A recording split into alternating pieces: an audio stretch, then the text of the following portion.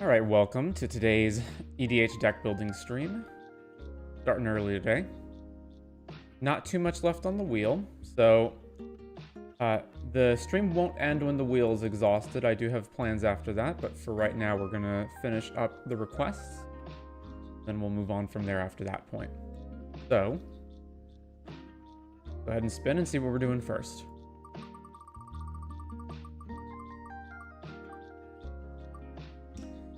The Liesa critique requested by Ozzyfish. So let's go ahead and look at Ozzyfish. Alright, they want us to critique their Liesa deck.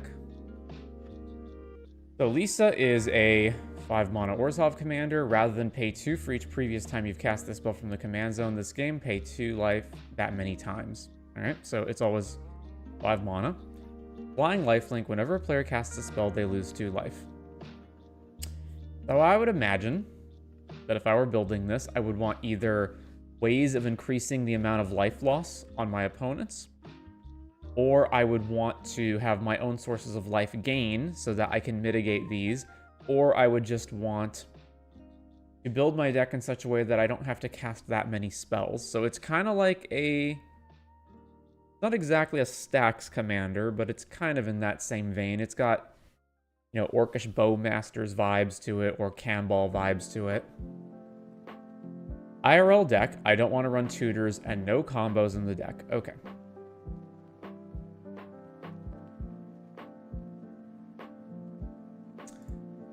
So right away, 31, 32 lands with modal double-faced cards. That's a good amount. I, again, don't like the fact that there's 5 plains and 5 swamps. Although it seems that budget is perhaps not a problem because there's a scrub land in the deck. In general, again, give the same advice I always give, which is cut all of the, like, you know, too many basics and then cut the lands that enter tapped, so, or that are just really bad. So I would not want to be playing Fabled Passage, Fetid Heath, and Isolated Chapel.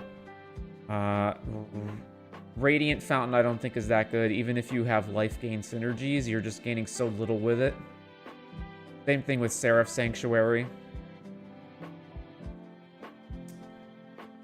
And Vault of the Archangel I also think is pretty dubious. I do not want to pay 4 mana plus tapping this land in order to give my team lifelink. But perhaps there's a bunch of other life gain stuff in here that I haven't gotten to yet, so let's keep that in mind. Now, is the deck tagged? It's not. All right, so we're going to sort it by type. Let's go ahead and look. We've got Sorin, Grim Nemesis. Reveal the top card of your library and put the card in your hand. Each opponent loses life equal to its converted mana cost. Deal X damage to target creature planeswalker, you gain X, and then an ultimate. So if we're running cards like this, I would think that I would run all the effects that are like that. So right away, the first card that comes to mind is Caustic Bronco, and I see that that's not in here. So there's a number of creatures that have this, like, you know, reveal the top, and then opponents all lose life equal to the value. There's Bronco. There's also Twilight Prophet, which I see you do have down here. So yeah, I would want Bronco in the deck. And let's see, we've got Archangel, Archivist, Avacyn, Cliffhaven, Vampire.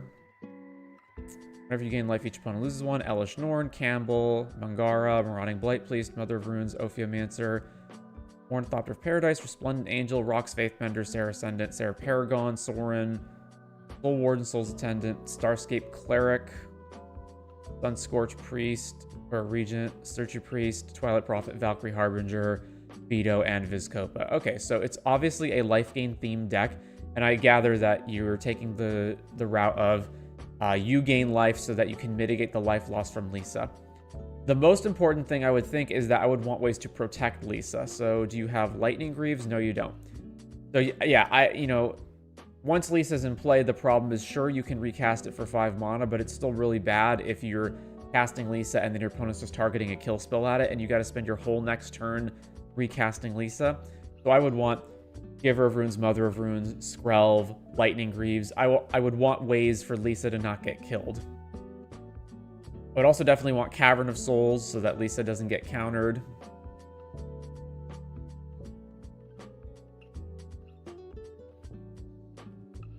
I also think there's just better life gain related things that you could play here. I do see you have Well of Lost Dreams. That's good. There's like a couple other ones.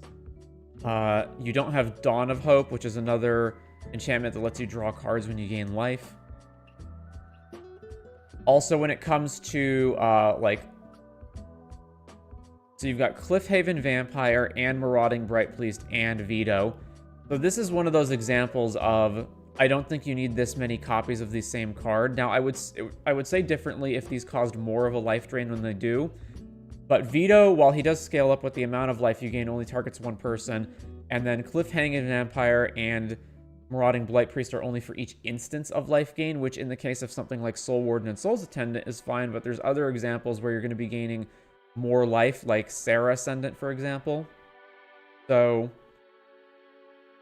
I would probably want to pare this down to the least amount of these as possible, and so I would at the very least probably cut Cliffhaven Vampire just because it's pretty redundant and it's not that good at 4 mana. And you've already said that you don't want to run combos, so there's no... you do have Sanguine Bond, but no Exquisite Blood.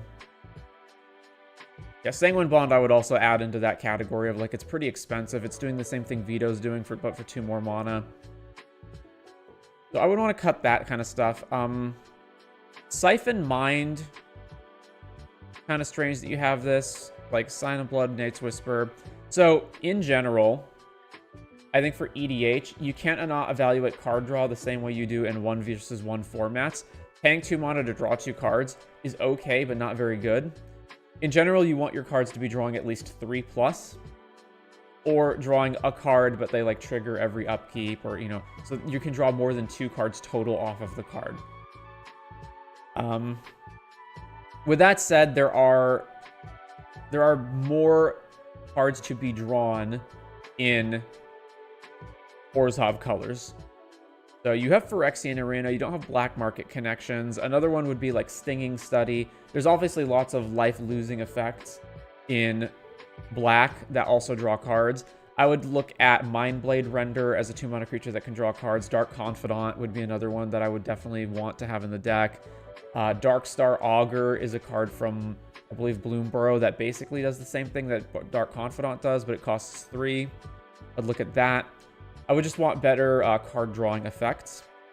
And then I'm guessing that you haven't explicitly said no stacks here, but if you're already somebody who doesn't want to run tutors and no combos, and this is your in real life deck, I'm assuming you probably don't want stacks cards. Again, I would say you don't have to run Armageddon or, Thalia or any of those cards, but I would definitely want Rule of Laws in the deck because it's going to be difficult in a deck like this where you're Orzhov and you're primarily built around, casting 1 spell a turn, it looks like, for the most part. A lot of your mana a lot of your cards are also high mana values. You want to be able to curb the ability for your, Izzet Spellslinger opponents and people that are not going to, storm off, but that are going to be casting multiple spells in a turn. You want to be able to curb their ability to do that. So I would want some kind of Rule of Law effects.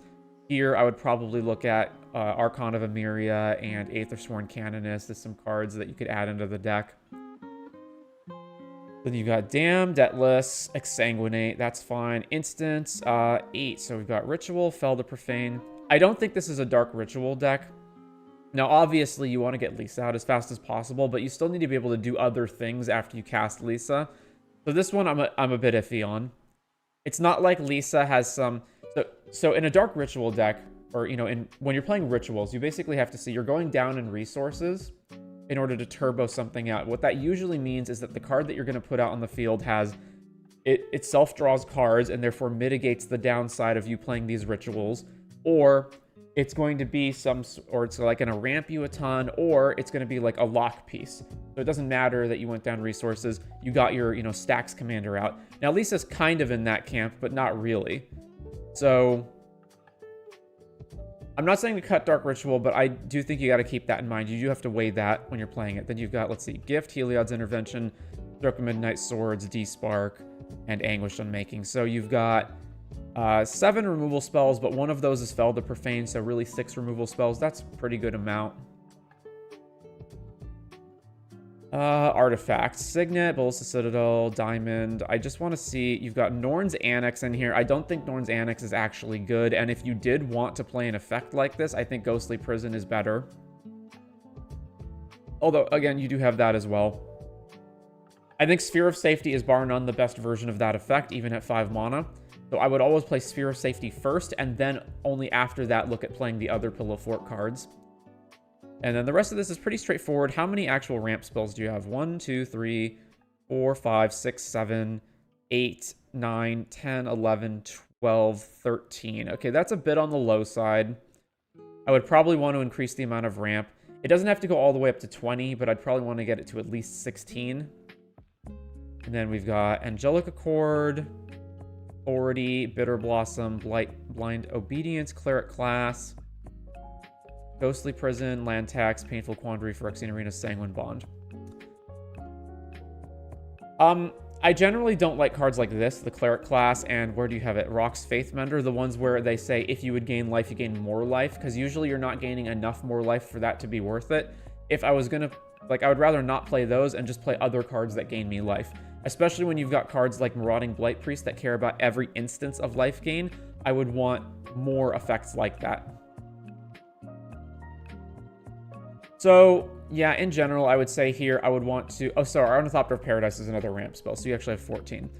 So, I would want to increase the amount of ramp a little bit, fix up the mana base so that you're not playing this many basics and you're cutting the colorless producing lands and some of the other bad lands like Heffetid Heath and Fabled Passage. Get rid of the, life gain enhancers. Swap out Sign of Blood and Night's Whispers for some better card draw. Cut down on the number of whenever you gain life, opponent loses life spells, because you probably don't need that many of them.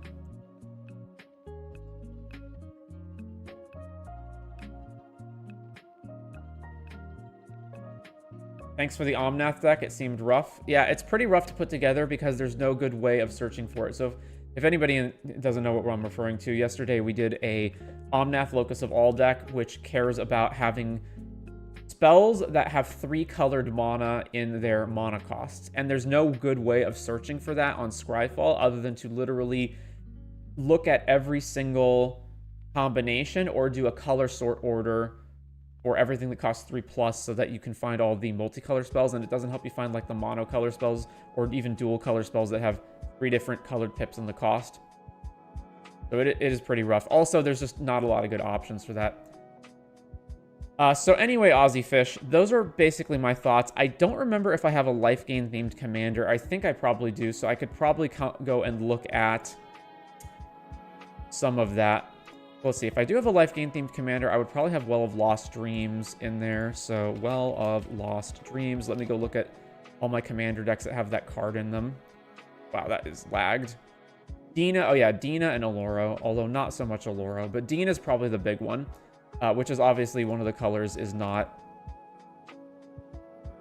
matching, but we can find all the black ones. So compare Dina. So obviously no combos as you stipulated, so not Exquisite Blood, but there's a few others over here. Bloodchief Ascension could be a good one, although that's not specifically life gain. So if we ignore all the green cards in the deck, Shieldred is technically a card that is life gain for you, life loss for your opponent, although admittedly it's incredibly expensive. Other cards, things like Necropotence, Necrodominance, are cards that you lose life but draw cards, so those would be additional things you could add. Not a lot here, because a lot of the stuff that you're not playing is green. And then, what if I look at Oloro instead? Oloro is mostly not so much life gain, but we can look at it. So yeah, Cosmos Elixir. The beginning of your end step, draw a card if your life total is greater than your starting life total. Although the fact that your commander is Dina and you're probably losing life means that that's potentially not as doable. Black Market Connections. Things like Snuff Out, where you lose life based on them. If you're in a life gain deck already, this gets kind of mitigated. And it is one of the better removal spells, since you can cast it for free.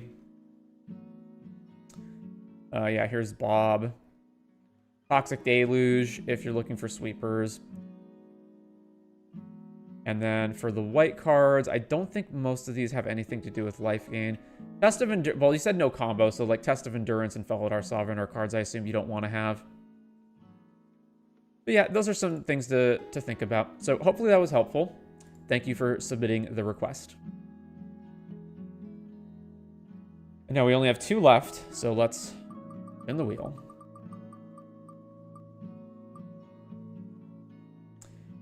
Kels, so this is a request by Patrick Thomassen, and they just said they want to see build a Kels deck.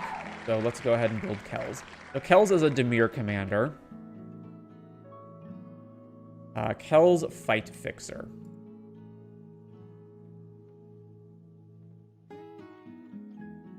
So Kels is 4 mana and black, and then it's got 4/3 Menace. Whenever you sack a creature, you may pay hybrid blue and black. If you do, draw a card. And it's got 1 sack a creature, it gains indestructible until end of turn. So it's a sack outlet that also cares about you sacking creatures to potentially draw cards for every extra 1 mana that you've got. So right away, I would think that I would want, obviously, a bunch of creatures, in particular creatures that I can reanimate over and over at a cheap rate.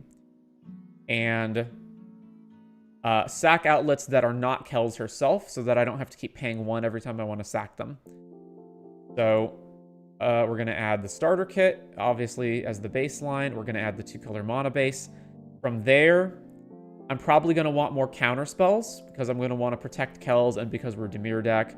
And I'm going to want potentially some protection for Kels. I see down here ramp is only at 14, so I'm going to add in some more ramp. And then removal bounce is at 10, so that's good. I think we're good on that front. So let's fix the lands up. So we're at 38 lands. There's going to be a bunch of fetch lands that don't fall into our colors. So Arid Mesa. What else? Hydroelectric Specimen is not the kind of protection I want. It's too expensive at 3 mana. And we can get rid of Lorien Revealed because our commander already draws cards anyway. Reflecting Pool is probably going to get cut as one of the lands. And then there's 2 more fetches. Oh yeah, Yavimaya is not in our colors. And then Wooded Foothills and Windswept Heath are both outside of our colors. And that leaves us at 31. And I can also get rid of 1 more because I would like to be at 30. Tainted Isle's probably the worst card out of all of them. So let's get rid of that. Kels with Dark Ritual. She does draw cards, so Dark Ritual is fine. We're not going to need the hand disruption because we're in blue and we have counter spells, so we can get rid of that, that, and that. And then obviously when you're running counter spells yourself, you don't want Defense Grid because you don't want to be unable to interact on the opponent's turns. We definitely want Lightning Greaves. I might want Misdirection. I don't think I will, but possibly. And we get rid of Slip Out the Back, and then that leaves Spellskite and a bunch of counter spells. Now after that, unfortunately, we're in Dimir colors. Kels definitely orients itself more towards a generic value commander, more so than anything else. So we are just going to put the Thassa's Oracle combo in here. It's the easiest way to win the game. And that means we want Demonic Consultation and Tainted Pact. And because we have both of those, it does mean we'll want Meddle the Mixture so that we can transmute for them. Now, as for the rest of this, 15 counter spells is a little on the high end, so I might come back and revisit that. Actually, we can probably get rid of Counterspell and Mana Drain potentially as the double blue ones. Yeah, I'm going to get rid of Mana Drain and Counterspell. Can you do a deck for Yidris Maelstrom Wanderer? Sure, Sean. We'll add it to the list.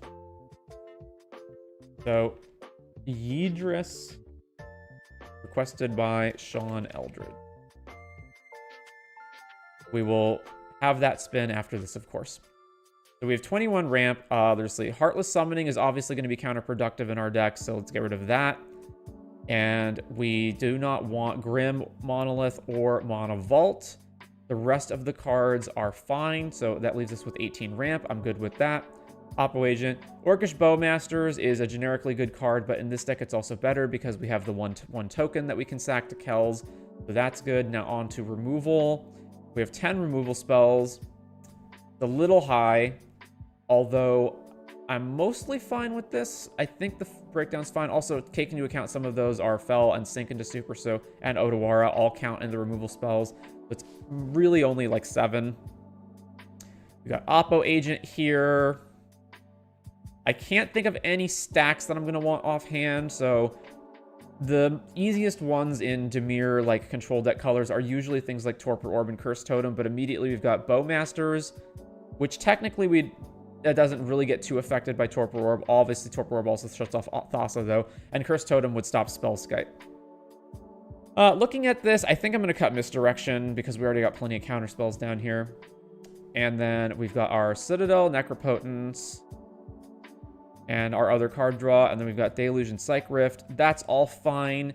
So from here, that means we have a total of, okay, so we're at 85 cards, and we can add another 15 into the deck. We want those cards to be sack outlets / creatures that can come back. So immediately what I'm going to want, I think, is Carrion Feeder. This is going to be the cheapest way that we have to sack creatures that doesn't cost anything. The others being Viscera Seer, Ashnod's Altar, Phyrexian Altar. Now, the reason I'm picking Carrion Feeder over Viscera Seer is because I want Gravecrawler. So I want the cheapest possible creature that I can have come back over and over and over. The next cheapest creature to come back is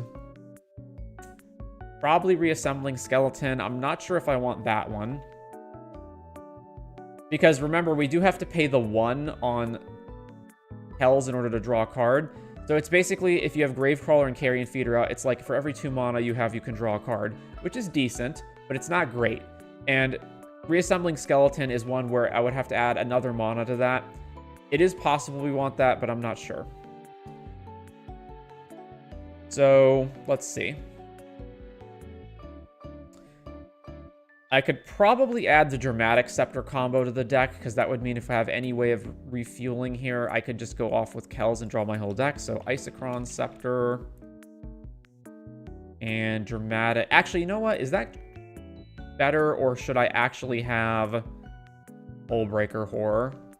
Isochron Scepter is 2 cards that are otherwise not doing anything, whereas Hullbreaker Horror is much better in terms of what it does alone, and then we can still get infinite mana with it. We do have to have, like, Mox Opal or Amber in play for that to matter, but that's fine.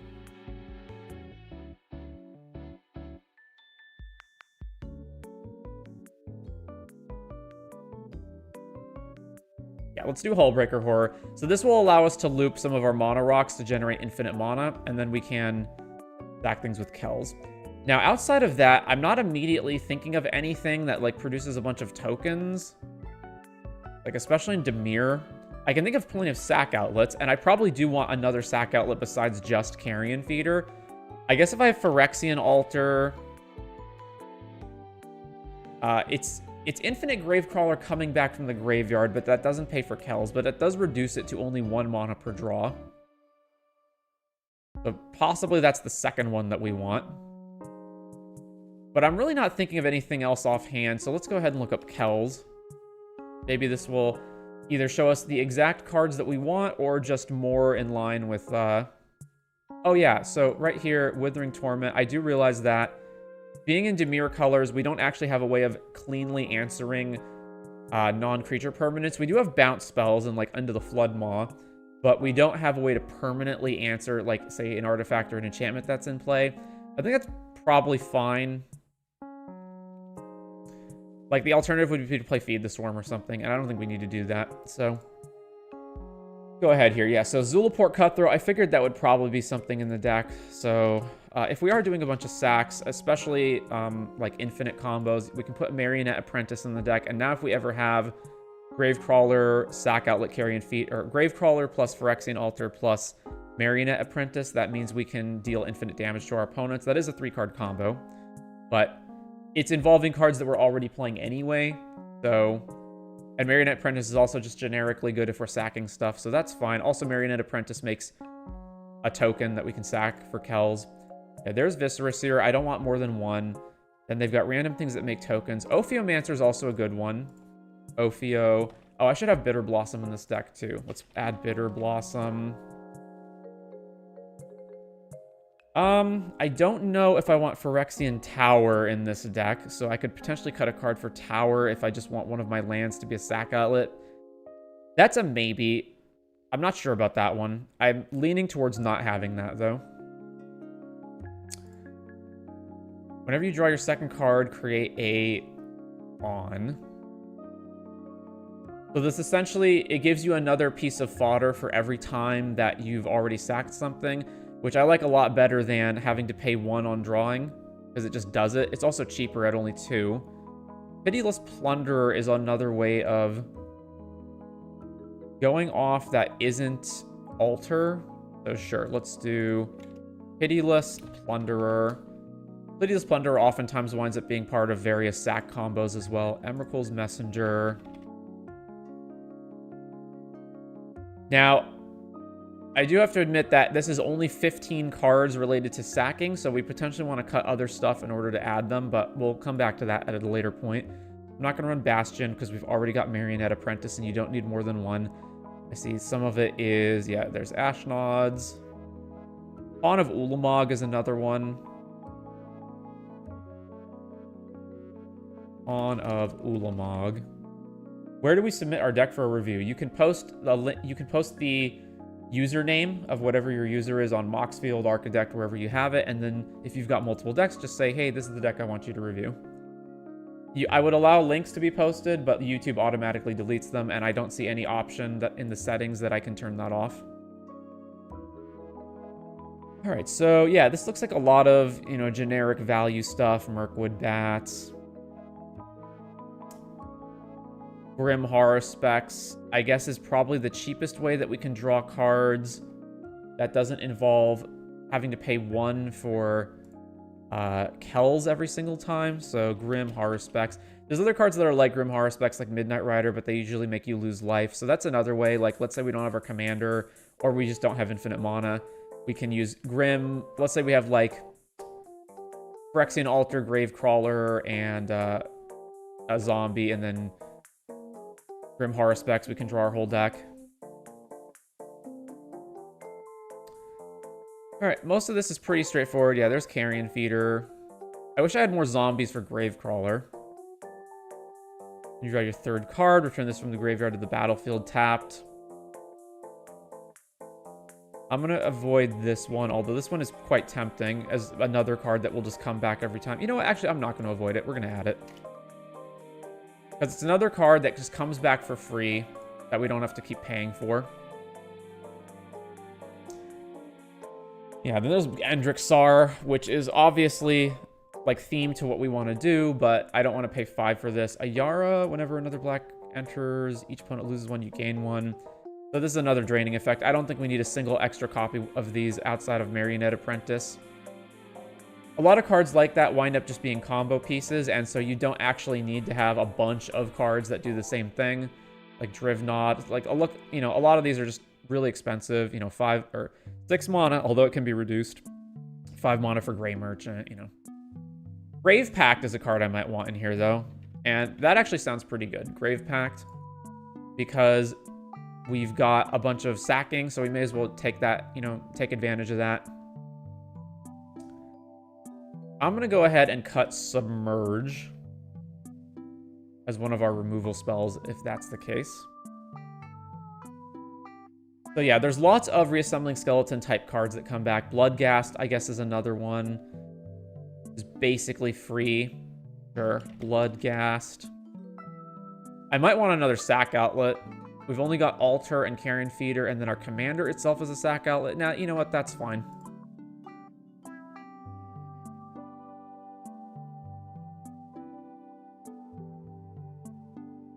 I will actually play Victimize, because I realize, like, what happens if Carrion Feeder gets killed, for example. We don't have any way of getting anything back from our graveyard.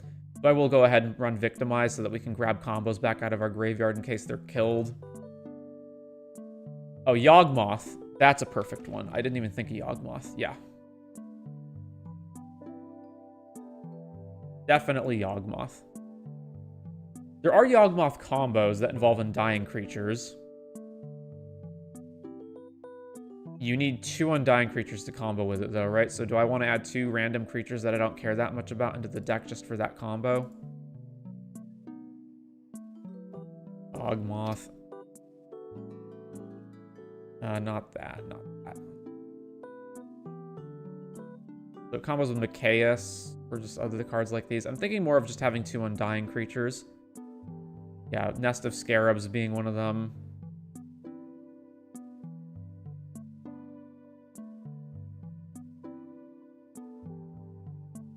Are there not 2 Undying creatures in black? There must be. ID is black-blue. Oracle text says Undying and costs 3 or less, let's say. Type creature. Yeah, there's Geralf's Butcher Ghoul and Stormbound Geist. So you just play Geralf's and Butcher Ghoul. Oh, and Hancock Ghoulish Mayor. Because a creature you control that's a zombie or mutant gets +X, where X is the number of counters on it. Oh, this thing has Undying? Add blue for each counter. Spend this only on cast non-creature spells. So we could run Nardul and Butcher Ghoul, and then we would have our loop there. But that would only loop if you also had Yawgmoth out. And so, like, they're okay sack fodder for the deck because they have Undying, obviously, but that alone I don't think is good enough. And I don't want to add 2 other cards into the deck just for Yawgmoth. So obviously we're at 100 right now, but I just want to look through the rest of this to see, is there anything else that I'm overlooking that's like a really good one? Forsaken Miner is another one that can come back, but you have to commit crime in order to get it. Definitely don't want to play Deadly Dispute type cards.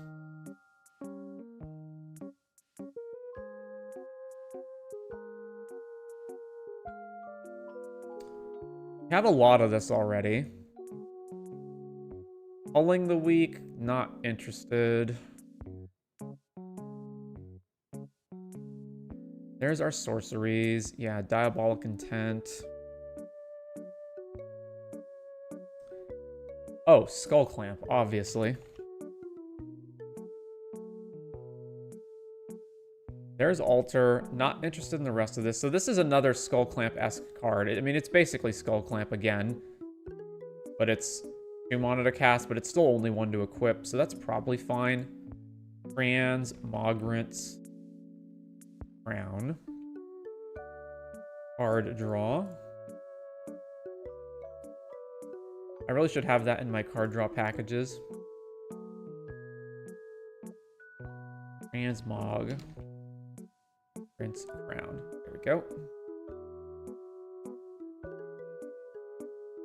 And then the rest of this is whatever. Moving on. I know there's Death Mantle loops, but I don't think we have any of that in our deck. There's also Dictate of Erebos if we wanted a second Grave Pact. I don't think we do, though. Especially not for one more. And then Black Market Connections can produce a token for us every turn, although we lose life from it, but that's definitely worth having.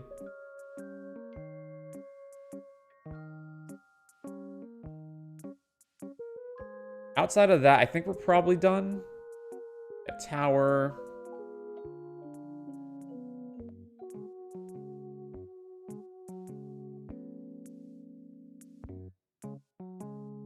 All right, I think we're good here.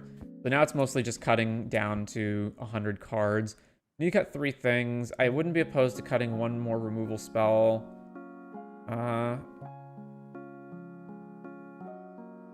Maybe Deadly Rawlook. Yeah, okay, get rid of that. These are all fine. We'll keep all of those. I guess Toxic Deluge is less important if we also have Grave Pact, so we'll cut Deluge. Then we've got all this card draw. This is all fine. Might not want Dark Ritual. I could come back to that if I don't find anything else. I think I like all the counter spells. Not cutting Ramp. And then I'm probably not cutting any of these combo pieces or protection. Yeah, let's go ahead and cut Dark Ritual. So that's Kels. Obviously a little boring. You know, a lot of the decks that wind up being boring tend to fall into like the Dimir color combinations where they're just sort of generic value decks. Now this isn't entirely generic value. It does have a bunch of like sack synergy stuff going on, but obviously a lot of the deck is just like counter spells, ramp, removal, Thassa's Oracle combo, like, you know, a bunch of card draw. So a little boring, but I think that's fine. Does Necro prevent, no, it's only discarding. Okay, I was thinking, does it actually like rip your graveyard, but it does not.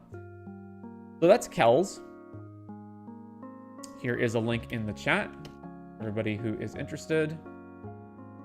And then that leaves 2 things remaining on the wheel. So let's go ahead and spin.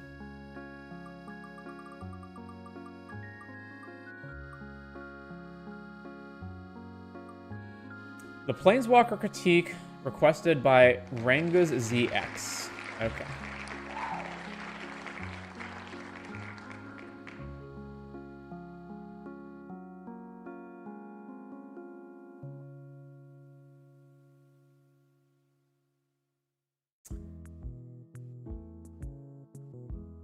Okay, so there is Goodbye Planeswalker, and there's also a deck called Planeswalker.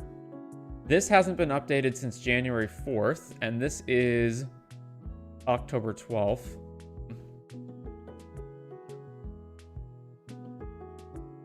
All right, show me only commander decks. All right, I'll open both of these.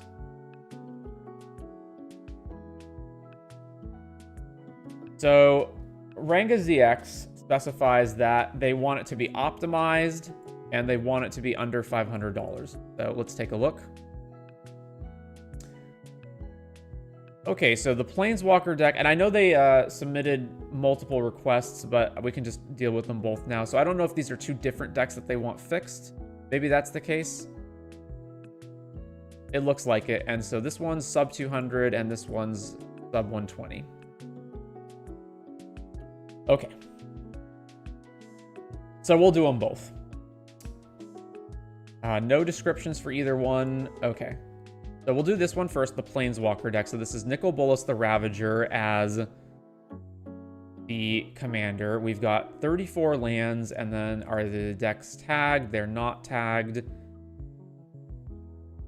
So the deck is called Planeswalker, and indeed there's 17. So this is basically Grixis Planeswalkers with Nicol Bolas as the commander.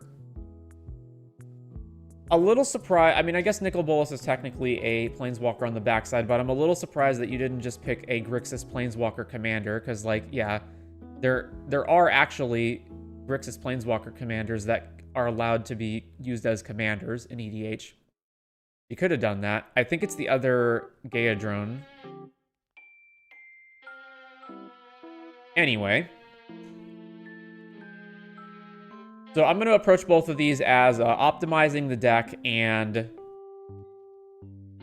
keeping it sub 500, right? So right away, once again, lands are bad. You've got 6 of each basic, which is way too many. And then you've got lands that are just flat out terrible, like Evolving Wilds. Don't play Evolving Wilds. The only exception is you're on a budget and cannot afford to run like all the fetch lands, and your deck has landfall. Otherwise, there's no reason. And like in this deck, I'm going to guess from the Grixis cards that there's nothing that cares about landfall in this deck, meaning this is better off as literally a guild gate. A enters the battlefield, tap dual land with no other abilities. And then once again, I see cards like, you know, Reliquary Tower. Reliquary Tower is just not good. If you're already at 7 cards in your hand by the time this would matter, like if you're late into the game and you have 7 cards in your hand, you're doing pretty well. You don't need a Reliquary Tower. I think I have like 1 or 2 decks with Reliquary Tower in them. Seething Landscape, this is another one. I guess this one's fine if you're on a budget. Yeah, so clearly the mana base is, again, being constrained by budget problems, so there's not, like, all the fetches and, you know, dual lands and whatnot, but there's still better lands that you could be playing than what you have here, especially if your budget is $500 and you're only at $200. There's just, like, lots of better things that you could have in this slot. I would definitely... So Karn's Bastion to proliferate is possibly fine, but think about the situations where this is actually good, right? In order for this to be good, I want more than just one Planeswalker in play, right? I want multiple Planeswalkers in play, because I don't want to pay 4 mana plus tapping the Karn's Bastion to add 1 counter to one of my Planeswalkers. I would probably want minimum like 3 Planeswalkers in play before I considered this worth using. And think about what that means. That means you're in a situation where you have 3 Planeswalkers on the board. That means you're already winning the game. So, kind of dubious. I also would not care about Bojuka Bog.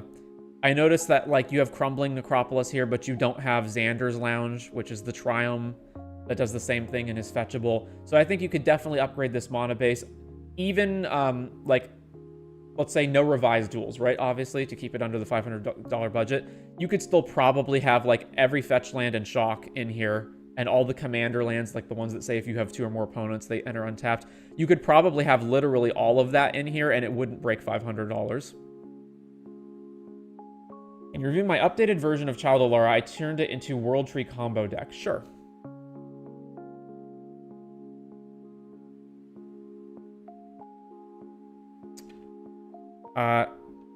Child of Alara Gods. Bomberman. 631. Less than 500. Mana Confluence needs a reprint because it's $30. Sure. Even that, though, I feel like you could probably fill up this mana base with most of the things that I would want in here, and it would be fine. So, actually, let me just, as a experiment... Nicol Bolas. I'm doing this just so that I can get the colors. If I go EDH starter kit, and I'm gonna just cut everything that's not a land.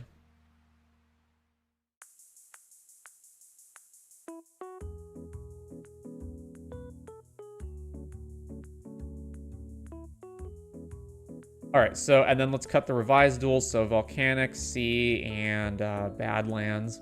We're at 686. Oh, wait, hang on. Let me get rid of this. 600. All right, what are the big ticket items here?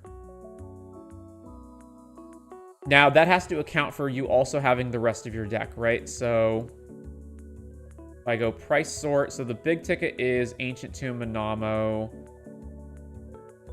Urza Saga is another one, so get rid of Manamo. Gemstone Caverns. Your deck probably doesn't need Cavernous Souls in it. So just this mana base is $300. So I think you could easily have this as added things in your deck. Let me pull this back up to here. So if you take a look at this, like just these lands right here, and your commander is 315. Obviously, that doesn't take into account the rest of the deck, but this would be an easy enough thing to upgrade. Also, there's one fetch land that we have that we don't need. Green and white, Windswept. So yeah, about $300 for this mana base. That's, you know, easily doable. All right, so let's delete this.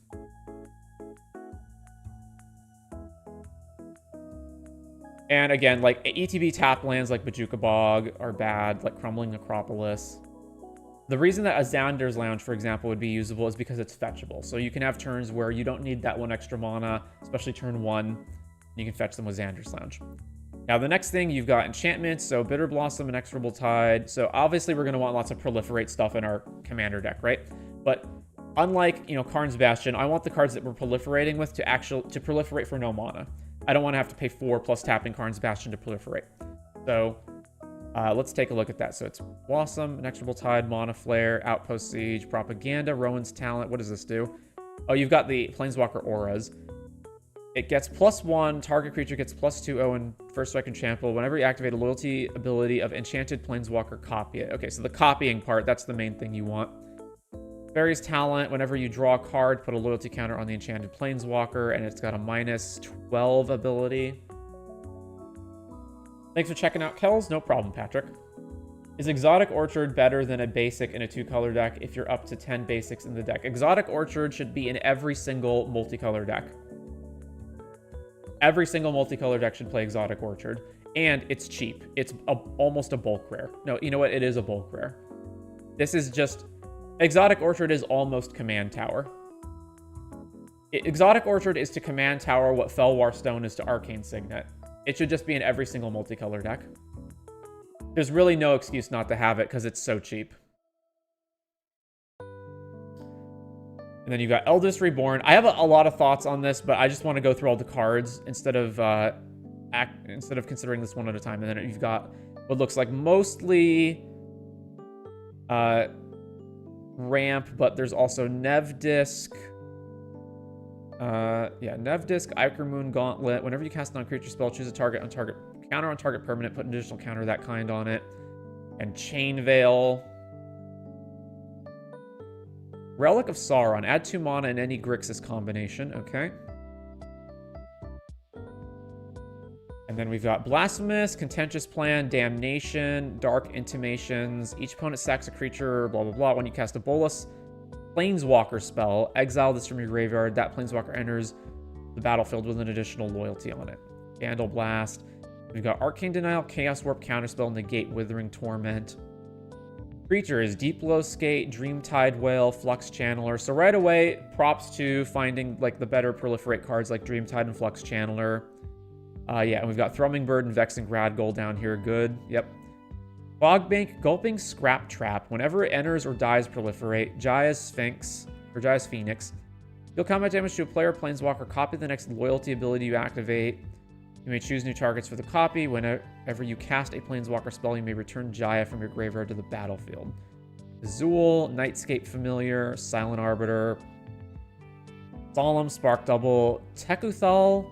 If you would proliferate twice. Locust God, Valky. But really, the backside of Valky.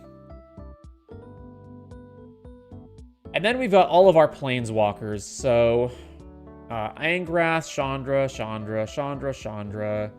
Dak Faden, Gaedrone, Dahada, Jace, Narset, Nicol Bolas, Ralzeric, Teferi. You have Dak, right? Yeah, okay. Teferi, Master of Time, Teferi, Temporal Archmage, Vraska, Betrayal Sting, and Zerial. Okay. So first things first. So I see you have these cards like Propaganda, Fogbank, Azul, Tyrant of the Cliffs. I understand why you have these in here. You're thinking, well, I need to protect my Planeswalkers. The thing is, if your deck is built around Planeswalkers, especially if you're not in green and therefore do not need Mana Dorks, I would much rather just play a bunch of sweepers that can clear the board than Propaganda effects, right? Propaganda effects, first of all, can be overcome. Your opponents can just pay the mana to attack you. They can just, like, not care if you get a 3/3 or pay the mana. Fogbank is one single blocker. I would much rather just have sweepers that just kill all their stuff and that's it. Secondly, your opponents are going to have creatures that have abilities that matter. They're going to have their commanders in play. They're going to have creatures with various activated or triggered abilities that give them value. Sweepers deal with all of that. Cards like Propaganda do not.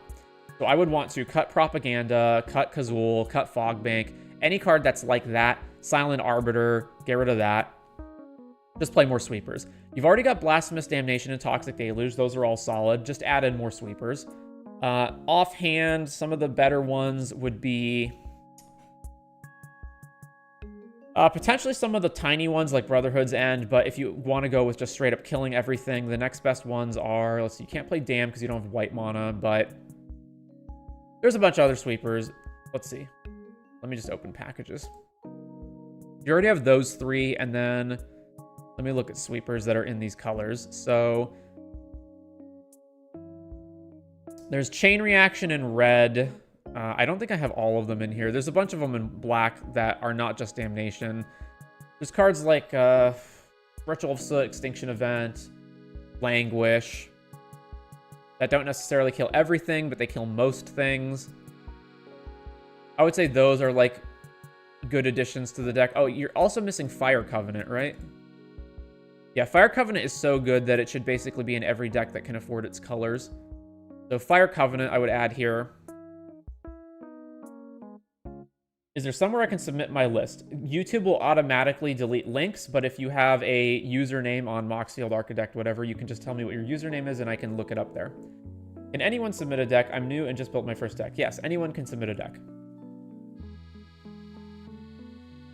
So that's the main thing. Like, get rid of these pillow forwarding effects and add in sweepers. The next thing would be... So I find some of these dubious. So, like, Rowan's Talent is maybe good because it lets you double your Planeswalker triggers, although Rings of Brighthearth, I think, is more in line with that kind of thing, rather than only having it on a single Planeswalker. I would say cards like Teferi's Talent are bad. This is not good. You have a lot of cards that are, like, expensive and... that are just not very good. Cards that I would definitely be looking to cut are Teferi's Talent, Eldest Reborn, Dark Intimations, Contentious Plan. If you're proliferating, you usually want to proliferate multiple times, not just once, even though this cantrips. I would get rid of probably Jaya's Phoenix. I would want to get rid of... Solemn's not very good. I don't really care about Spark Double either. Probably can get rid of that. Tekuthal, I would need a lot of proliferating cards to want this, and you don't have that many, because there just aren't that many proliferating cards, right? Basically, the problem is when you have this, it doesn't do anything if you don't also have another card that proliferates, and therefore, a lot of times this is just not going to do anything. So I would much rather that a card like this just be replaced with another card that proliferates. Locust God, I'm not even really sure why you have this in the deck. It's pretty expensive. I would get rid of that. Now, as for the Planeswalkers, obviously, most of these are going to be like 4+ and are going to be pretty inefficient. And in general, Planeswalkers are not even good in EDH because they can get attacked. However, obviously, you are Planeswalker themed. Even considering that, I think you're missing some of the better Planeswalkers. So first of all, let me just take apart some of the Planeswalkers that are not that great. So... Angrath Minotaur Pirate seems pretty expensive for what it's doing. It doesn't even hit, like, it doesn't even edict everybody. It just edicts one opponent. And the reanimating a pirate appears to be completely useless in your deck. So this is 6 mana to edict one person. That's just terrible. Chandra Acolyte of Flame is another one where you're not really doing anything with the 2 1/1s. Like, you don't have sacrifice effects or some way to make use of them in some way. Let me see. Put a loyalty counter on each red Planeswalker you control. That's a little better, but not even all of your Planeswalkers are red. So this is one I would consider getting rid of, although it's 3 mana, and the 0 is actually useful. Let's see. Chandra Legacy of Fire. For each Planeswalker, add red. Remove a loyalty counter from each of any number. Exile that many from the top. You may play them. Okay. I'm also surprised that you don't have, like, Elder Spell as one of the ways of just, like, cranking one of your walkers to ultimate it immediately. Chandra is good. Chandra Torch is good. Dak is very good. Gaedrone, protection for permanence with corruption. Each opponent loses 2, you gain 2. This one's okay. Jace Beleren, I think, is bad. So the problem here is that you never want to plus it to give your opponents cards, so you're minusing it for the most part. And that means... So think about this. Let's assume that we don't want to kill Jace, right? You're minusing it once, and then you're passing the turn, and then you're minusing it again. And so you've just spent 3 mana to draw 2 cards over 2 turns. That is divination. That's already pretty bad. Now, after that, you could minus it again, and then you've drawn 3 cards, and that still isn't even that good because you delayed the card draw for 3 turns. So it's only good if you can keep proliferating the Jace to keep drawing, which admittedly you can. All right. Okay, so Jace is fine. Narset, yeah, that's good. Nicol Bolas is probably fine. Like, all the Nicol Bolases are probably good. Ral Zarek doesn't really seem that great. It does let you untap stuff, so you can untap, like, your ramp. Fairy Master Time's good. Temporal Mage is good. Betrayal is, you proliferate with it, so that's good. And then Zariel is creatures, so that's irrelevant. Create a token, that's also irrelevant. And then the only last part of it is an emblem. So the Planeswalkers that I would want to immediately cut from this list are Angrath,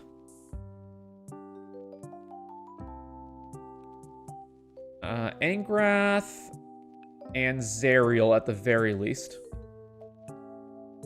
Name is Bloom101 on Moxfield. Grab that. Critique.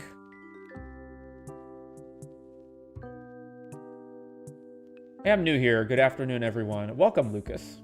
Do you have any experience playing politics group huggy stuff? My girlfriend is interested in a more impactful deck. She likes my Kineos group hug deck, but wants something more mean.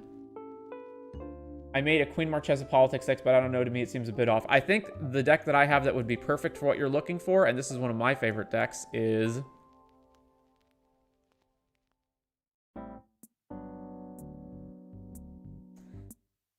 the Chaos deck. So this is the Chaos deck. I even have a video on this on YouTube. But what this basically is, what's my description? A variant of the group hug archetype. This deck seeks to less to win and more to create wacky and fun board states and interactions. So the commander is largely irrelevant. It doesn't have to be Corona. It just had to be anything that was 5 colors to accommodate all the cards. However, the fact that it's Corona does 2 things. First of all, it means that it's not very good. So the moment that you sit down to a pod, everyone's going to know that, like, this deck is not super high powerful tier, meaning you don't have to be you're not painting a bullseye on you. You're not coming and showing up with, like, Kenrith the Returned King or something.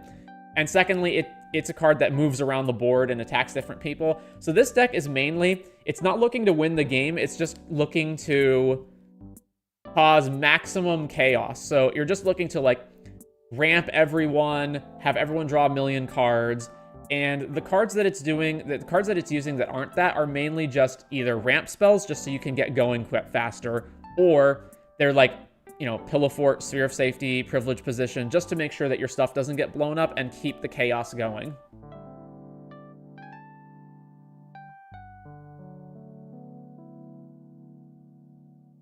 And so it's, yeah, so I have 39 group chaos cards in the deck. And this is just like, everyone draws more cards. Confusion in the rank, swap permanents. Everyone adds more mana. Everyone draws multiple cards. All your spells turn into birds. People can discard cards to cast things for free. Creatures reanimate on other sides of the board. Everyone puts everything in their hand in for free. All the instants and sorceries get sucked into a vortex, and then everyone casts them. Draw multiple cards. Forced Fruition is the actual win con in the deck. Everyone draws 7 cards whenever they cast a spell. So, opponents, not you. So you actually make your opponents deck themselves with Forced Fruition. And there's like Grip of Chaos. All targets are randomly selected. Hive Mind. Everyone copies all instants and sorceries. So there's a lot of stuff like that. This is basically how the deck functions. This is one of my favorite decks ever that I've built.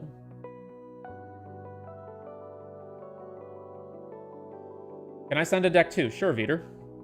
Is there a win con to it, or is it more concerned with just being active in the game? Yeah, the win con, sorry, I'm sure you sent that comment before I mentioned it. The win con is Forced Fruition. I'd love to queue up in line with my Lynde deck on Arcadeck. Username is BryceLeft. Sure. Lynde hang on, it's Lynde. Critique.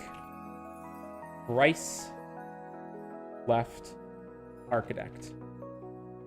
Any chance you can take a look at the deck I built? I'm kind of new to Commander, and I want to know if the deck is fine or not, though. Sure, yeah. Post it. Post your username. Sounds really fun. The philosophy behind it is similar to my Kineos Brute. Exactly.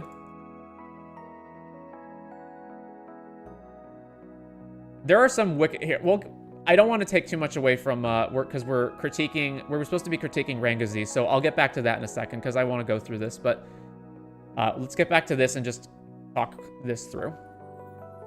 While you're at it, add scruffytusks and architect to your list. Sure. Critique. Scruffytusks. Hang on. Scruffytusks.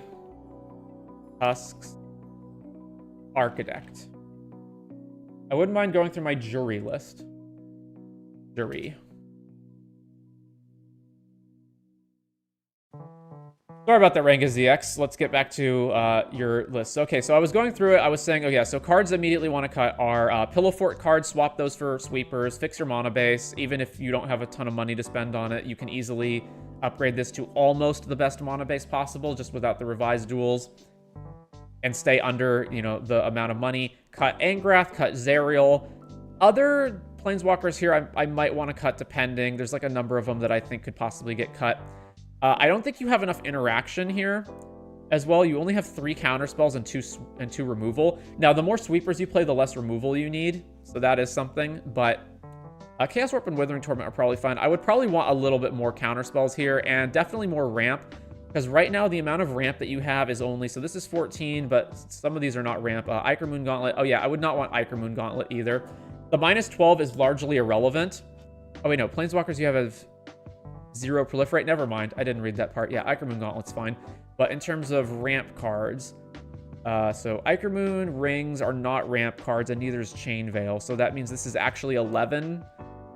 And I'm not Solemn Simulacrum doesn't count. So I would want more than 11. Probably get it up to at least 16. Other cards I would want to get rid of. Deep Glow Skate, I understand why it's in here. It's also really expensive. It requires you have at least 1 planeswalker that can ult and kill the whole board, or like multiple planeswalkers in play. So I would want to get rid of Deep Glow. Scrap Trap is really bad.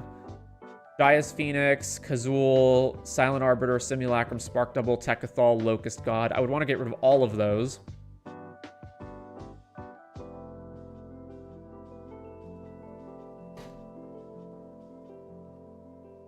Food. Critique. By Chaguibas. Okay. Added to the wheel.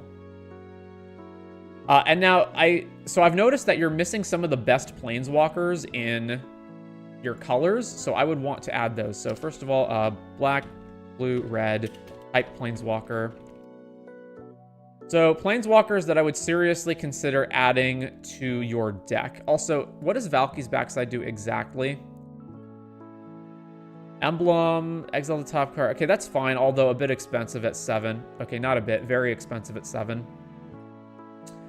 I would definitely add Liliana Dreadhorde General to your deck. And what else?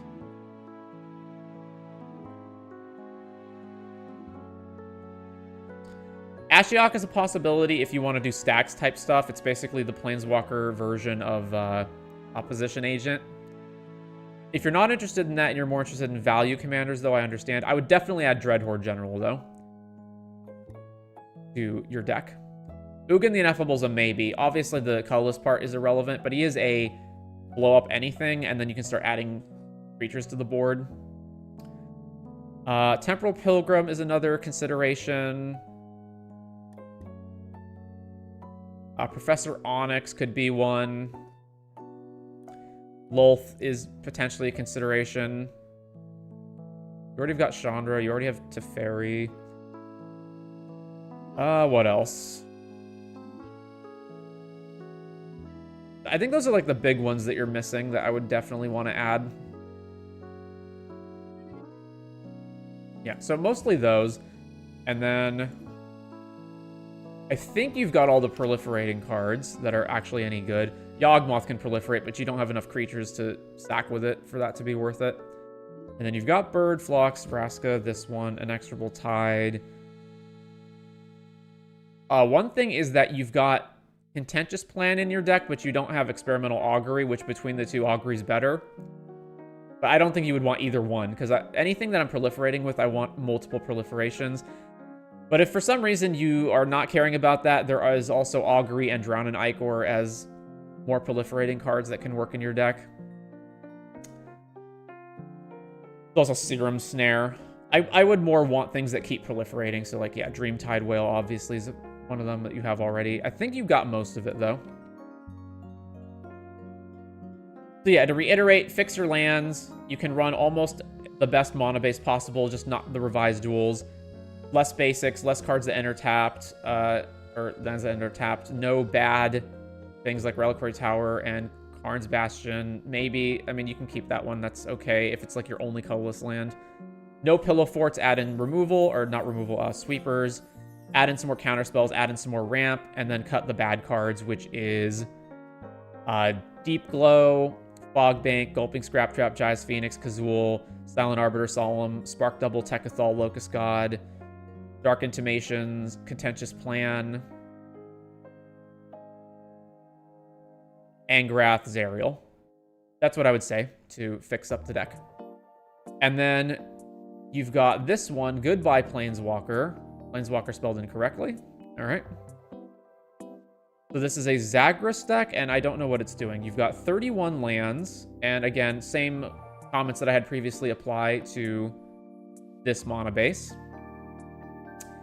You're also not tagged, so what have we got? We've got, again, nowhere near enough ramp. This is 1, 2, 3, 4, 5, 6 ramp spells, and you have a 6 mana commander, which admittedly has a cost reduction clause on it, but still.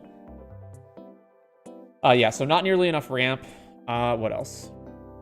What are we doing exactly? So it's party-related, Flying Death Touch haste. Other creatures you control have Death Touch. Whenever a creature you control deals combat damage to Planeswalker, destroy that Planeswalker. Moving on to the Dark Realm, Zerial. So I'm not really sure what this is doing. Do you have like a way to transform your opponent's stuff into Planeswalkers? Because otherwise, this does not seem very good. Anarchist.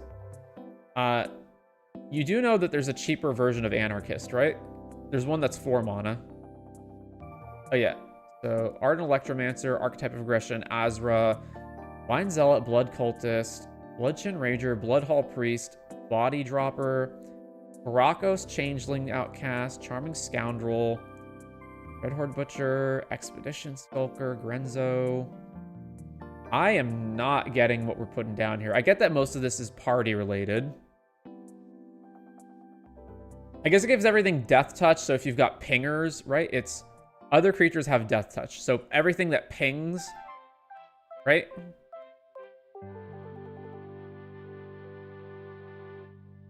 But you don't have really anything like that. You've got Blood Cultist, and is that the only one?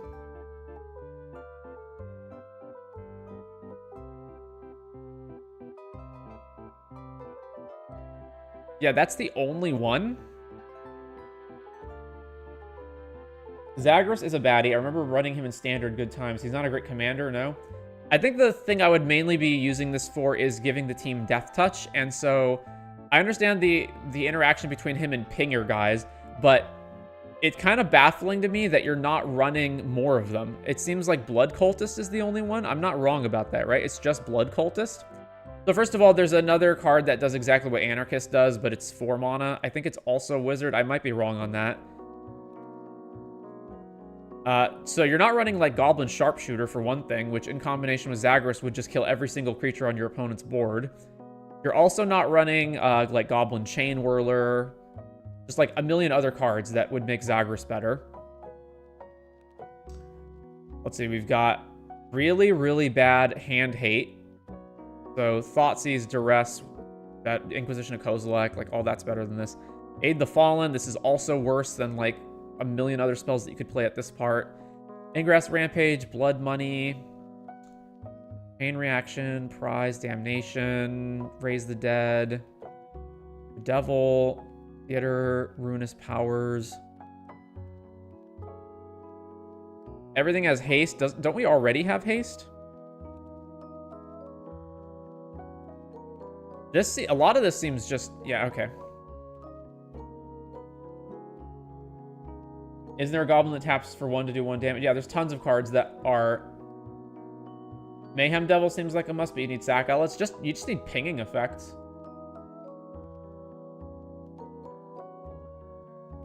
All right, well, congratulations, Ranguszx. I'm actually going to make this into a deck because it seems pretty interesting. However, as far as, like, a critique on the deck goes, the only things I really have to say are, like, to fix your mana and play more ramp. Because the rest of the deck, like, I don't even know what you're trying to do. Like, I don't even understand what the goal of this deck is. Like, why is Zagras your commander? Because you only have one single card that seems to pair with his Death Touch ability, and then I assume most of this other stuff is just, like, random party-related things. Like Azra Oddsmaker.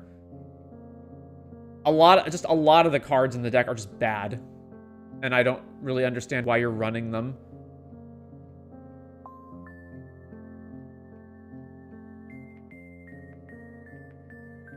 It's 1 less per party member, right? So hypothetically, Zagras only costs 2, but more realistically, it'll probably cost like 3 or 4. Should add Vampire Nighthawk for flavor. All right, well, again, congrats. We're gonna make Zagras. Actually, is Zagras the only card that gives Death Touch to everything? Is a commander have Death Touch?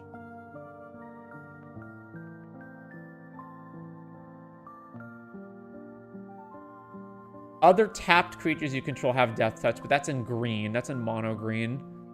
And then black. Okay, so it's the only one in red that does it.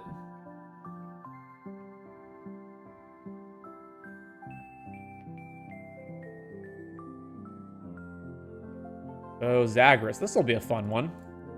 Add the starter kit. Add the 2-color mana. We definitely want protection because we don't want Zagras getting killed. We possibly want haste for our pinger. Yeah, you know what? We don't even want that. Let's see. And then after that, how much ramp do we have in our deck right now? 15. Let's add ramp. We don't need this. Card draw, probably we're going to want because our commander doesn't do anything like that. And then I think that's good. I don't think we need untappers. Although maybe... let's just go ahead and add untappers. Okay. So then... Clock, Desert, and Voltaic are all out. Let's see. Yawgmoth is a cleric, so that does actually count towards the party. We don't need Burgi. Land-wise, we are going to have 3 fetches that are out of our thing, so let's get rid of Yavimaya. Let's get rid of... I'm almost certain that this is not a Pinnacle Monk deck, so let's get rid of that. And then we've got Misty is one of them, Flooded is another one, and what's the last one? Blue and green, blue and white, white and green, so Windswept Teeth. Okay, and now we're at 30 lands, and then Protection, Bolt Bend, Swat, Duress. Okay, all this is fine. This might be too much, but otherwise fine. All right, removal, Chaos Warp, Surge, Snuff Out. Some of our creatures are going to be removal because of Zagras. So let's cut, I don't know, I'll revisit that. Bowmasters, I don't want Trickery. Burnout, it's a maybe. Yep, let's keep Burnout. And then Dark Ritual and Jessica's Will. Dark Ritual. No to Dark Ritual. Yes to Jessica's Will. Yeah, Orcish Bowmasters is obviously good with Zagras, so let's see. Let's get rid of Adnaz, Alter the Wretched, Black Market Connection stays, Bowl stays, Bob.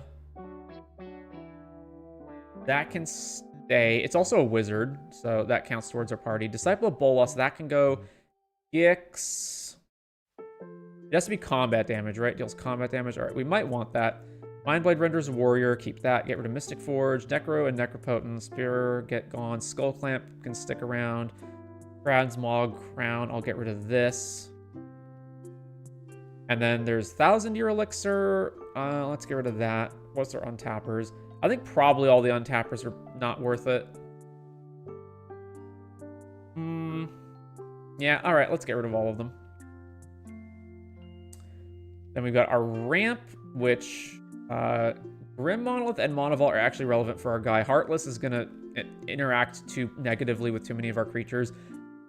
Amber, see, our guy is 6, but it's not really 6. It's less than that, but sometimes it's going to be more. I think in general, I wouldn't want an Amber type effect in here. Facebreaker, Grim Hireling. I'm assuming I'm going to have a lot of creatures, but I don't know if those creatures are going to be able to attack that well. Get rid of Deluge. And then some more of this ramp can probably go, but I don't want to cut anything specifically from here. Maybe the colorless stuff, Everflowing Chalice.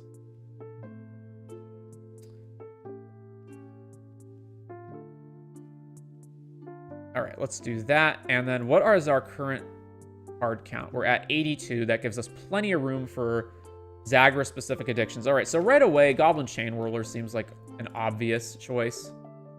Goblin Sharpshooter is another one. If you have a Sharpshooter in play and you play Zagras, Sharpshooter has Death Touch. You just kill everything on your opponent's board. Chain Whirler comes in after Zagras, boom. Chain Whirler also happens to be a warrior, which is good for Zagras. Prodigal Pyromancer, I'm pretty sure there's better ones than that. So let's look at this. So we want, our ID is red and black, and we want it to be a creature, and we want it to say deals damage. And then it needs to say creature or any, because it either needs to hit creatures or it needs to say any target or something. And then we're going to want to keep the mana values. I was going to say low, but I don't think there's that many that are even higher than it. So let's just look at them. 578 cards. Yikes. This is each opponent. All right, Ballista is not what we want because it's too mana intensive. Terror of the Peaks, it's also too expensive. So there's Mayhem Devil, but that requires that we sack stuff, which we do have some of that because we have fetch lands and our opponents have fetch lands. Is Mayhem Devil, and it's a devil, not a part of the not a party member. All right, I will tentatively have Mayhem Devil. We also got to keep in mind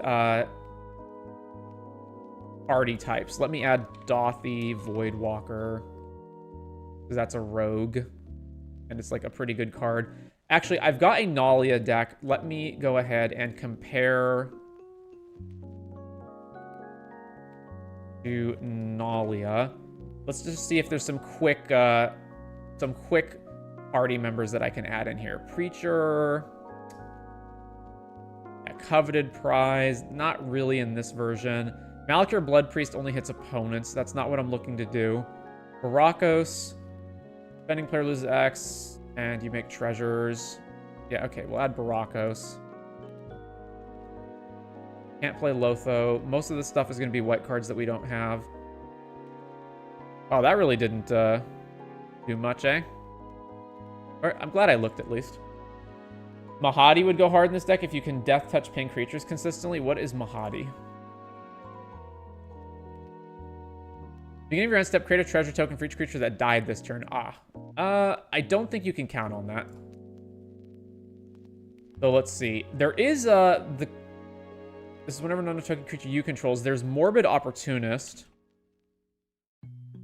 which triggers off of opponent's creatures dying, right? But it only triggers once each turn, but that's fine. It's also a rogue, which counts towards the party, so that's good.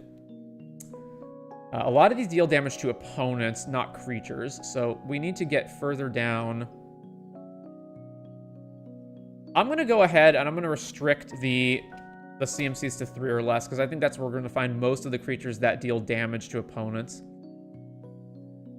Or to opposing creatures, rather.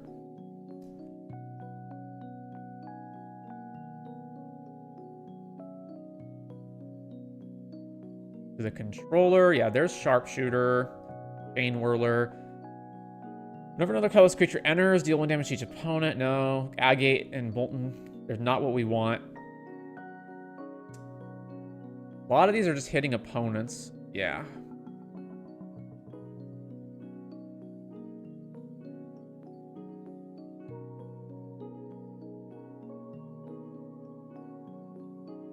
All right. I need to narrow this down. Let's say it either has to say each creature or it has to say target creature, or it has to say any target. That narrowed it down a little, but not actually by that much. Yeah, there's Crypt Rats, but that hits everything, including itself. There's also the other, what's the other one in Pauper that gets played all the time? The Goblin that sacks artifacts. I wouldn't run it either, though. Crater Maker. I don't want anything that sacks itself so that it only is a one-off, or that has to trigger on dying. Cunning Spark Mage is fine. I was hoping, yeah, there's a bunch of them on 3. Yeah, Prodigal Sorcerer, or Prodigal Pyromancer, Cunning Spark Mage, and Volshock Sorcerer. I was hoping that I would find more that aren't just 3 mana ones. I guess we'll pick Pyromancer among all of those because it's a wizard. I don't think I want all 3 of them. Yeah, there's stuff like Mog Fanatic, but that's only a one-off. I want more than a one-off effect. Voldaren Thrillseeker, also Fanatical Firebrand. Yeah. Has to die. Target creature deals damage to itself equal to its power. That doesn't work. Mythian Stinger, another one that is also not a party member. Grim Lavamancer. Alright. I don't know if we're going to get a bunch of stuff into our graveyard, but it's only 1 mana and it's a wizard, so seems like it fits right in. Definitely don't want Jaya. There's Kumbaj Witches, which would actually be horrible because it will death touch our own things, including itself. Black Shadow, there's 3 to activate, which to me is too much. Like, way too much. And yeah, there's Blood Cultist, deal 1 damage to target creature. Whenever a creature dealt damage by it this turn is put into a graveyard, put a +1 counter. So that is actually just straight up better than Prodigal Pyromancer, right? Prodigal Pyromancer, because it's also wizard for the same cost and has the additional ability. Yeah, so Blood Cultist.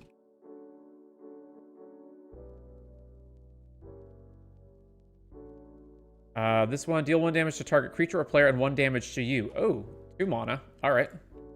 I don't care that it deals 1 damage to me. That's fine. Fire Slinger. My friend uses Bloodfire Kavu for these Death Touch shenanigans, I think, but I don't know if it makes the cut. Bloodfire Kavu. Let's take a look at that.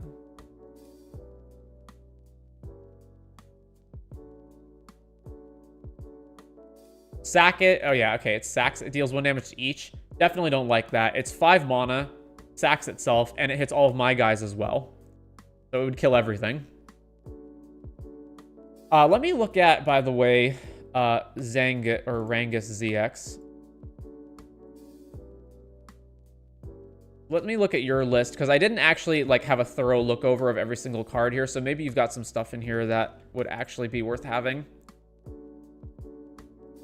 So let's compare to this list. So here's the unique stuff. I'm mainly looking at creatures. Null Priest has Death Touch as long as you control Rogue, Trample. Renzo is okay. This guy, Body Dropper. Whenever you sack a thing, deals X damage to target creature Planeswalker on ETB. Not really. I could pick, like, I'm not going to play Flame Tongue Kavu cards. I want more than just one-offs. Now, that would be different if this was a lot cheaper, but this is 4 mana. Hooded Blightfang. Whenever a creature you control Death Touch attacks, each opponent loses 1, you gain 1. Whenever a creature you control Death Touch deals damage to a player or Planeswalker, destroy that Planeswalker. So all of our guys get drain 1 on attack. That's possible, although it doesn't seem great. It's also 3 mana and not a party member.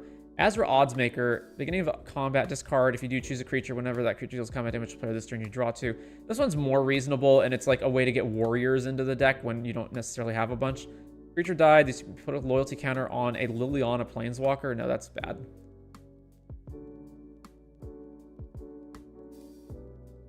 Torian Mauler. Sure, just for the changeling. Sure, Torian Mauler, because I would like changelings, but I don't want to play changeling outcast. I don't want Charming Scoundrel either.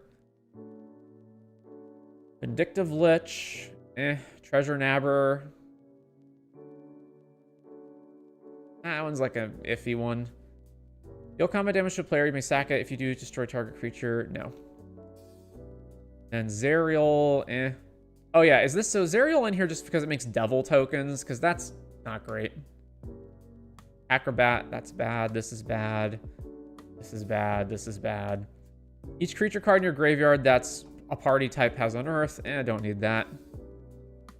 Wildfire Eternal. Enters. Each opponent creates a 1/1. Whenever a creature opponent control dies, put a counter on this dude. That's also meh. For target creature or -2 everything. All right, I think that's fine. Back to Zagras. All right, anything else we're missing? Deal 1 damage to creature equals its power. Comes tapped, it deals 1 damage to any target. We're really getting to the dregs here. Yeah, there's Flame Tongue Yearling, but it has to come out after Zagras, and it's not any of our party types. Bloom's blocked. No. Deal 2 damage to target creature or player and 3 damage to you. Okay, there's like a million other cards I would have run before this one, so we're not doing that. Although it is a warrior, but no. 1 damage to target creature, and that creature loses 1 life.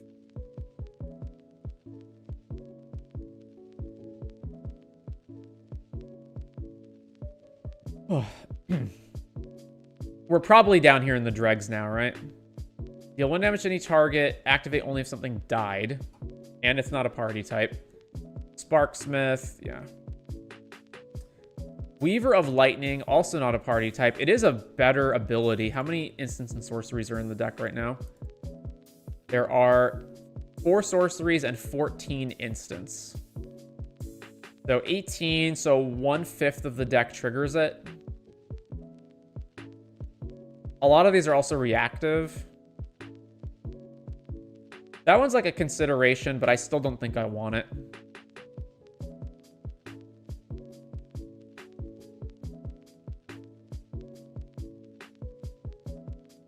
Did we check out Dagger Caster for this combo?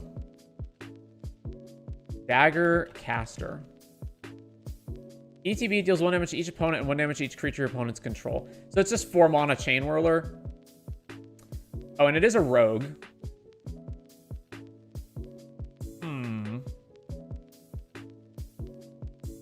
Sure. It's like the least efficient one that we have so far, but sure. Good suggestion. Then we've got this one, another 3 mana one. There's also the potential that we have like enchantments or something that say, you know, all of your creatures gain ping abilities. I don't know how I would search that. I guess creatures you control have or gain. I guess I don't want it to be gain because I don't want it to be temporary.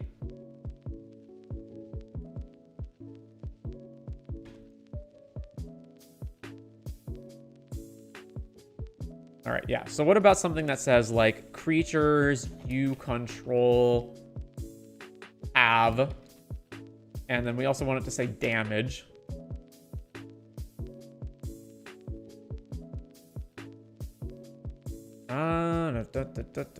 Slivers. Okay, so nothing like that.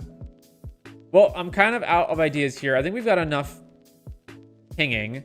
How much different party types do we have? So we've got, let's see, rogues. We've got 5 rogues. We've got 4 warriors. We have only 1 cleric. We need to get some more clerics. And then wizards.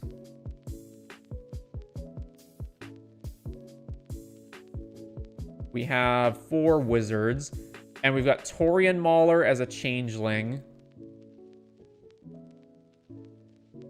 Also, Black Market Connections makes changeling tokens, so that's another one. Let's look at the best clerics in Rakdos colors. So, Vito, Yawgmoth, Mikaeus, Twilight Prophet. Harsh Mentor's not that good. Let's see. There's the Dark Ritual Creature. Oh yeah, Barakos is also one of everything. Creature of the Schism. Okay, let's add that. I neglected that earlier because I thought we would have enough clerics, but we don't. So yeah, let's get Preacher in there. Not Torok. Not Priest.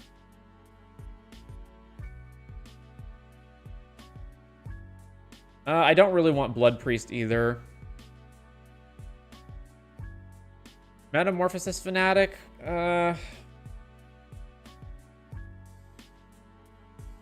guess it could be fun to, like, reanimate a Chain Whirler that's died or something. So, sure. Metamorphosis Fanatic.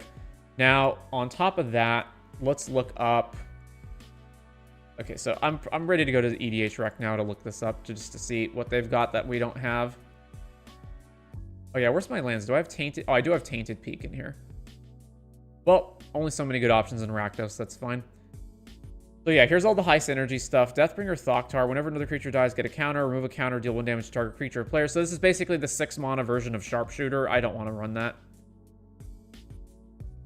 Yeah, Fire Slinger. We got that one. Deal 1 damage to target creature and each other creature that shares a color with it. So you can't shoot red stuff or this kills itself.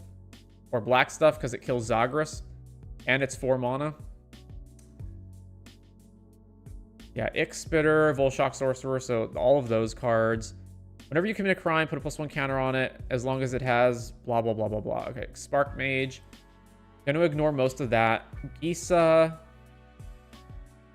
Liesa's pretty good. It's a wizard. It combines with our ability to kill stuff.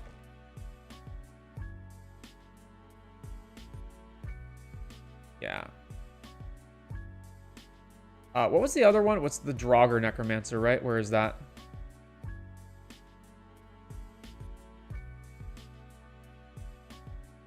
Maybe that's not a party type. Okay, Harvester, Sharpshooter, Viashino, Fangtail, deal 1 damage to our creature player. Yeah, no, not that. There's Mahadi, Archetype of Finality. We're going to ignore most of this. Judith is essentially just Mayhem Devil, but in a different form. It's also not any party type.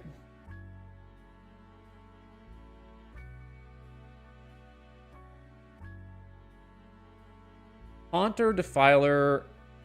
Whenever you cast a red permanent, deal 1 damage to any target, and you can reduce the cost of red permanents. That's okay. Again, I don't like the fact that it's not a party member. Frost Wielder, if damage dealt by this turn would be put into a graveyard, exile it instead. No, don't need that. Scalding Salamander, 0. Deal 1 damage to each creature without flying, defending player controls. So it has to be attacking, and then it will... Okay, that's interesting. That is very interesting. Scalding Salamander.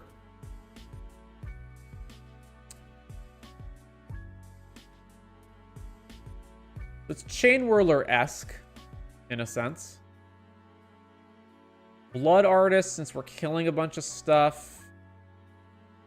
I think if I wanted that, I would actually just play the snake that drains everybody. I might wind up playing that anyway, but for right now...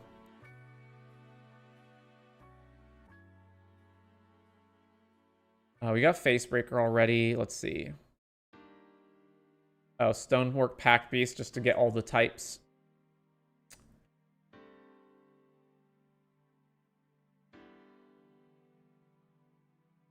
Whenever this attacks add red, you don't lose... So it's ramp and a rogue. Sure. Brazen Collector. So this is a ramp card.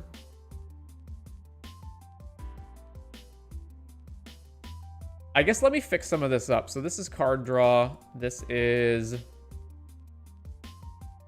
So Dagger's Caster is technically a sweeper, right? So is Chain Whirler. And so is Salamander. Then there's Lavamancer, which is removal. Fire Slinger, which is removal. Blood Cultist, which is removal. Then Liesa is sort of its own thing. All right.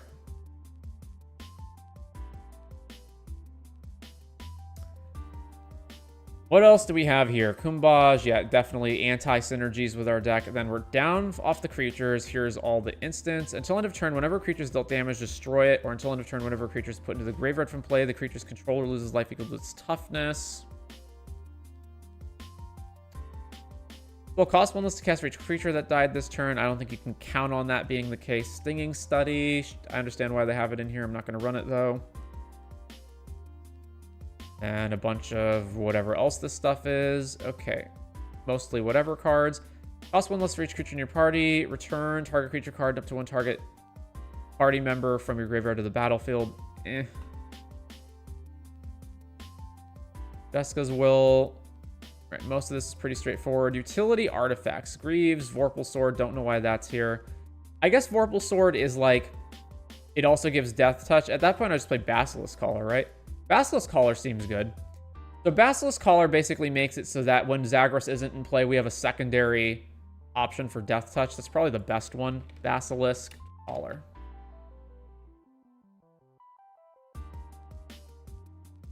Not really interested in the rest of them. There's like Sting to keep untapping, but that requires we have multiple other things set up before this even becomes good. Then we've got Theater of Horrors. Arena. Okay. Black Market Connections. Got that. Aura, that enchants stuff.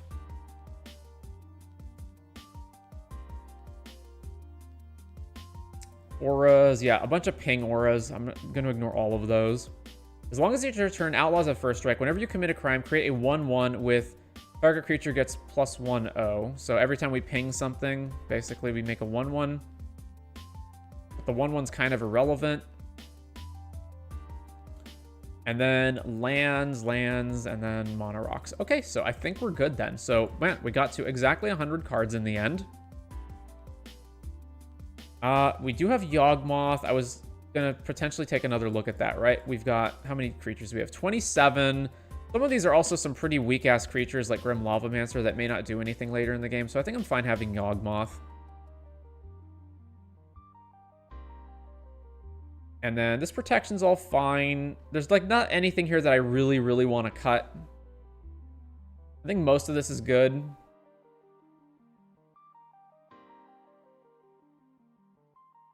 Yep, I think I'm pretty happy with this list. So Ranguszx ZX, or anybody else in the chat who's, or you know, viewing this later who's interested, let's go ahead, and this is Zagras. There's the link. All right, so for those asking about the Chaos deck earlier, so first of all, there's cards in here that are the scaffolding of the deck. So there's obviously the lands and then the ramp. Like the ramp, none of the ramp is doing anything interesting. This is all here just so that we can get to our cards. Because I found that I had built this deck previously where I was like, well, why do I need to ramp to stuff? The problem is your opponents are ramping, which means they're going to do things before you do. And also a lot of the cards in the deck that have... you know, the crazy wacky effects are more expensive, like 4+ a lot of the cases, so you do need to ramp to them. So you've got a bunch of ramp spells, a bunch of lands. That's not the important part. Then you've got your protection. So these are just the cards that either make it so that opponents can't mess with you or that your stuff is protected. So you've got Sphere of Safety, so that you can't get attacked. Sigarda and Privileged Position to make your stuff hexproof, and then Karmic Justice to dissuade people from spot removaling your stuff, right?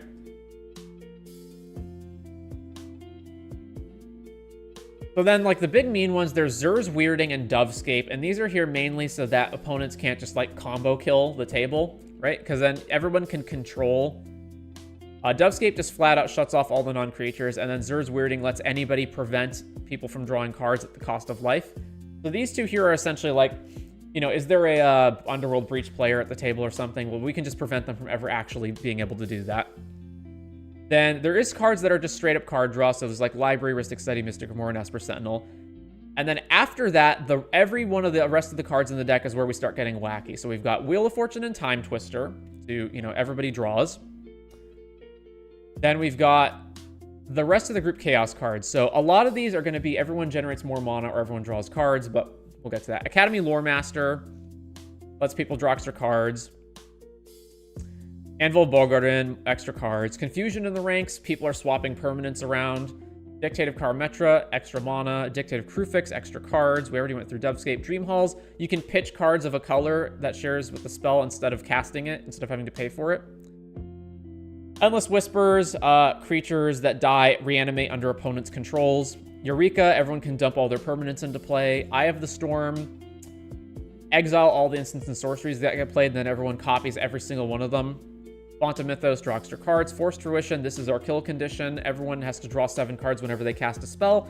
So if you've set up a proper board state where everyone has tons of cards and mana, but you can't necessarily win the game, like, cast a spell, draw 7. Cast a spell, draw 7. Like, you'll eventually lose.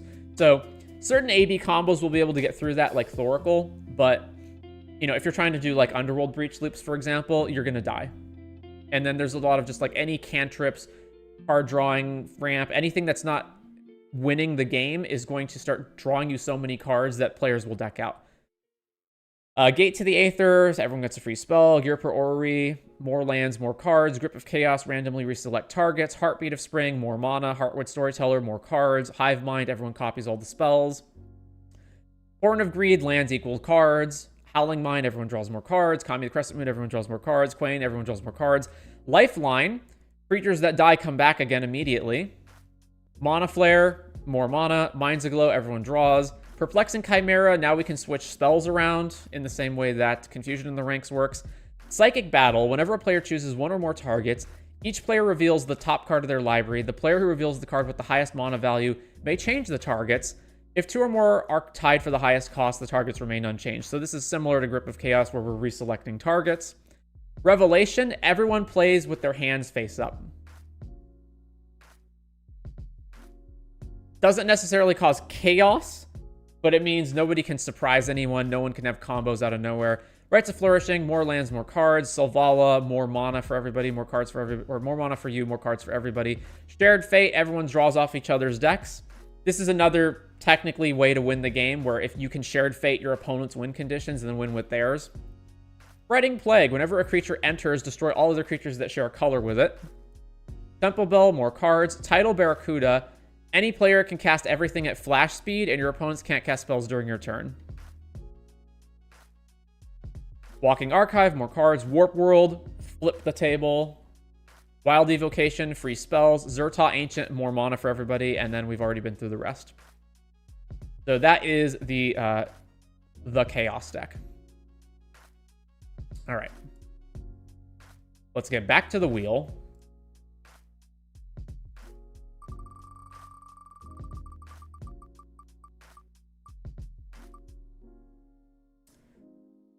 All right, Bloom 101 has requested a critique of one of their decks.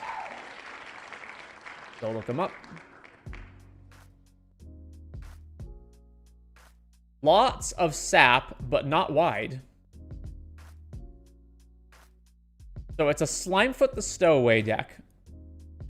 Whenever a sapling you control dies, it deals 1 damage to each opponent, and you gain 1 life. Create 4 mana, create a 1/1 sapling. So lots of sap, but not wide. So without a description here, I can only gather that that means what? Like lots of like Slimefoot triggers, but you're not making tons of tokens? I'm not really sure what that means.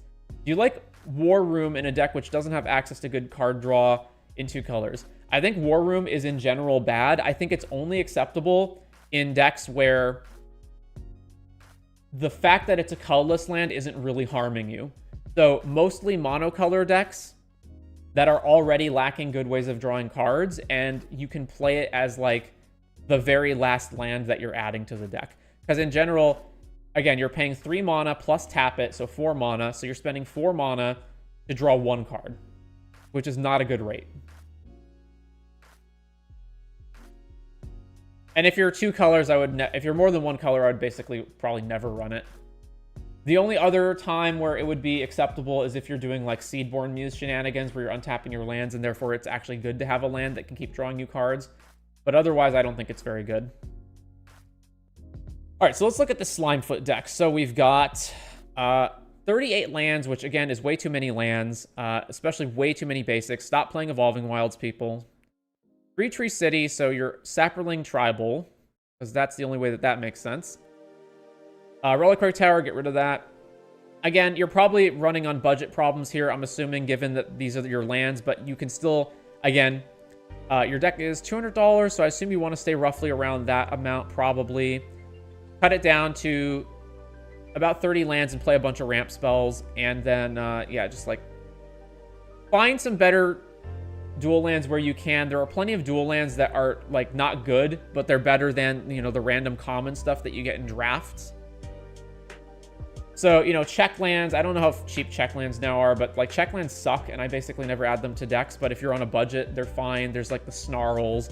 There's other random ones that are, if you're just trying to play mana bases on a budget, they're fine. Also, the fact that you're in green means that your green can make up for a lot of the color fixing problems that you would normally have. So if anything, you could focus, you could have, like, more basic forests and less dual lands, and then just use your green ramp spells to go tutor up the other color. Money's not an issue, just had no idea what I was doing. Oh, okay. Yeah, well, fix this. I would, in particular, if you're looking for, like... I mean, you can obviously do a Scryfall search for, like, you can just search for all the lands that are in your colors, but I also just have Starter Kit 2-color mana base. So you can just look at here, like, here's all the best lands that I recommend, and then adding in for 2-color mana bases, you could look here and go down to the Golgari section and look at, like, all these lands as potential adds. All right, so Slimefoot right away, it has an infinite mana outlet as part of it. If you have infinite mana, you can create infinite 1/1s. And then you just need a sack outlet. So you basically need Slimefoot, infinite mana generating combo, sack outlet, your opponents all die instantly. Now that's the combo route. A lot of people don't like going the combo route. But even so if you're not comboing, then paying 4 for a 1/1 is really inefficient. And I would want just lots of Saprolings around naturally. You are probably still going to want sack outlet stuff so that you can trigger all of the death on the Saprolings and drain your opponents. I would also probably want ways that increase the amount of damage that Slimefoot is dealing. So I don't remember if Bloodletter of Aclazotz cares about life loss or damage. I think it's life loss, so that could be in here. But let's just take a look. Is any of this stuff tagged? It's not. Okay. You've got Ashnods. All right, there's your sack outlet. Druidic Satchel, Signet, Patchwork Banner, Soul Ring, Thought Vessel. All right, so... you've got Birds of Paradise. I assume you've got some other Monodorks in here, but right away, this looks like it's probably not enough. I would have to go through the whole deck, but it does seem like you want a lot more ramp. You're also going to want ways of protecting Slimefoot, ways of making it so that it doesn't get countered, and that so when it's in play already, it doesn't get killed, because obviously a bunch of your plan revolves around having Slimefoot in play. So you're going to want cards like Veil of Summer, Sylvan Safekeeper, Allosaur Shepherd, so it doesn't get countered or killed. Then we've got sorceries: Cultivate, Fungal Sprouting, Lay of the Land, Rampant Growth, Saproling Migration. Enchantments: Death Ritual, Defense of the Heart, Funeral Room. Okay, the thing with Funeral Room and any of these effects is that there's already a bunch of creatures, like Zulaport Cutthroat, as you have over here, that have the, you know, whenever a creature dies, drain the opponent effect. So there's no reason to run the 3-mana ones. I understand that Awakening Hall is like the big payoff on the end, but it's just so inefficient. I would rather play like any of the 2-mana ones over these. And the best one is Marionette Apprentice, which I see that you don't have. So I think the order of them that I would do, you have Blood Artist. I would go Marionette Apprentice, Zulaport, Blood Artist is probably the tier order. Golgari Germination, Life and Limb, Moldervine Reclamation, Necrogenesis, Night Soil, Parallel Lives. But none of the other ones. No Doubling Season. None of that. Okay. Fog. I have no clue why you have Fog in here. Fungal Rebirth, Scatter the Seeds, Second Harvest, Spore Swarm, Sprout Swarm. You just have 1 mana, make a 1/1.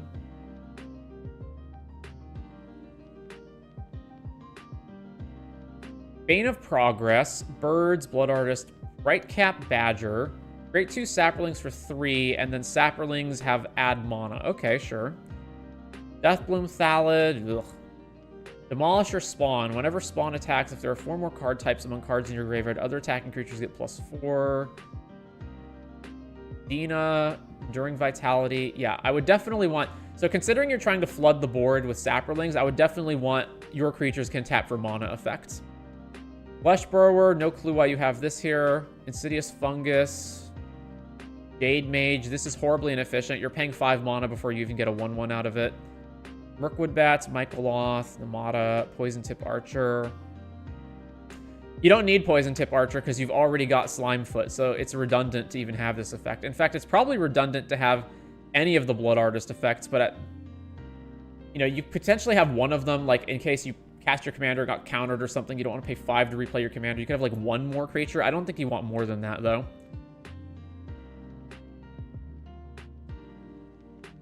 Protean Hulk, but I'm assuming you don't have any Hulk pile.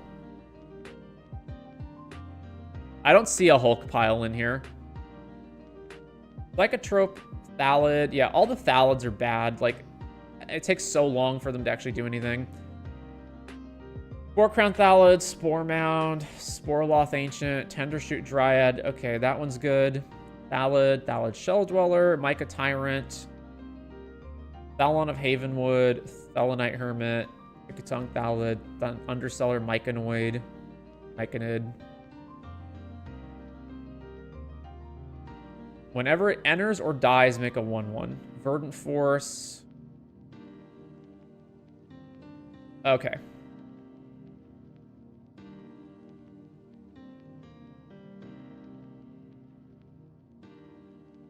Well, Index, what do you want out of this deck?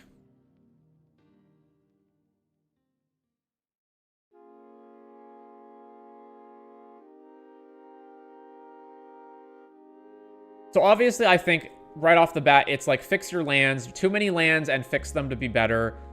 More ramp spells, in particular Mana Dorks.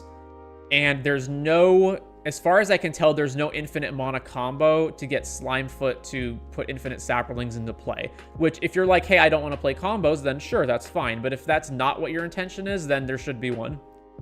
Honestly, I went redundant with the ping to get multiple hits for each Sapling.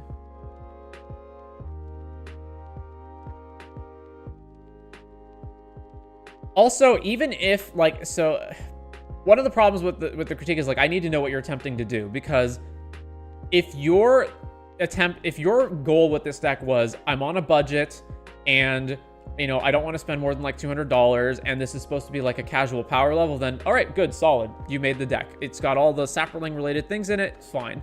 But if your goal is, I want this to be, even if not necessarily like maximum CEDH power, like more powerful than it is, you have a lot, and I mean a lot of cards in this deck that are just bad, inefficient. You have cards that I find totally bewildering. Like, I have no clue why you're running Fog. Defense of the Heart, when you have like there's no creature combo that you can grab in this deck that's going to win the game. There's a lot of just really inefficient stuff like Moldervine Reclamation, Death Reap Ritual. So I'm not so like, I need to know what your intentions are. Probably like practically every single card in here that costs 4 or more I don't really like. But I had one more suggestion. You are free to add your suggestions. All right, I'm gonna make Slimefoot. Slimefoot. The Stowaway. Create. Types and tags. Add this to the bookmarks. All right, starter kit, 2 mana, 2 colors, protection effects. What else?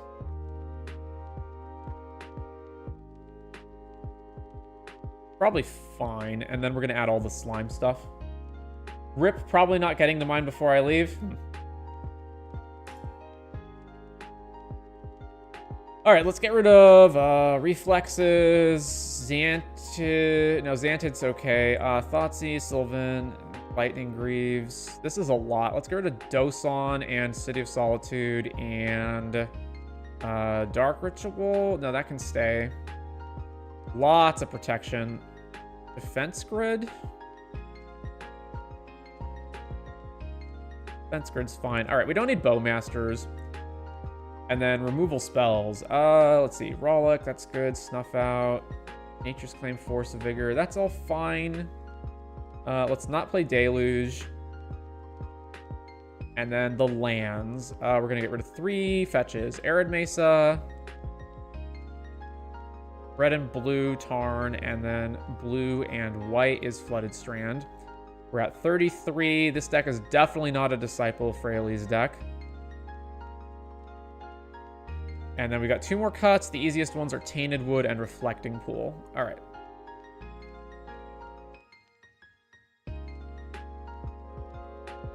Contractor unplugged my router halfway through. Honestly, was just trying to make a group slug that benefited from my pod's lack of enchant removal and constant desire to board wipe. Group slug. I don't think you made a group slug, if that's the case. Benefited from my pod's lack of enchant removal and constant desire to board wipe.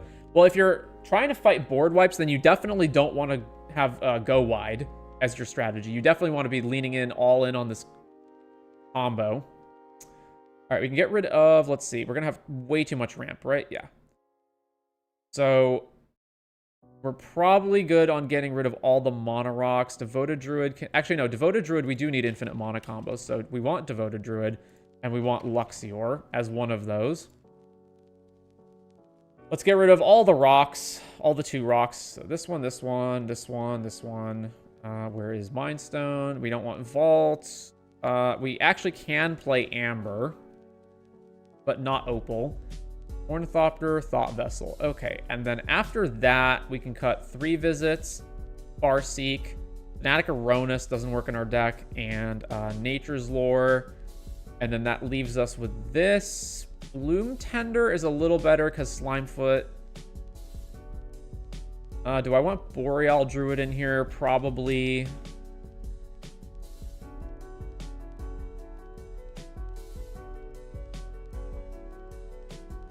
All right, that's all fine. Then we're gonna want refresh. What's our card count? 78. Okay. Do an advanced search, and let's look at the Golgari color identity. And I want Saproling in the Oracle text.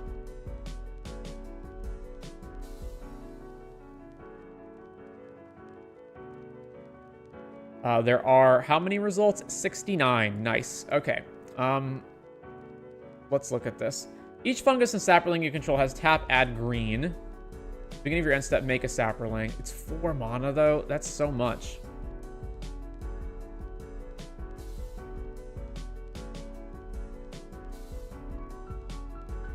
I'll tentatively add that one. I don't think we're going to want a lot of the other stuff, though. That's bad.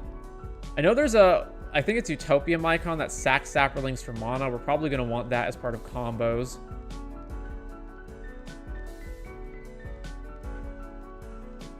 Sacrifice 2 Saprolings, you gain 2 life and draw a card.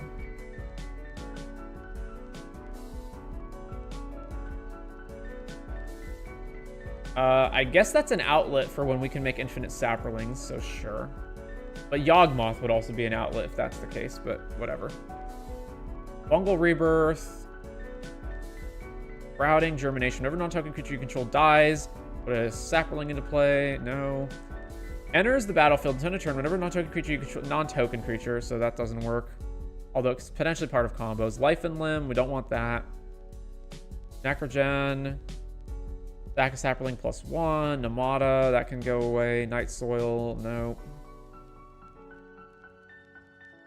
Whenever a player kicks a thing, not relevant. Arpadian Empires, not relevant either. We already have Slimefoot as our commander. We don't need to pump our team. That's not relevant to what we're doing.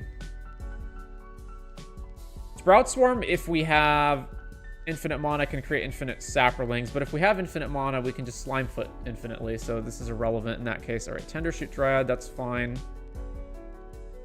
Myco Tyrant is end step, create X, where X is the number of times you descended, so that's like, what, fetch lands, stacking other things. That one's probably good.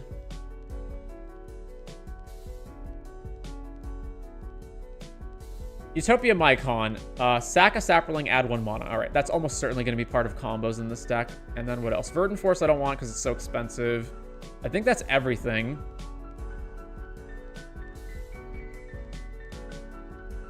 So back to the list. Let's add in Yawgmoth.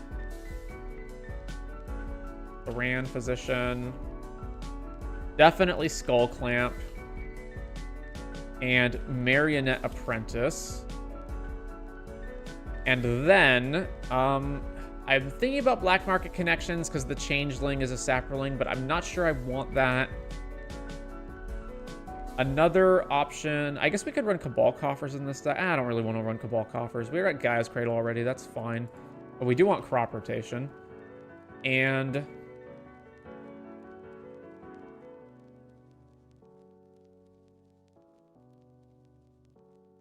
I don't think a single card in this deck has an ETB trigger, right? So we could technically run Torpor Orb.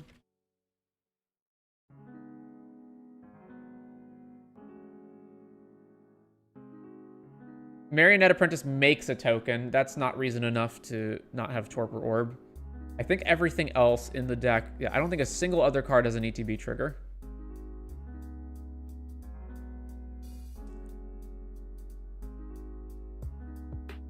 I guess Yawgmoth doesn't actually draw our whole deck because we will run out of life at some point. But Fungal Plots draws our whole deck. Okay. That's fine. We're going to want Cryptolith, right? How do you spell Cryptolith? Cryptolith, right?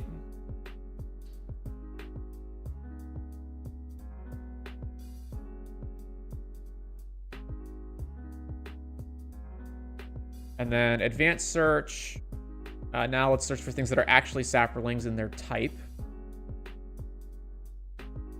What? Advanced Search. Black, green. Art type, Saproling.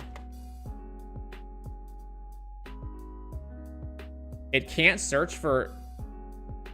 Is there a subtype search? There isn't? Really? Alright, well...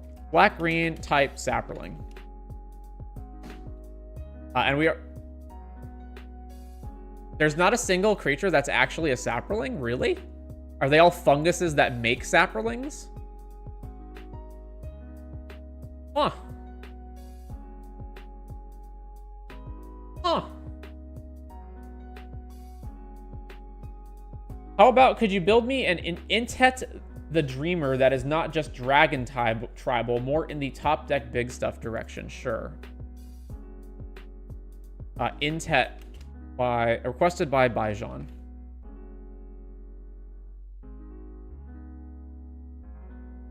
All right, well, there's definitely a combo here that I'm not taking into account. So what is the combo? Clear the deck list, paste, submit. All right, so Devoted Druid, Luxior. There's, yeah, Hazel's Brewmaster plus Devoted Druid. But we already have Luxior, so we don't need both. Bristly Bill plus Devoted Druid. And then you need 2 other things. Ashiok Necro. What about Slimefoot? Spellbook. What about Slimefoot? There's got to be something with Slimefoot. Sanctum Staff, Sanctum Umbral Mantle, Micaeus. There really isn't one? Really? It's just Devoted Druid Luxior? All right, well, I don't want Brewmaster to also pair with Devoted Druid, so let me go look at Devoted Druid. Get rid of that, get rid of Luxior. What combos do we have in that case? Ashiok Necro, Priest, Staff, or Sanctum Staff. Sylvanas Invoker, Gaia's Cradle, Umbral Mantle plus the Untappers.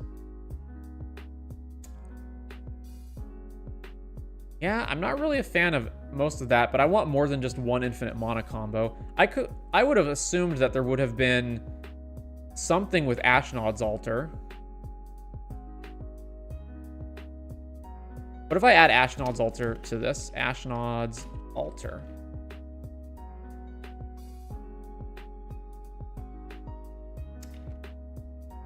Hexavus, Master Chef. This creature enters with a +1 counter, and other creatures you control enter with +1 counters, and you need 3 other things. The Rand Vigil, plus a bunch of other stuff. Yeah, that's not great. Slimefoot, Ashnod's, and Chatterfang. So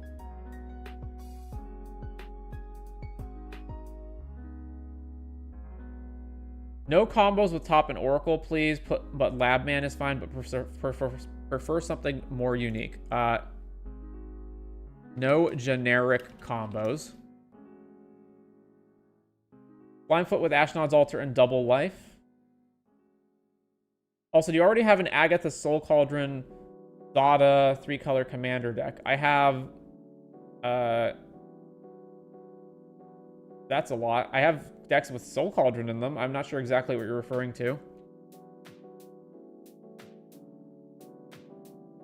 So what's it? It's... You have 4 mana available, so you go Slimefoot. Okay, so it's Slimefoot, activate, make a Saproling, Chatterfang. You also make a Squirrel, Ashnod's Altar. So you never make infinite mana, but you have infinite, not tokens. Why is this infinite damage? Oh, because the Slimefoot's just going to keep triggering. Right, yeah.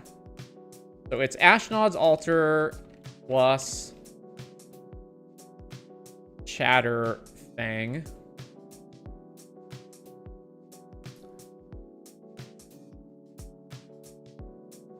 Gotcha. So it's a 3-card combo, but one of the pieces is your commander, so sure. Are there any more? Bloom Tender, Corpse Dance? Nah, don't want to do that.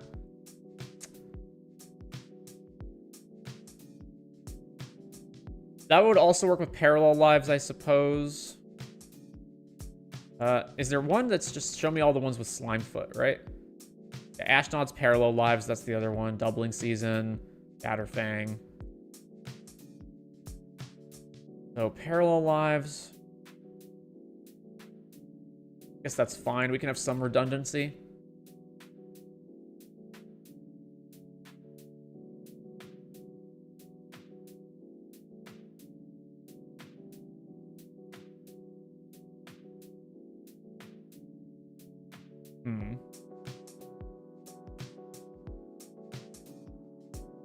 Let me just double check on this Torpor Orb. We don't have any ETBs besides Marionette Apprentice, right? Beginning of End Step. This does not ETB trigger. Marionette Apprentice is the one thing that makes a servo, right? Yeah. That's fine. And this is End Step, Upkeep, and Upkeep. All right, yeah, so we're good on Torpor Orb. Are there any other Stacks cards that I can play?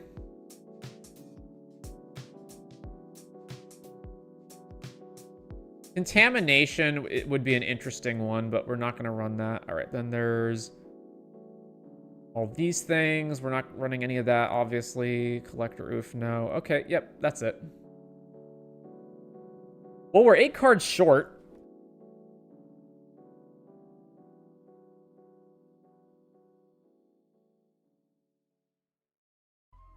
So let's go ahead and look at Slimefoot on EDH Rec. Keen Sense? I definitely don't want Keen Sense.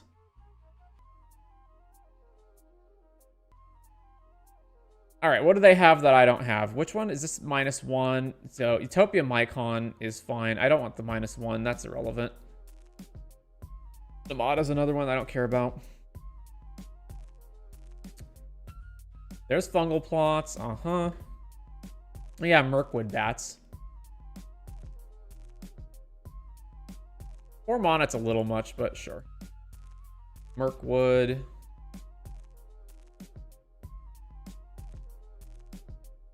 Once enters or dies, return permanent. If you creature died, make 2 1/1s.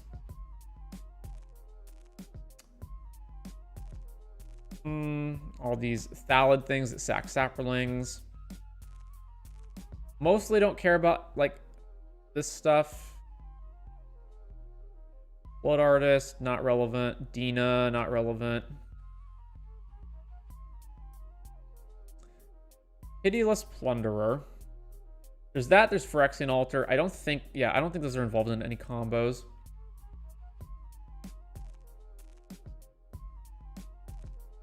Infested Thrynax. Infested Thrynax. I know this is part of combos, I just don't remember which ones. Altar of Dementia Hogak. Yeah. Nim Deathmantle. Ashnod's Altar. Gravecrawler. Phyrexian Altar. Yeah, no. Are tutors worth it to ensure I get the cards for the combo? Yes. Speaking of, I was just wondering which cards that I want to actually play as tutors. The issue is that all of our combos involve two different types. So there's no combo that I can grab that's like, oh, I'll just run Eldritch Evolution and I'll use that to grab my creature combo pieces, because every single combo requires a creature and a non-creature. So Devoted Druid and Luxior. There's Chatterfang and Ashnod's Altar. There's, I guess, Ashnod's Altar and Parallel Lives. But you're in green-black and you're trying to tutor for artifacts and enchantments, so, like, that doesn't work. But it's still possible that it's worth it. So there is Eldritch Evolution, Worldly Tutor, I guess Imperial Seal. Goes and grabs whatever we want. I think that's the extent of what I would run.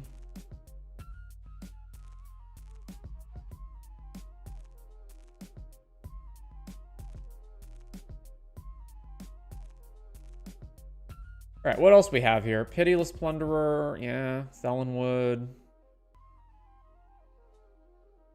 Pay 1 life, sack a creature, make a treasure. I know he's involved in combos. Warren, Soul. Chatterplaying, Xulport Cutthroat. What are the other two requirements? You control at least one additional creature. Your life total is at least 2. Okay. So we can do Soul Trader plus Chatterfang plus... whatever. Okay, yeah. So Soul Trader, that's a good one. Warren. Soul.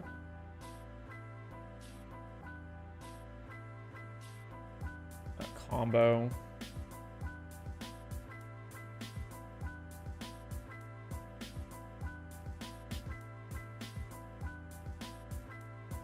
Evolution Stage to proliferate? Why?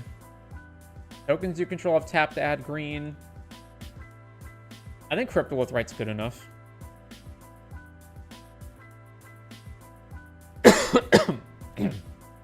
Excuse me.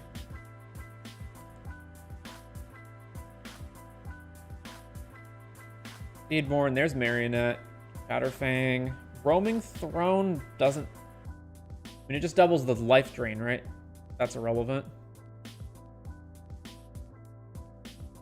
Guess Eternal Witness in case we missed something.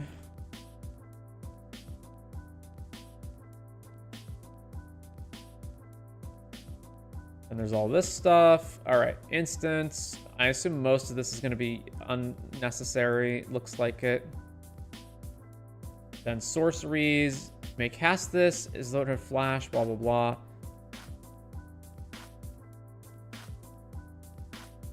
Diabolic Intent? Not really, because our commander doesn't really make tokens for on the cheap. It's all expensive. I'm more interested in the artifacts and enchantments it's going to tell me to run. Phyrexian Altar. If we had a combo that involved Altar, it would have shown us. Citadel, Skull Spore. Whenever a creature with power equal to toughness enters the battlefield under your control, if you one, if you draw a card. Yeah, Roots. Whatever one or more creatures leave your graveyard, create a 1/1.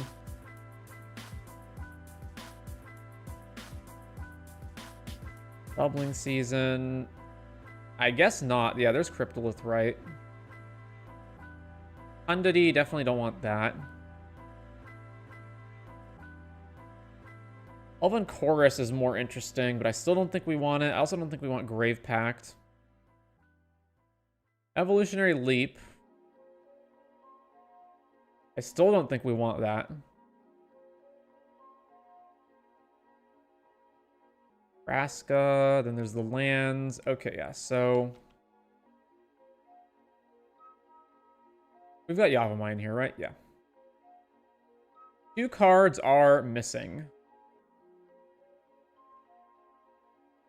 Let's go with Concordant, because that way, when we have Cryptolith right out, we can immediately... every Saproling that we generate immediately taps for more mana. Now, that does have... It basically means this is 3 to activate per time, because the Saprolings can all tap.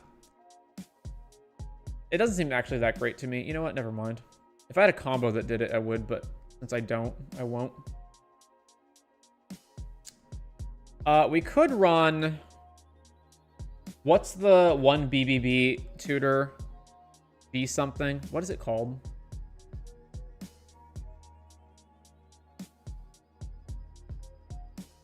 Beseech the Mirror. There we go. And Wishclaw Talisman. Okay, yeah, let's do that.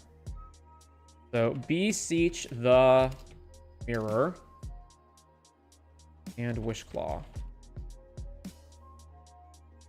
All right.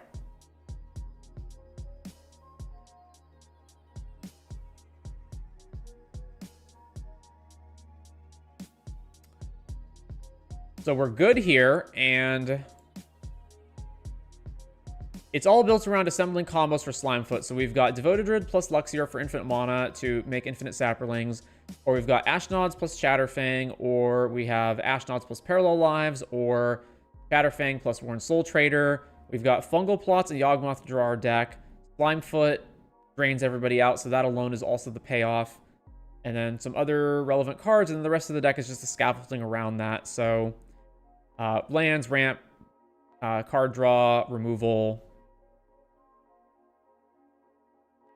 There's like a lot of cards in protection, so it's possible we can cut some from there. We also have a lot of removal. It's possible we can cut some from there to make room for other stuff, but I didn't see a lot of other stuff I would even want.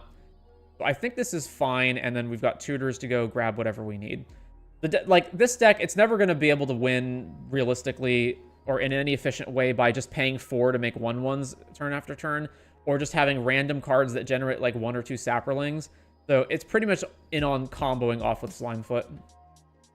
I ran mine with Ashnod's Altar and Illusionist Bracers. If you have Beseech the Mirror, maybe add artifact lands that come in untapped. You don't need that. Your commander already makes tokens, and we've got other things that make tokens. And you can also just like... Obviously, most of our ramp is not mono rocks, but we can just sack stuff. How many cards do we have in our deck that are enchantments or artifacts? We have 13 artifacts, 9 enchantments. Just like sack a Wild Growth, for example. It's fine.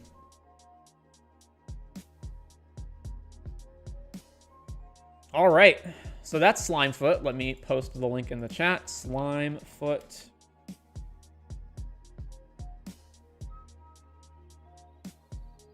Okay. The wheel shall never end, for there will always be more to add. You are welcome, Index. Spinneth of the wheel. Let us proceed.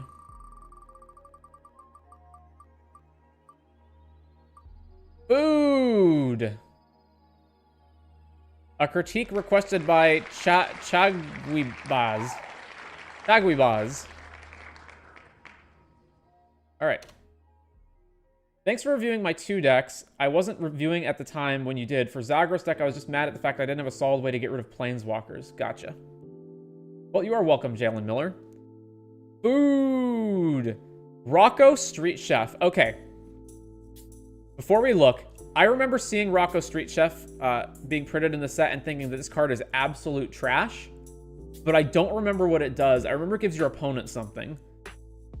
Let's take a look. So it's 3 mana Naya. At the beginning of your end step, each player exiles the top of their library. Until your next end step, each player may play the card they exiled this way.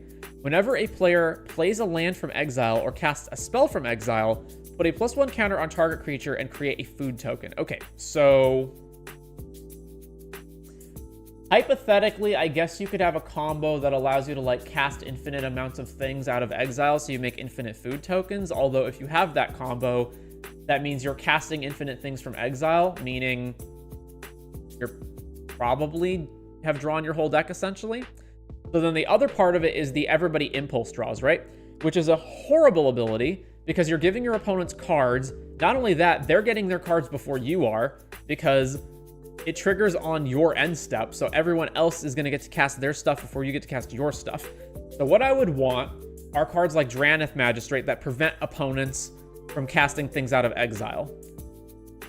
Other than Drannith Magistrate, I mean, I'm sure there are more cards that do this, but I can't really think of much.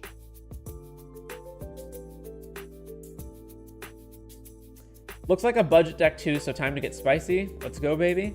Yeah, so obviously, I say this every time. 34 lands. I would want to get that down a little bit, although 34 is like at the acceptable range, but it's like a million forests and mountains and plains and like horrible ETB tap lands. The deck is $47. So I don't know what your budget range is, but it looks like this is probably a budget deck. As far as this goes, like, again, Evolving Wilds and Terramorphic Expanse are garbage. Get rid of those. Play just another dual land at common in place of those cards. And then the main thing I would say is, so yeah, you've got Cultivate. Like, if I'm trying to play a green multicolor deck on a budget and that deck has green in it, I would much rather play, like, a ton of forests and then, you know, a handful of the other basics, like not 6 and 6, like more like 3 at most of each of the other ones. And then just play the green spells that tutor up lands so that I can just tutor the rest of the basics out of my deck. And then, like, you don't have Exotic Orchard in here. That's a very, very cheap land that you could easily run. There's other cheap lands that you can run that are in your colors. I don't know how expensive the check lands are at this point, but they basically are not run anywhere, so I would assume they're pretty cheap. There's, like, there are bad cycles of dual lands that are not always entering the battlefield tapped. So I would look at, yeah, so you've got, like, Canopy Vista, but I see that you don't have, like, Cinder Glade. I would look more into those types of dual lands. Building a $47 deck regardless of the power level is wild. I went in another direction with it. It's more like an engine to create foods, and I capitalize on the foods themselves. Okay. The thing is, even if that's your strategy, like, there's better food commanders. Like, Samwise is already a better, like, what you have down here is already a better food commander than Rocco. So,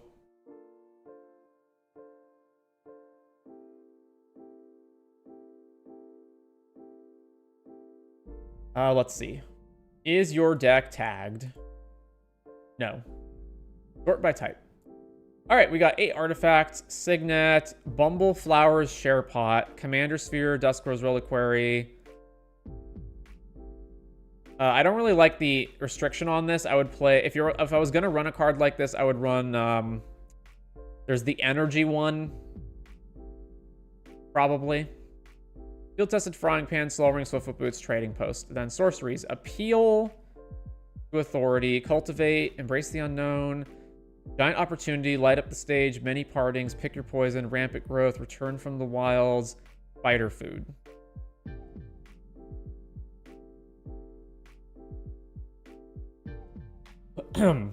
Invigorating Hot Spring, Killer Service, Knight of Sweet's Revenge, Noble Heritage, Of Herbs and Stewed Rabbit, Trail of Crumbs, Welcome to Sweet Tooth, Wild Growth. Okay. Academy Manufacturer, yeah.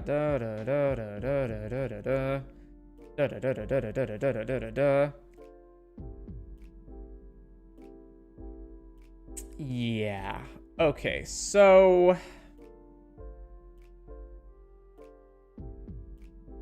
also, red isn't giving us a ton and can make your budget mana base easier. Yeah, red really isn't giving you a ton. You've got a Tog, Aki Scrap Chomper, Embrace the Unknown, Light Up the Stage, Rotisserie Elemental, Collision Colossus, Cabaretti Charm, Invigorating Hot Spring. Like, you do not need these red cards at all. What are the commanders that care about food? Is a commander, and it says food in here. So, yeah. Samwise Gamgee, it'd probably just be the best one to run if you wanted to make a food theme commander.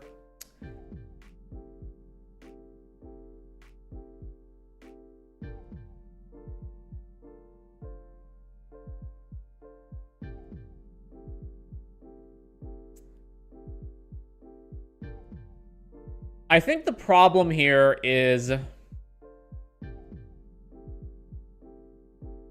it's not even that, like, obviously you're on a budget, but putting that aside, Rocco is just such an inherently weak commander to begin with that it's an incredible struggle to make the rest of the deck have any value.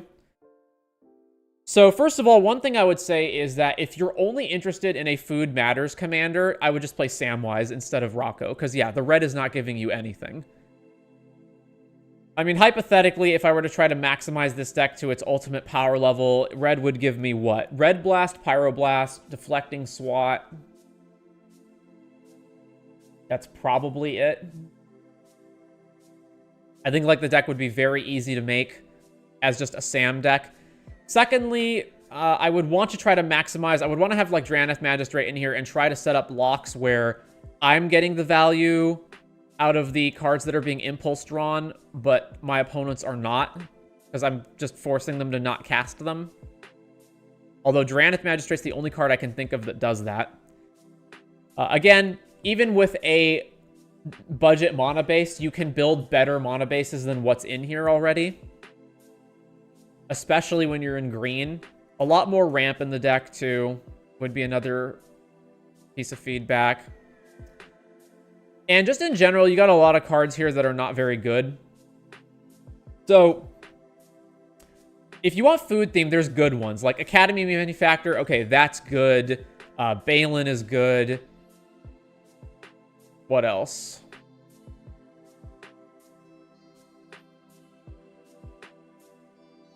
Like Gilded Goose, Peregrine Took.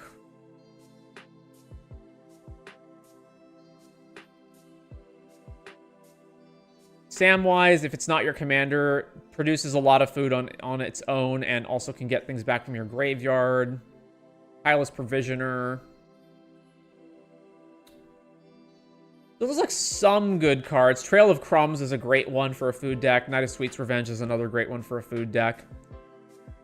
But in general, the cards here are very weak. Very, very weak.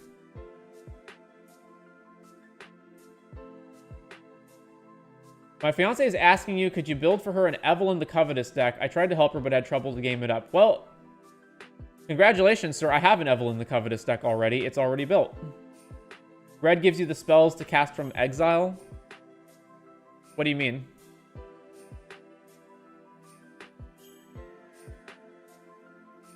You mean like light up the stage? Oh, whenever a player plays a land from exile or casts a spell from exile. Oh, that's what you mean?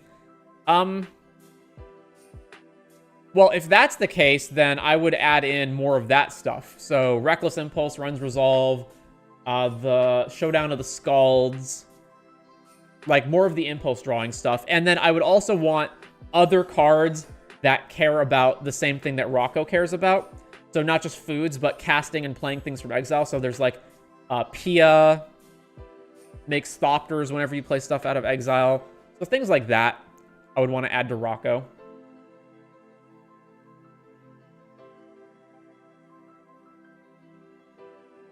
I'm debating whether I want to try to build this because it's just so incredibly weak. It would be such a difficult challenge to actually build a deck like this that matters. And like if I wanted to build food related, it would just be Sam. Okay, if I say that the theme, rather than food being the theme is the exile part of it, then I think I would want to take on the challenge.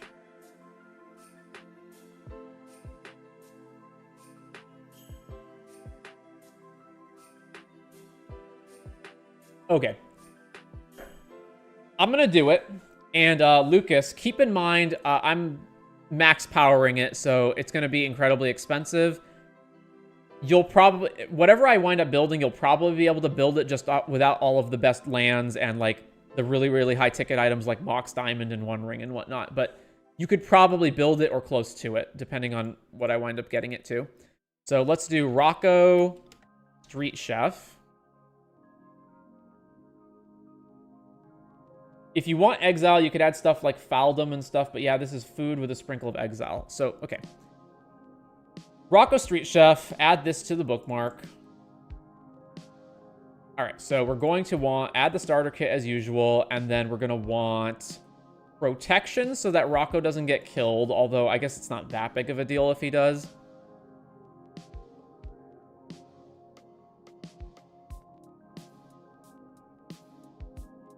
That's probably all we're adding. All right, so let's see. Polluted Delta is the one fetch land that is not in our color combination, so let's get rid of Polluted Delta, and then we're at 30 lands, so that's good right there. Then we've got our protection, and so let's see. We want to get rid of Bolt Bend, City, Dosen, Galadriel's Dismissal, Bolus's Quick Reflex, Legolas Quick Reflexes. Let's see. We've got Cutzel, Guardian Augmenter, Grand Abolisher. Do I want the Giver of Rune effects? Let's get rid of Ranger Captain, Silence, Danted, Sylvan Safekeeper. Yeah, get rid of that.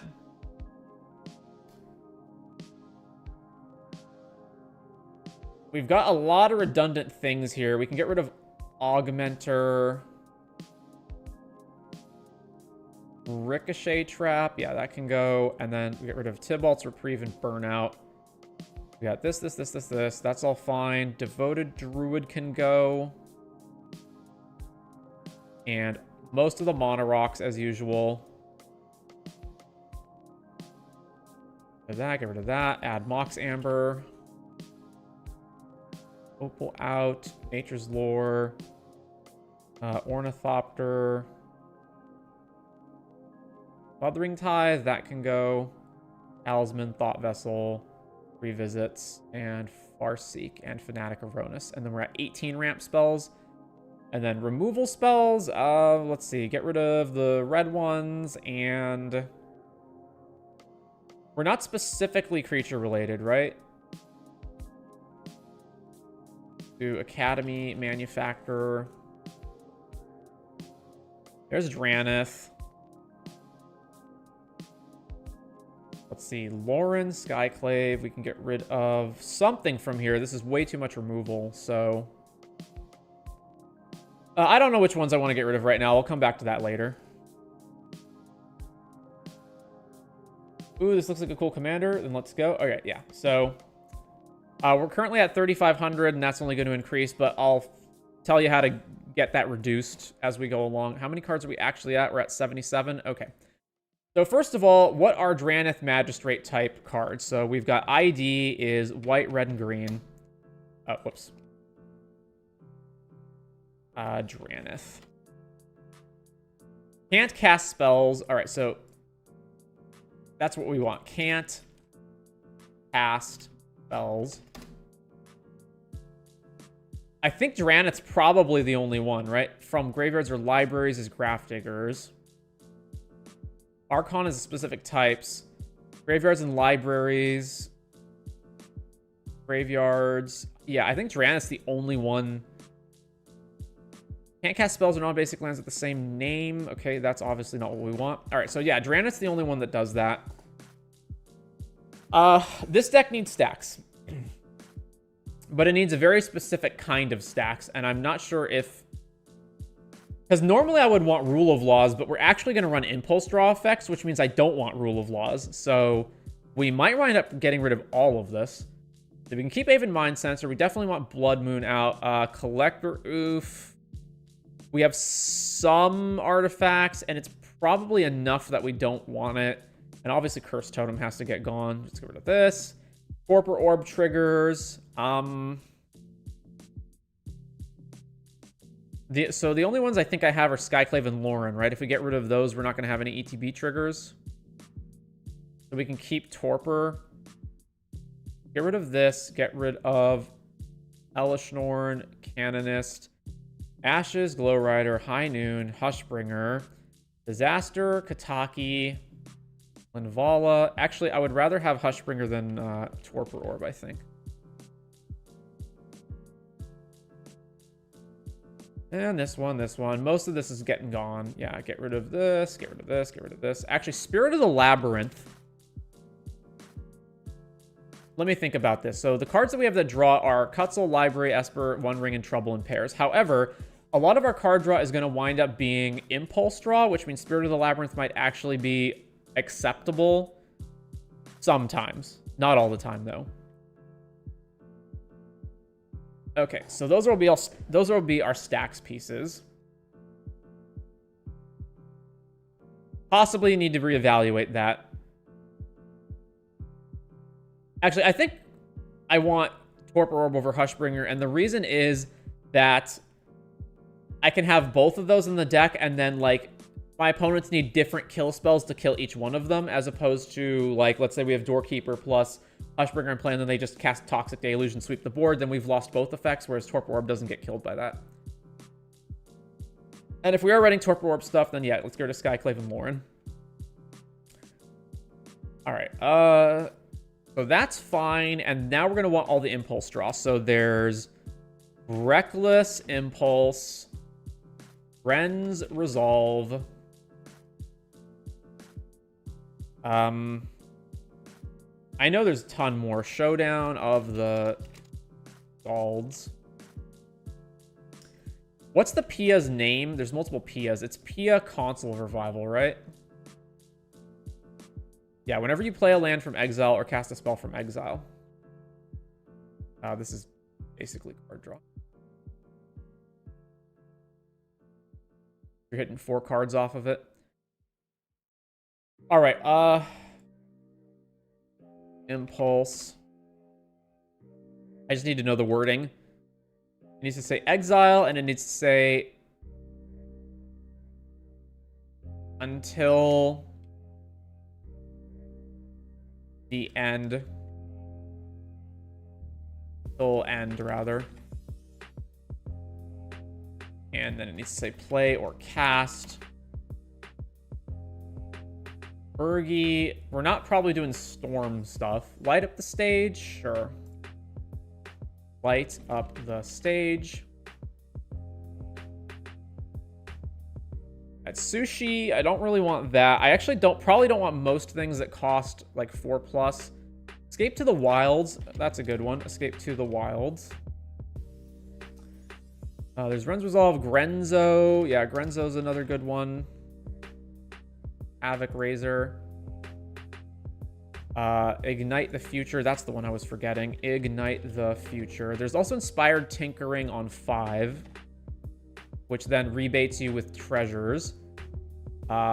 Prisoners is only 1 card. Commune with Lava. So much mana, though. Stolen Strategy, definitely. Definitely Stolen Strategy. You think the Academy manufacturer is still an auto include? Yes, because all your foods are going to get converted into the other tokens. I think you can add the vending machine from Fallout, maybe. Isn't that one, like, costs mana to activate? What is it actually called? Nuka-Cola machine or something? Whenever you stack a food, create a treasure. That's okay, but not really that great. Oh yeah, we want food stuff as well. So Trail of Crumbs, Night of Sweet's Revenge, Gilded Goose, Samwise,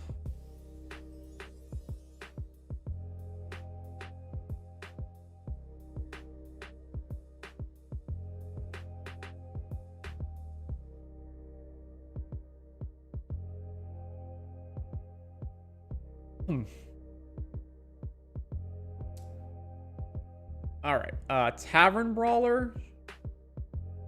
Impulse draws us a card every single turn. Sure. Oh, sure. Tavern Brawler. Call that card draw because we're going to get it every turn. Inti. I don't think Inti. Okay, play that. Okay, so whenever you attack this card... You know what? Actually, yeah, Inti. Inti Seneschal.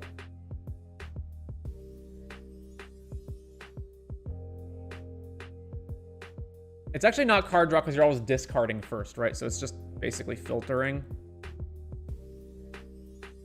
Emperor.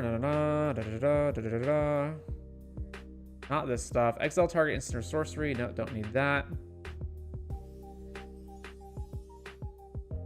Dragonhawk. It's top X, where X is how much number of creatures with base power 4 or greater. So it's usually going to be 1 if that's the case. And if it's just 1, I don't really want that. What's the other dragon that draws cards? Is it drawing cards based on impulse drawing? Exile the top 2 until end of turn. You may play those. Okay, Embrace the Unknown.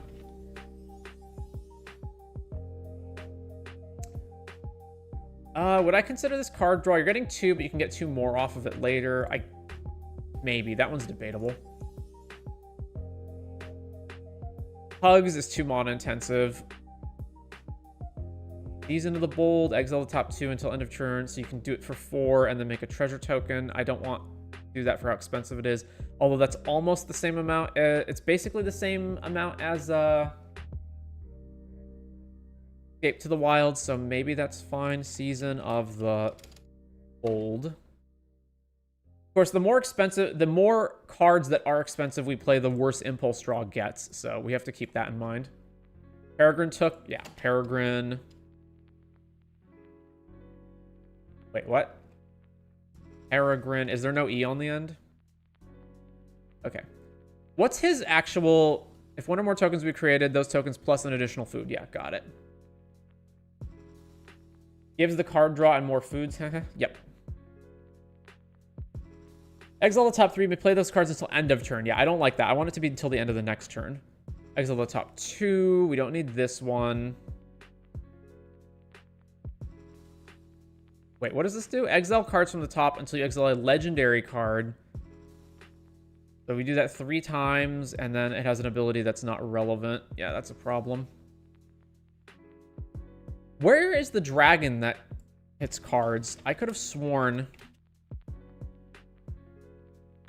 Yeah, Bone Horde. Exile the top 2 cards of your library. You may play them this turn. If you exile a land this way, create a 3/1. If you exile a non-land, make a treasure. Let's do Bone Horde Dracosaur.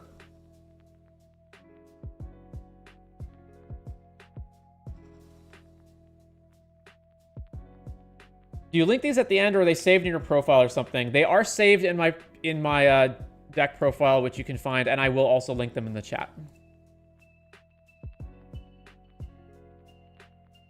All right, that's a sufficient amount of impulse draw. That's a lot of impulse draw, and we're at 100 now. And we're at 99. Okay. All right, is there something that I'm overlooking? Rocco, Street Chef. I'm probably overlooking some food cards. Charred Foyer. Charred Foyer is a good example of one of the cards that we might want, although it's so mana intensive to get it to go. PNLR. Oh yeah, I forgot the PNLR cards as well. From Exile. Whenever from Exile, right? So whenever from Exile. Whenever you cast a spell from Exile, this creature deals damage equal to that spell's mana value to target opponent. No. Now Feshni, I can't imagine what this would do for 6 that I would want it. Whenever you cast a spell from Exile, copy it. You may choose new targets for the copy. If it's permanent, it gains haste. And at the beginning of your end step, sack it. Whenever you cast a spell from Exile or a land enters from Exile, create a 2/2. Discard a card, exile the top card of your library. Okay, that's good. Faldorn. Faldorn. Basically the same thing as Pia, but it's actually kind of better. Now, Feshni.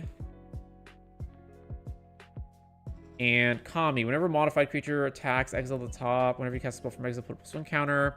Whenever you attack, spells you caught 1 less to cast for X's number of attacking players. Exile the top X cards of your library. End of turn, you may cast spells from Exile. Ventorius. Norin, but our opponent doesn't have to block us. All right, that's fine. And I said I was going to reduce some cards earlier. We only need to cut 1 card. Probably a removal spell. Let's cut Fragmentize.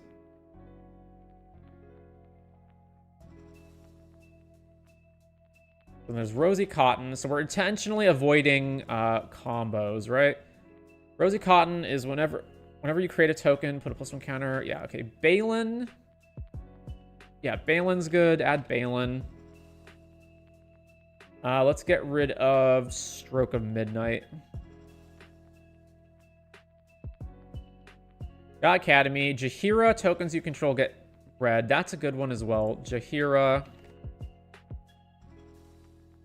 Turn all of our food into mana.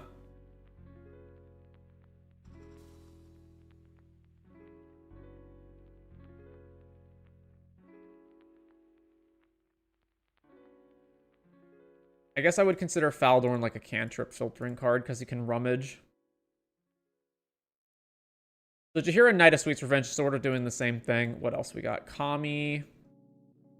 All this stuff. Whenever counters are put on it, draw a card. Sure. Dusk, Legion.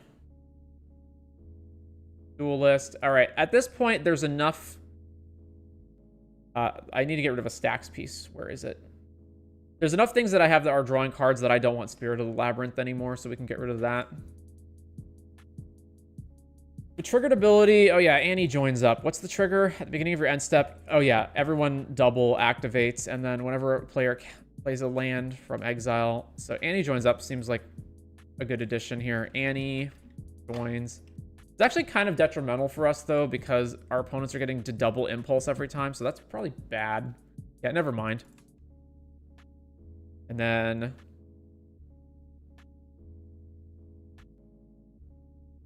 Lathel, don't really want that. First spell you cast from exile each turn has Cascade. Huh. Sure. Wild Magic Sorcerer.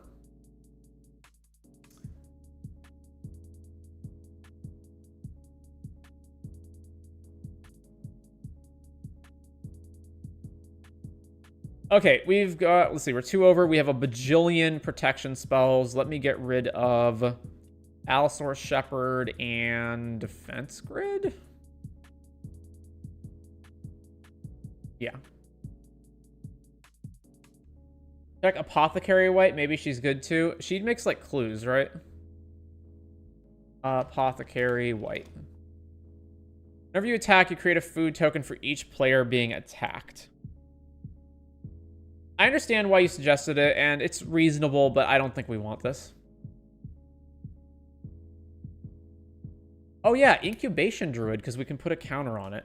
That would be an excellent source of ramp. Incubation Druid. What's another ramp we can cut for that? Amber, Diamond, Priest of Titania, Sanctum Weaver. Most of all this stuff is good. I guess... Oh, we don't have Boreal Druid in here.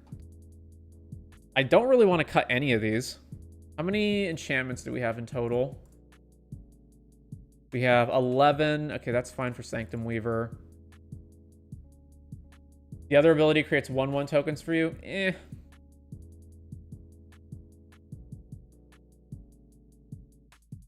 Play player for the second ability. I mean, she's reasonable, but she's not really doing much of what I actually want to accomplish.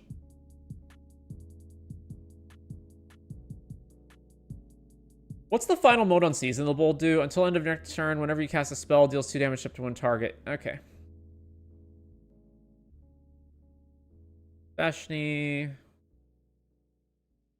Now, Feshni's pretty expensive. I'm going to get rid of that one. And let's see. Peregrine took Academy Manufacturer. That's fine. Carpet, Bloom Tender. Probably still have too much protection that we could cut. Anyway, let's look back here at what else is in here. Samwise.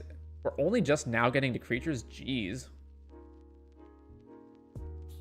When this enters the battlefield, exile target permanent card from your graveyard. You may play it for as long as it remains exiled. Spells you cast from anywhere other than your hand cost 1 less.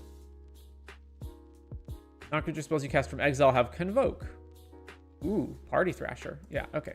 Party Thrasher. Most excellent, sir. Party Thrasher. Party Thrasher. See, this removal's good. I would probably cut from protection next. Lightning Reeves. I probably want that. Mom, Skrelv. How are we actually winning the game, by the way? Because right now we're just like doing generic value stuff. I guess it's just like keep getting counters, keep making tokens.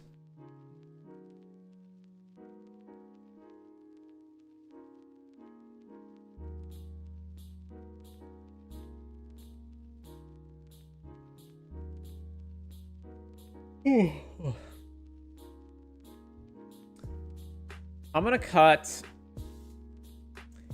Destiny Spinner because we already have Abolisher and Cutzel.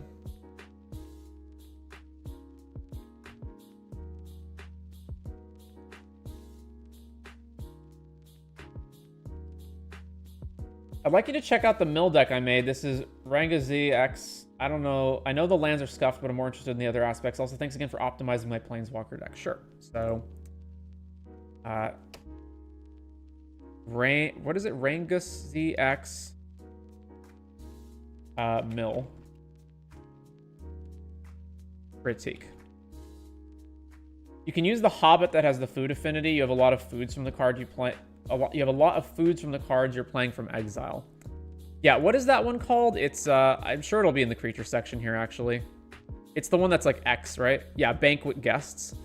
Enters with twice X counters, sack of food, gains indestructible. Okay, this is not what I want. It's not doing anything that I want, and it's not going to be big enough, even with affinity for food, that it will actually like kill people just by attacking, so I don't want it. This one's a little more reasonable. I would rather have the Party Thrasher with the Convoke than I would have this guy to reduce the costs by 1 because he's 4 mana. What is this? Whenever an artifact enters, deal 1 damage, sacrifice 2 artifacts, exile the top card. So you can exile the foods and then... But so you're 2 foods for 1 card. I don't want that trade-off. I don't like that trade-off. Yeah, there's the Kami. Yeah, we could just chuck a Brood Scale combo into this deck, but that's no fun. Tireless Provisioner. I forgot about that one. Tireless Provisioner. And then, yeah, now Feshni. We're going to ignore that. Creatures with power less than this. Blah, blah, blah. Artillerist. Animpakal. What does this one do again? Whenever you attack, spells you cast from exile this turn cost X to cast for X is the number of players being attacked. Exile the top X cards of your library until end of turn. All right, we probably want this, right? It's exile the top 3 and then all of them cost 3 less. We actually probably want that. Commander Liara Portier. Commander Liara Portier. That would, I guess I would count that as card draw because, you know, we're hitting 3 cards off of it. And then this stuff's not relevant. At the beginning of end step, if you created a token this turn, draw a card, and we can convoke it. Sure, Benny. Whenever one or more counters are put on it, create a treasure. For the first time each turn, make a treasure. Meh. Beginning of combat, create a food. Activated abilities of foods cost 1 less. Well, we don't care about sacking our foods for life, so that's irrelevant. So it's more just make a food every turn. Just okay. Whenever you cast a spell from anywhere other than your hand, create a food. And it's 2 mana? Yeah, okay. That's much better. Graham O'Brien? With an E? Graham. Actually, that's not true. We do care about sacking foods in the case of Trail of Crumbs. Damn loyal. Odama, not playing that. We have Facebreaker, right? Actually, no, we don't have Facebreaker, do we? Get that in here. Professional Facebreaker. Sunshot Militia. Hugs is too expensive. This is 7 mana. Enters. Food-related stuff. Okay. Then instants, most of which I don't care for.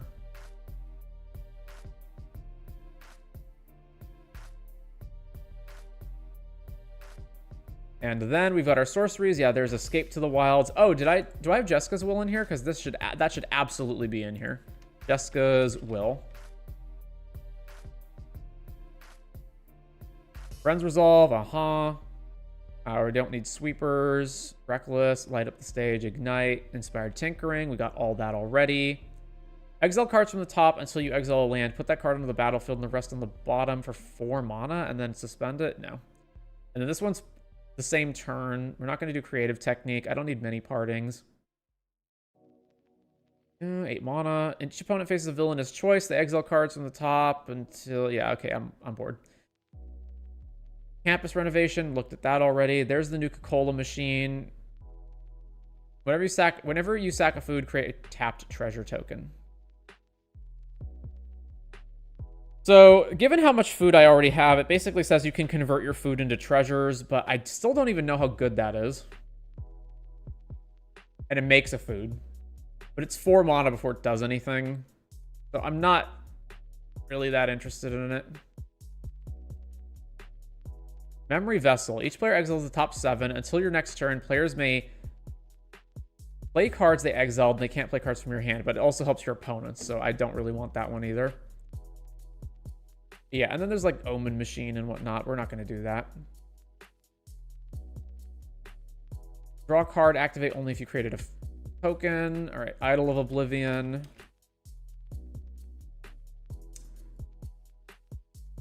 And finally, I think we're almost done here. Share the Spoils. ETB or an opponent loses, exile the top card of each player's library. During each player's turn, that player may play a land or cast a spell from 1 card. May spend mana when they do exile the top card of their... When they do exile the top card of their library. So it allows you to keep going, but it also allows opponents to keep going, which sounds really, really bad. Oh yeah, Caretaker's Talent.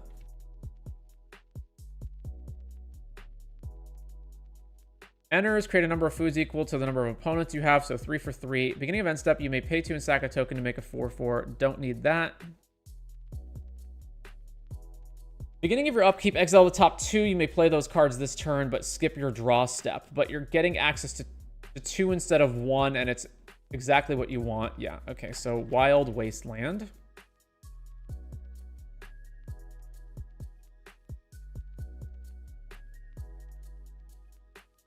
There's Showdown. What is Expedited Inheritance? Whatever creatures dealt damage, controller may exile that many cards from the top and play those cards until the end of their next turn. Nope. Got Stolen Strat. Got, let's see. Food, not relevant. Rhythm of the Wild. Do I not have that in my protection package? Because that should definitely be in there. Protection. Yeah, I don't have it in here. That's just incorrect. Rhythm of the Wilds.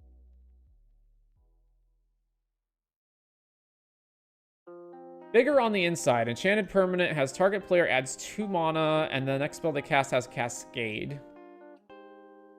Cascade was a direction that we did not go with, but I don't think we need to do either. Foreman's Talent. During your turn, artifacts you control are foods. Whenever you gain life, make a 3/3. Whenever you gain life for the first time, counters. Got Tavern Brawler.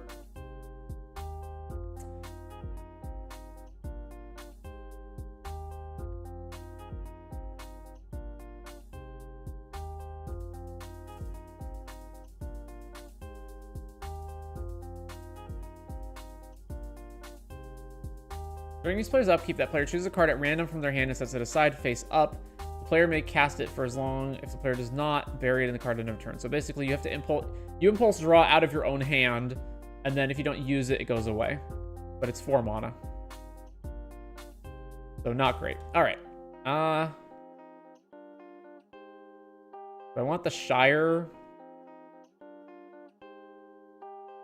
No.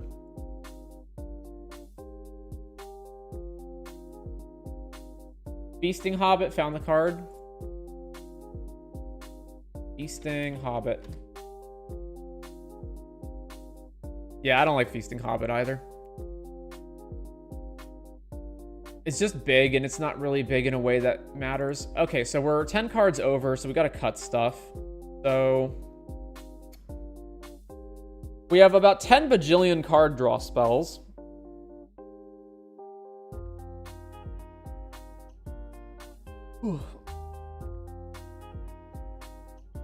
So we could cut cards like Trouble in Pairs and Sylvan Library just because they are card draw that is not in line with what we're actually trying to do. And then where's the other just straight up card draw? I'm definitely not cutting the One Ring though, because it's just ridiculous.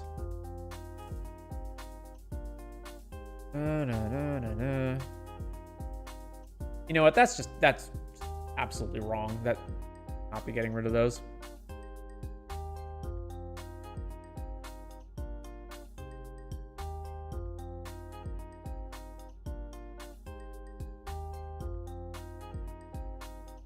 What do we actually want to get rid of? I don't think I can afford to cut much more from the kill spells. We've got 2 things that kill artifacts and enchantments and 2 things that kill creatures. And then we've got a bunch of protection.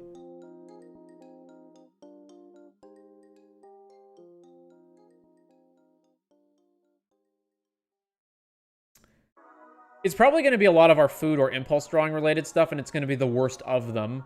So, Pia Nalar we don't really need. Just making random Thopters is whatever. We can get rid of that. And then we've got a lot of ramp. A lot of ramp. So...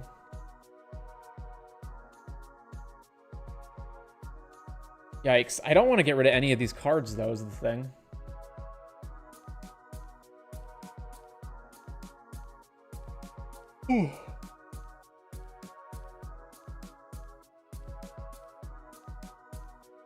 I guess I can cut my Torpor Orb down to just one card. So just Doorkeeper Thrall only. And then let's see. This is whenever you put the counter on it, you draw, and it only triggers once a turn. So it doesn't even always trigger. So it's probably not great. And then what else? Benny Brax is another one that I thought of as maybe not being so great, because again, we're not going to have always created a token every single turn. I mean, we probably will a lot, but not necessarily all the time. I'll get rid of him. Whereas Caretaker's Talent... I guess Caretaker's Talent kind of falls into the same category, right?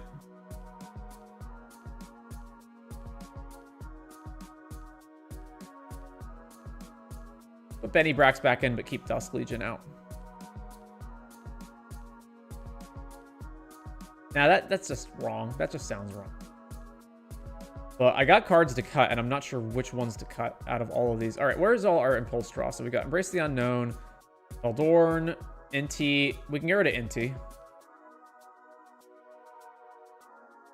Double Pairs, One Ring. Tavern Brawler. I don't like that I have to control my commander for this to do anything, so we can get rid of that. Even though most of the time, yeah, we're going to have our commander out, but if our commander isn't out, it just actually bricks. It's the same thing with Dusk Legion, but Dusk Legion's at least 2 mana instead of 3. How are we winning with this version? Apparently we're winning by just putting counters on stuff, or like killing people with some of our bigger creatures like Bone Horde Dracosaur. We're just like putting a bunch of value into play and pumping a bunch of things.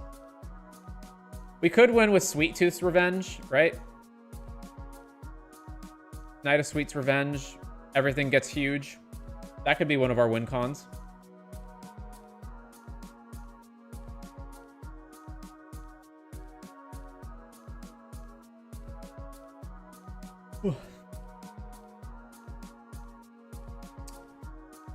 Rock Hard activate only if you created a token. I'll get rid of Tinkering. This is one of the more expensive cards.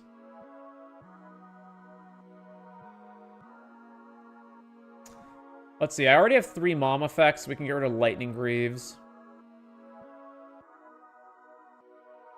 Yeah, I would say Knight of Sweet's Revenge is probably our primary win con, and the other win con is just generating enough value on the board that we eventually get like big creatures and overrun our opponents. 4 more cards to cut. It almost certainly has to be from ramp, right? We've got a regular ramp, and then we've got Jaheira, Balin, Facebreaker, Party Thrasher, and Tireless Provisioner as like 5 off-brand ramp cards.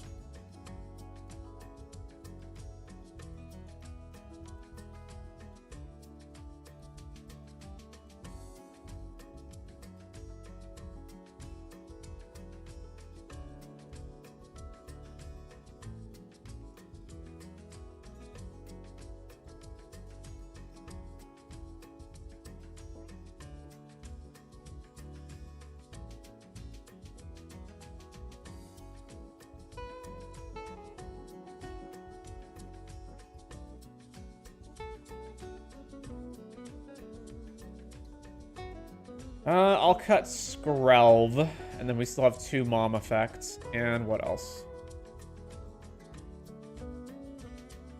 The Graham O'Brien is whenever you cast a spell from anywhere other than your hand, make a food. Sam, Boyle, Attendant. This was one of the ones I thought was iffy. We can get rid of this one. 2 more cards to cut. Don't want to cut Samwise. Don't want to cut Sorcerer. Not cutting these guys.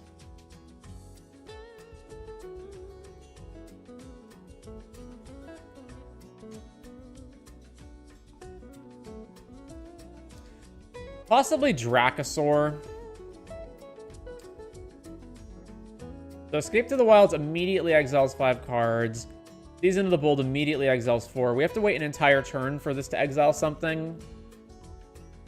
And it only exiles 2, so let's get rid of Bonehorde Dracosaur. And then what else?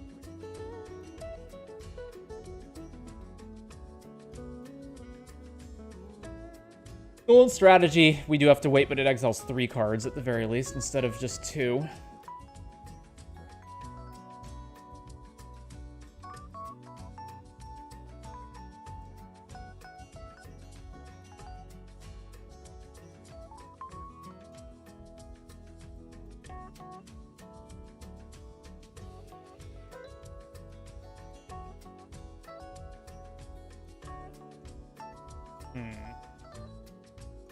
How good's Balin? Tap 2 tokens to make color, tap 3 tokens to draw. I think this is probably overrated. We can get rid of Balin.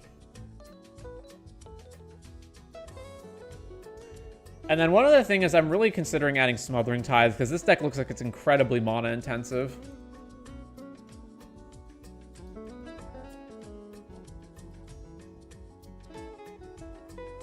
So what's another card we can cut for Smothering? Some kind of ramp spell, because we have so much. Goose. Yeah, Goose makes food. It's also kind of bad. I don't know. Amber, Diamond. Anya.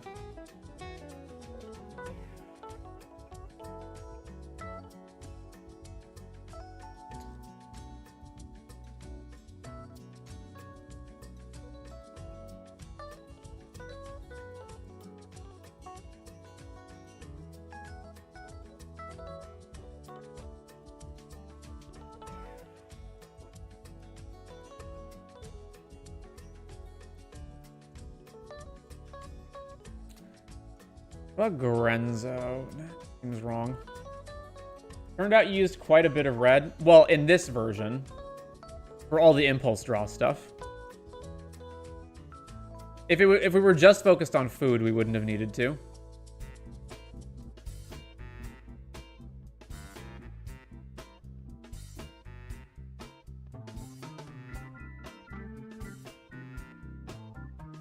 I don't want to cut anything, is the problem.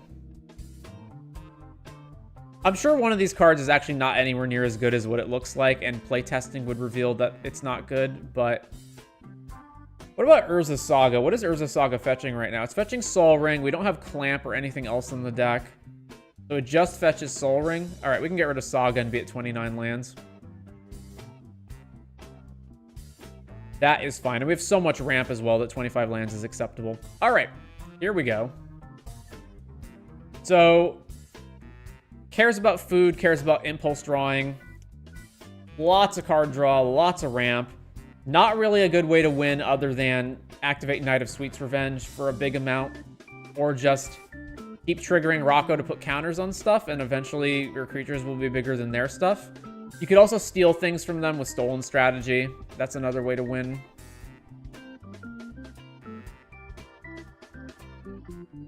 I wonder, what is the curve in this deck? Because we want the curve to be generally low for the impulse drawing.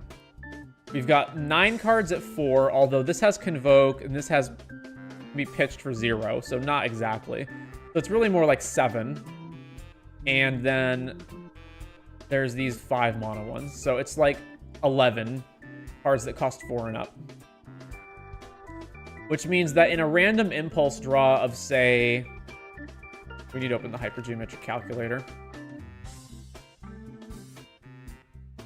It's essentially what I'm trying to gauge is what's the likelihood we'll be able to cast all the spells we impulse draw on the same turn, right? So I would say as long as we don't hit multiple 4s, although 4 and 3 is also pretty bad. How many 3s do we have? 14. So that is 25 about. Although light up the stage could be cheaper, so 24. Let's call it 24. So we got a 99 card deck, and let's say 24 of the cards in the deck actually cost 4 or 3 or more. And impulse drawing, well, a bunch of our cards impulse draw different amounts of cards, but the majority of them do 2 at a time. So in a hypothetical sample size of 2, what's the likelihood that both cards will be 3+? Pretty darn low, right? The odds that we have one of them will be 42%.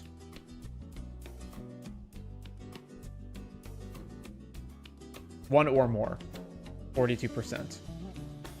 So I'd have to actually test the deck, but that sounds reasonable.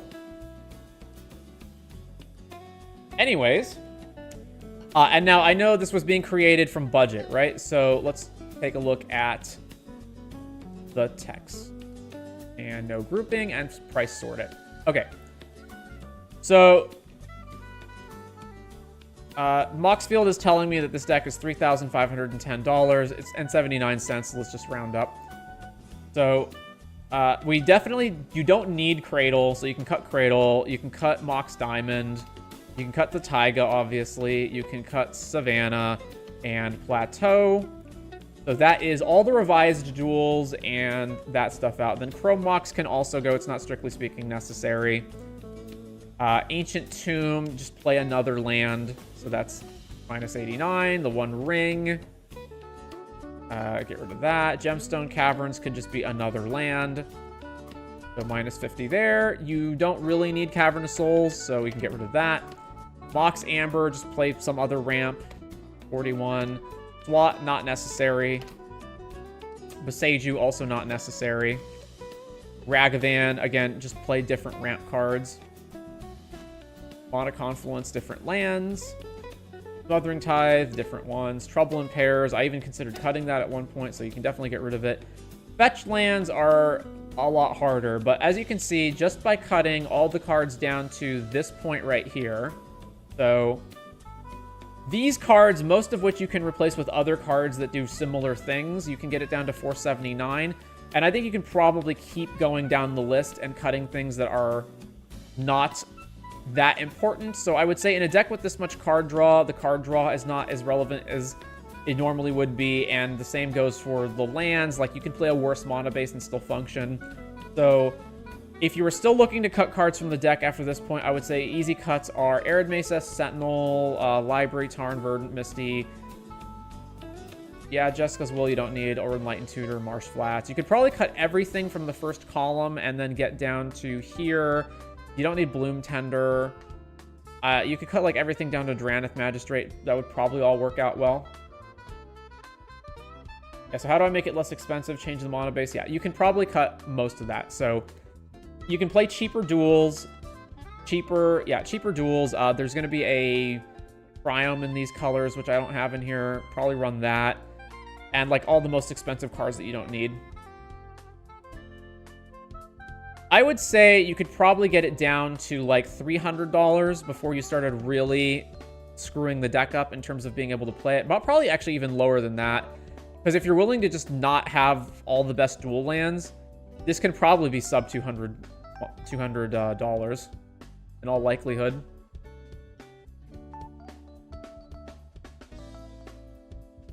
As a test case, so first of all, let me just link this deck in the chat. So Rocco. I'm going to duplicate this deck, and this is just for test for pricing purposes.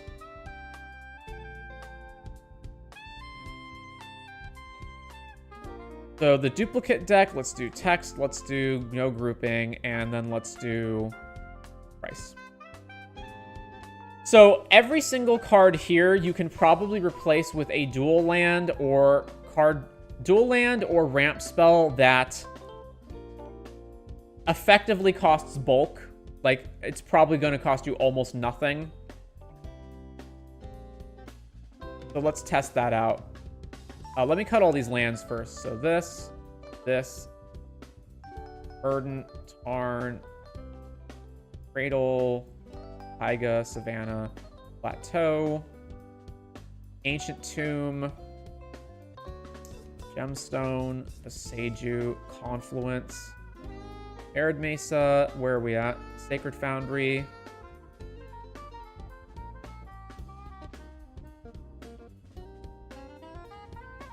Arn. City of Brass.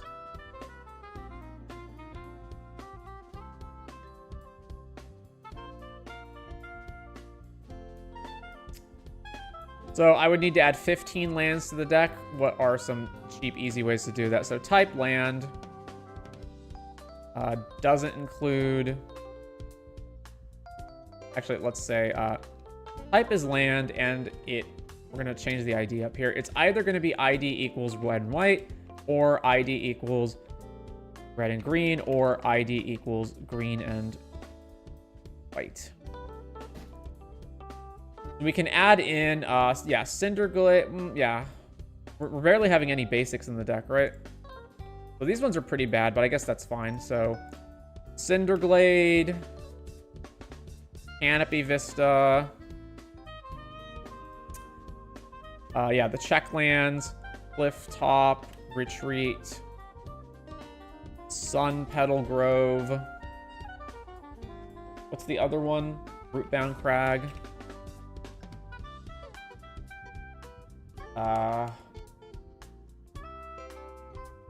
Let's actually reduce this. USD is less than or equal to $4.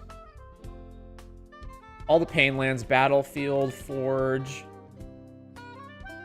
Green-white is... What's the green-white? Brushland. And then red and green is... I cannot remember. What is it? Oh yeah, the slow lands. Rockfall, Vale. Carplusen Forest. Carplusen Forest. How much is Grove of the Burn Willows? Is it too much? Yeah, you can play the really, really crappy Game Trail. Overgrown. Farm. Brushland. Fortified Village. Not the temples. The snarls, sure. Fury, Calm, Snarl. You probably do. I cut Sacred Foundry. You probably don't want to cut that if you're playing cards that are based on those things. And then these are all crap. Don't play the filter lands. I guess we can play Pathways.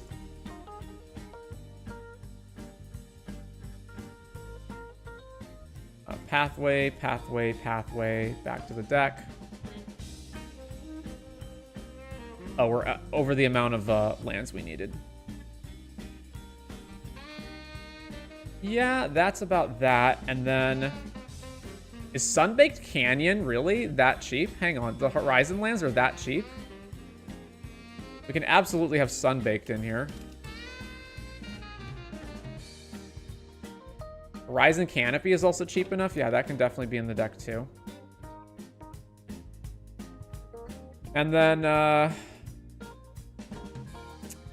Box Diamond, Ring, Cavern, Amber, Swat, Ragavan, Tithe, Trouble, Sentinel, Library.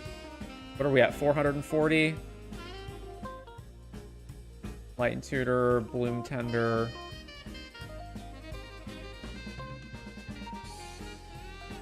So, yeah, getting it down here, we're at 400. We can just start adding in, like, random cheap cards that are fine.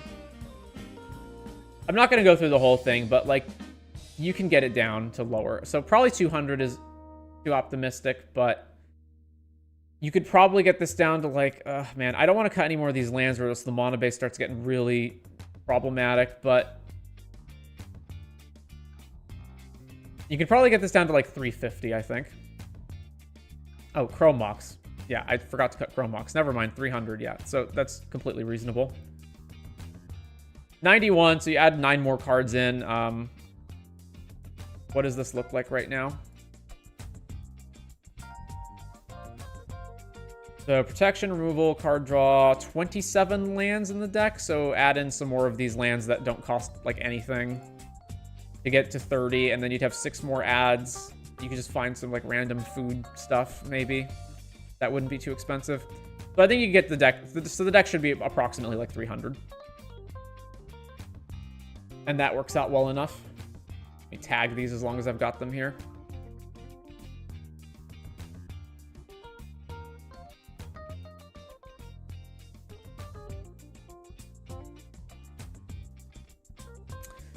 Here's a thought. Would you guys like me to make a budget lands package so that when you're like building decks here, you can just, so you can grab my package. You can grab, when you're on Moxfield, you can bookmark packages that other users have made and you can automatically add them. So I wonder if that would be helpful for you guys. Interesting commander, might try it online. As an aside, I was the guy who suggested Nimrus before, but I wasn't able to get my actual deck list critiqued. Is it too late to just get a quick run through? I watched the VOD so I know the big stuff. Yeah, sure, you can post that. I just need your username. Is your YouTube name pronounced Ame or Am-E? It's neither, it's Am-E. So like with a W, Ami.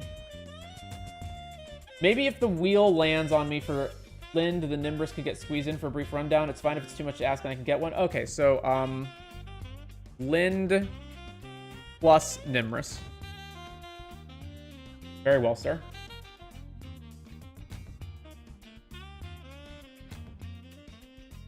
So yeah, let's go ahead and do that. That might be easy. And that'll also allow me to, when I'm building decks for people, like when I'm taking their decks and I'm saying, hey, let me optimize this, I can very quickly swap lands in and out.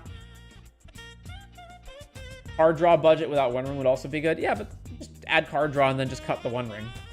Let's just shave 1 card. All right, so packages and... Oh, I need to delete that deck. Hang on. Delete this deck. So, new package, lands, EDH budget. So we're gonna want, can I sort by price here? I cannot. I assume all the pathways are probably budget.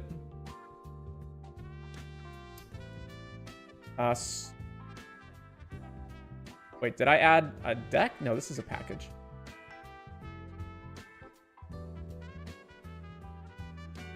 Does not look like a package. Hang on. I guess it is. It's just not giving me any sorting options. Pathways.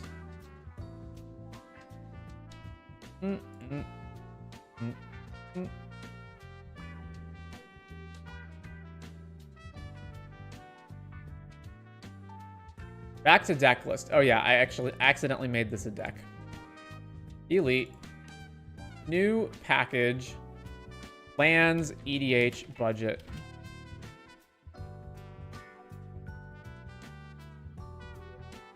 Or lands, budget, EDH. All right, we good now? Pathways.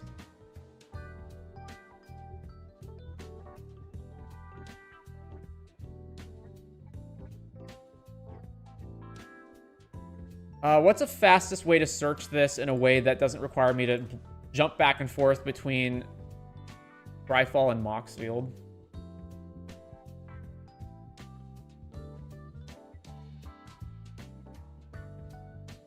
Because we're going to want the Pain lands in here. We're going to want the Tango lands. All right, advanced search. Look for... It must be a land. All the good ones are rares. I can't apparently sort by that. Oracle text, color identity. There's not a good way to do this, is there? All right. Well. Right here.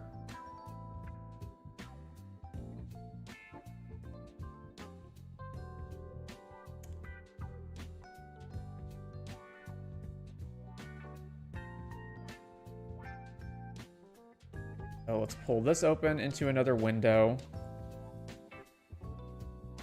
Okay.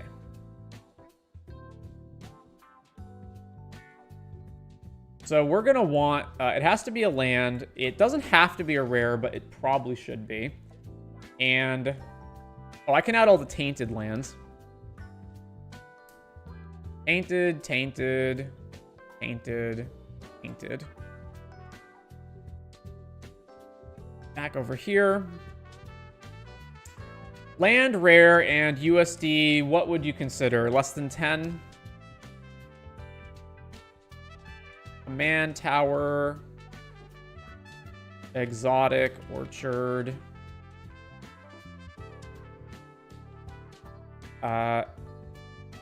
So most of the fetches, I think, are probably outside of people's price range, although not all of them are. Let's just ignore fetches for... because some of them are not. Like, Windswept Heath is how much? $8? All right, let's say less than 6. I guess Fabled Passage is acceptable in that case. Did I get Exotic Orchard in here? Yeah. Sunken, Hollow, Cinderglade, Canopy Vista, Prairie, Stream, Bouldering Marsh, Dragon Skull Summit, yeah, all the check lands, Sulphur Falls, and the Painlands, Caves of Koilos, Ground, Catacomb. Are the Commander lands cheap enough? Some of them are, apparently. Rejuvenating, Springs. If Rejuvenating Springs is that cheap, I can't imagine that the other ones are that much more. Clifftop Retreat, Isolated Chapel, Divin Reef, Hinterland Harbor. That's spelled wrong. Hinterland Harbor. Yavimaya Coast. Woodland Cemetery.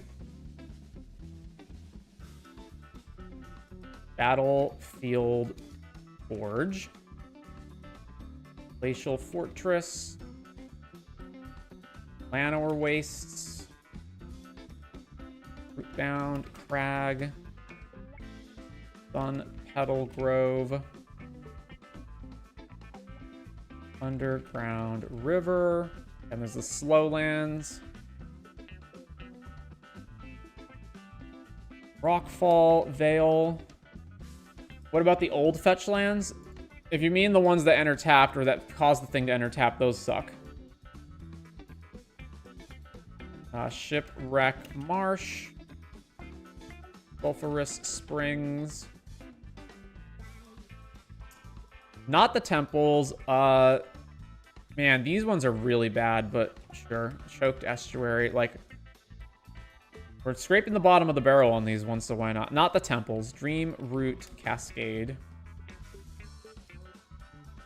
Storm-Carved Coast is under the amount? Alright, that's surprising. A Darker Waste. Plusen Forest. Foreboding Ruins. Haunted Ridge. Deserted Beach. And next, Port Town. Game Trail. Overgrown Farmland. Brushland. Fortified Village. I assume the Triomes are expensive, and that's why they're not showing up. Snarls are awful. Frostboil Snarl, but yeah, we'll add those in here too. Yuri, Calm, Snarl. Add all the Snarls. Necro, Shadow. Mind Glimmer. And yeah, these ones suck. The filter lands are just so horrendously bad that I don't even want them, but I might come back and reconsider. We got all the pathways already. I guess if you're doing budget, filter lands are acceptable. Is filter land. Cascade Bluffs. Fetid Heath. Firelit Thicket. Oh, the Horizon Lands should have been here too, right? Flooded Grove. Raven Cairns. Mystic Gate. Rugged Prairie. There would have been a time where I could have done all this from memory, but now is not that time. Twilight Mire. And Wooded Bastion. Then there's some other ones like Nimbus Maze. River of Tears. Grove of the Burn Willows. That one increased recently, right? We'll have to go through the pricing of this all at the end. Is Horizon. Fiery Islet. Horizon Canopy. Nurturing. Heat. Silent Clearing. Sunbaked Canyon. Waterlogged Grove.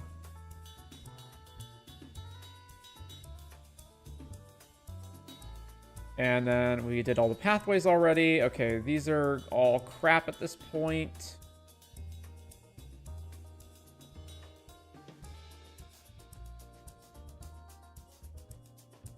I don't want ones that always enter tap no matter what. So those are all the ones that I'm ignoring.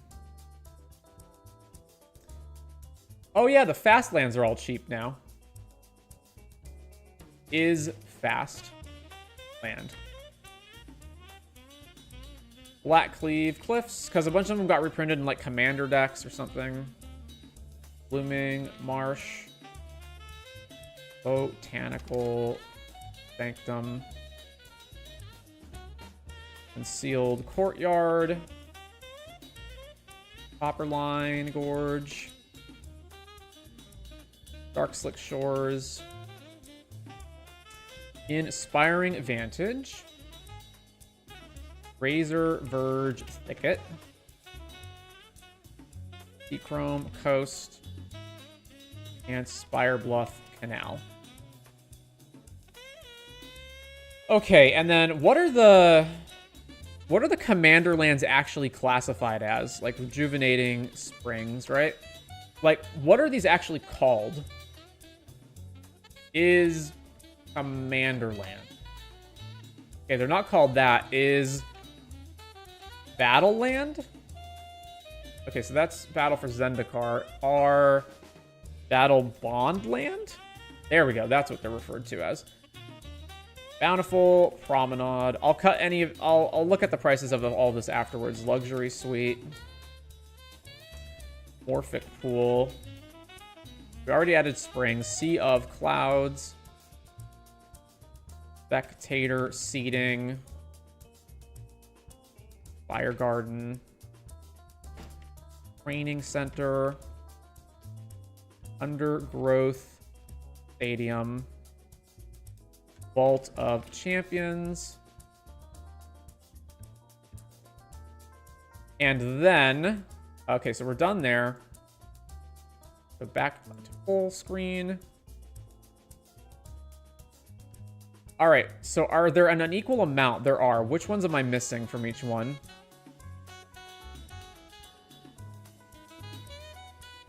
Filter, check, fast, slow. Horizon. This one, there's no blue-green one for this, is there? No, that's Vine Glimmer. There's no Canopy Vista, that's why. Okay, Brushland Branch. Why does this one have 11? Okay, it's River of Tears, and then 10, 10. Nimbus Maze. Shouldn't these be equal, or shouldn't these be equal, rather? Or they're all equal. Because there's a Horizon Canopy here, and there isn't here. And then Rakdos, Orzhov. Why is Orzhov at 9? Simics at 9. Boros is at 8. What am I missing? There's no Tainted in Boros. So is that the one that's different? Yeah, okay. There's no Taint. No, there's no Tainted, right?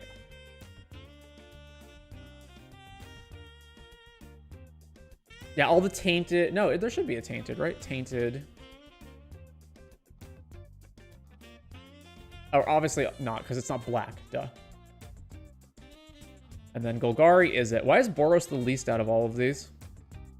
Tainted, tainted, and then blue has a Horizon Land. White has a Horizon Land. Okay, what's the difference here? Islet to Sunbait Canyon. Frostboil Snarl to Furycomb Snarl. Riverglide to Needle Verge. Divin Reef to Battlefield Forge. Spire Bluff to Vantage. Stormcarved Coast to... Am I missing? I'm missing the Slow Land.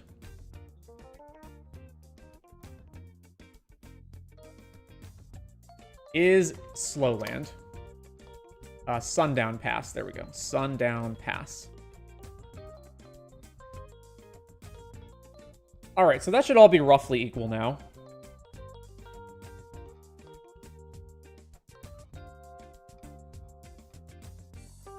Tap lands are bad. Tap lands suck. The new Duskmourn lands. Oh yeah, the Verges. The Verges are all expensive now. They're all so it depends on what cutoff point you're doing, but like I say $6 and under per card here.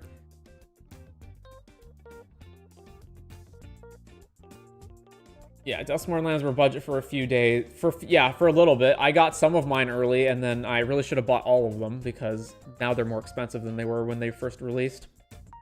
I think all the Triomes are over $10. Possibly. Let's take a look. Is Triome. What are the prices on all of these? I would have to look at what? Full?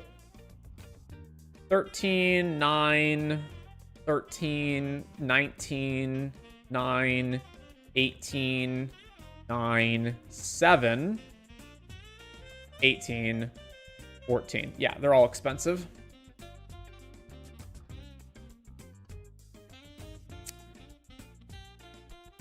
Okay, which cards here? So this is 294. Oh, 294 for everything here. In total. And that's all WUBRG colors. So I imagine this has to be fine. Let me also add basics to all this.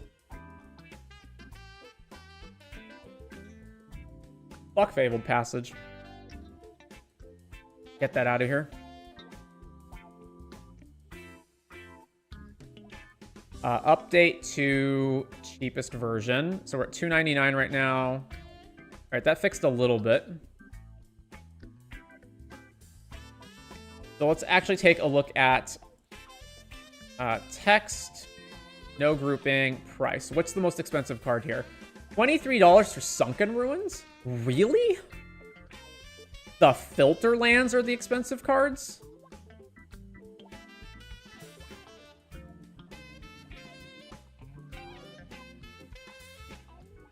Really?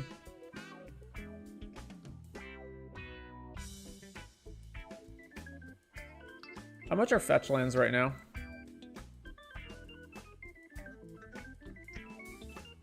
Which ones are less than 10? $9. Windswept Heat's the only one that's actually affordable. Okay. They are better than fetches. Of course, they cost more. Fetches don't make mana. Horizon Lands, Forbidden Orchard. Yeah, I really don't like Forbidden Orchard. Glimmer Void, Plaza of Heroes. Oh, Reflecting Pool should be in this list. You're right. Reflecting Pool. Fire of Industry only functions if you are specifically an artifact heavy deck, which a lot of times you will be, but sure. Spire of Industry.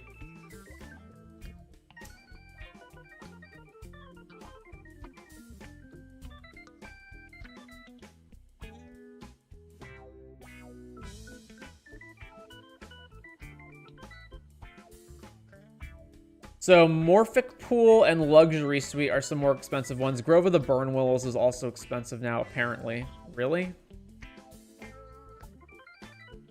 I can't switch the printing of this?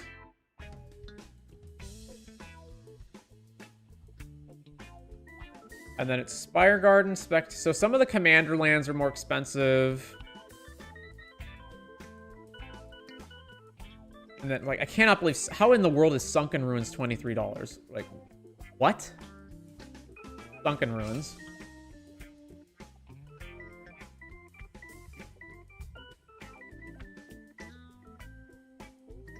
How? The filter lands are garbage. They're like D tier dual lands.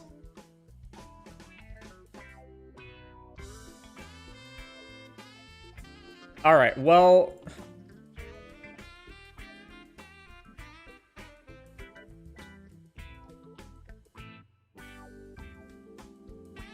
sort by color identity. Let's just cut all the filter lands regardless of how expensive they are, because they're just total trash.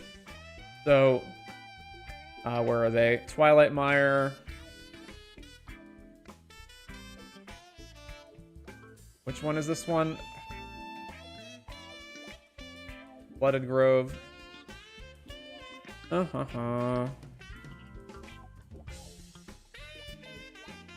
Cairns. Fetid. Sunken Ruins. Gate.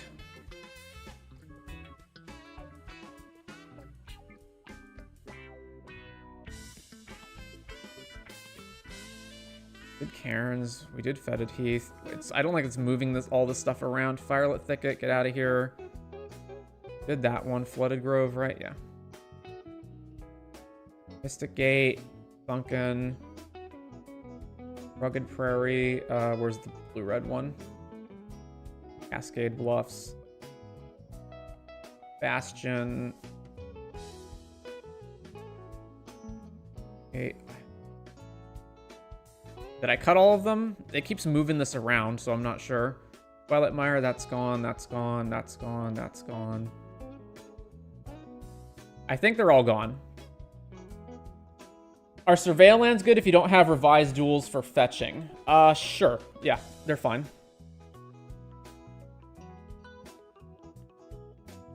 Well, let me rephrase. All lands that they always enter the battlefield tapped no matter what condition you meet, they all suck. However, if you are in a situation where you are on a budget and you just need more lands, they're acceptable as fetchable lands. Although I feel like between...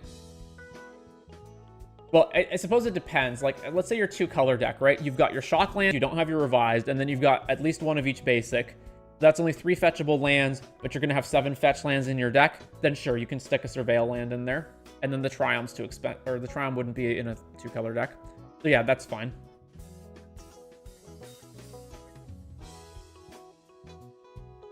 Or is it better to play basics? You can play like 1 Surveil land.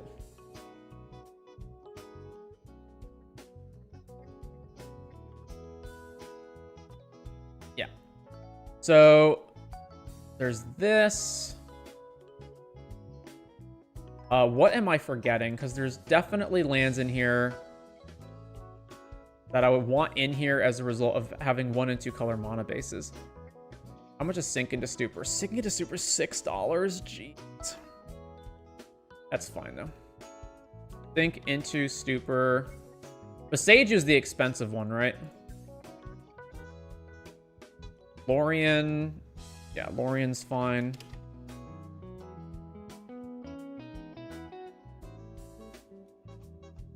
And then, let's see. Fell the Profane. Yeah. There's Witch Enchanter. There's Disciple of Frailes. Pinnacle Monk.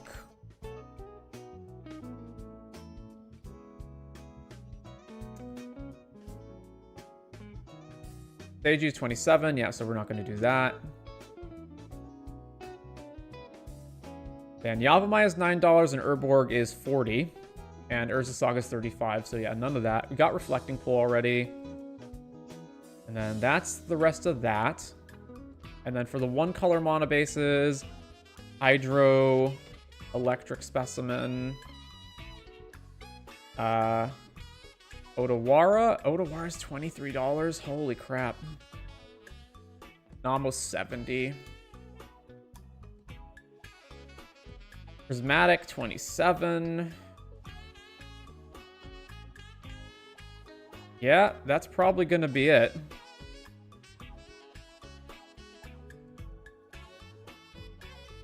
I don't think I'd ever pay 4 mana for that, so it's always tapped Swamp for me. Oh, Takanuma, yeah.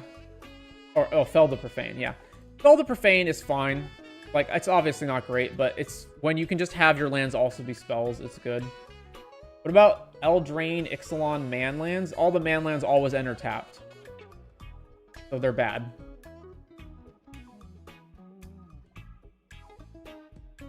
Castle Locthwain, also bad. Castle Locthwain is just black War Room.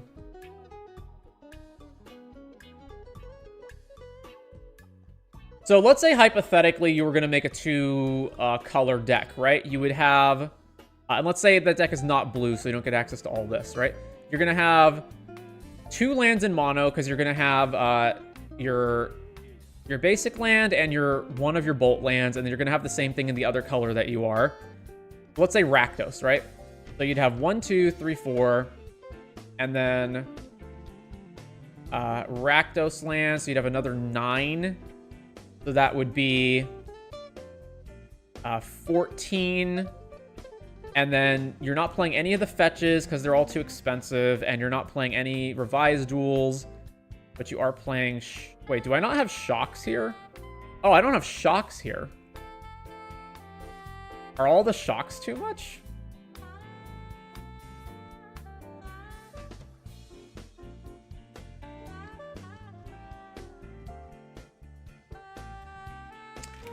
Is Shockland.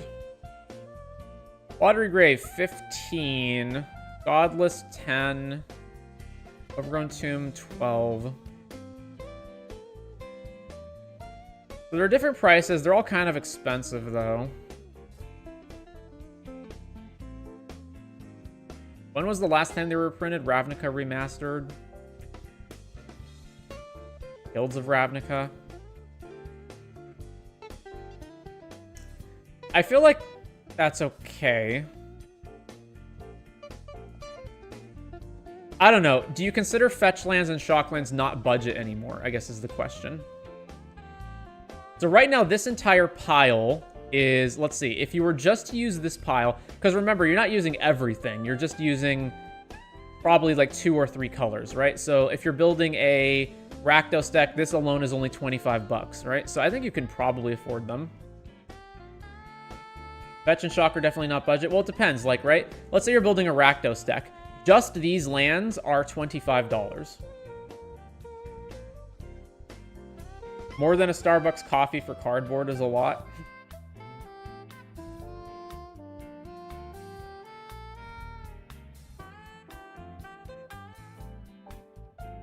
I'm just thinking, like, if...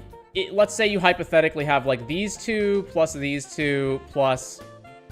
the 9, or, you know, the 9 duels that are here, right? Then that means...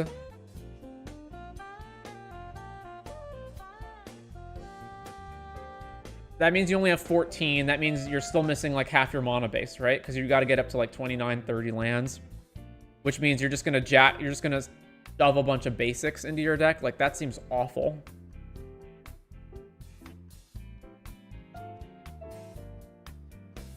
How much is City of Brass? Also not budget. Is Shockland...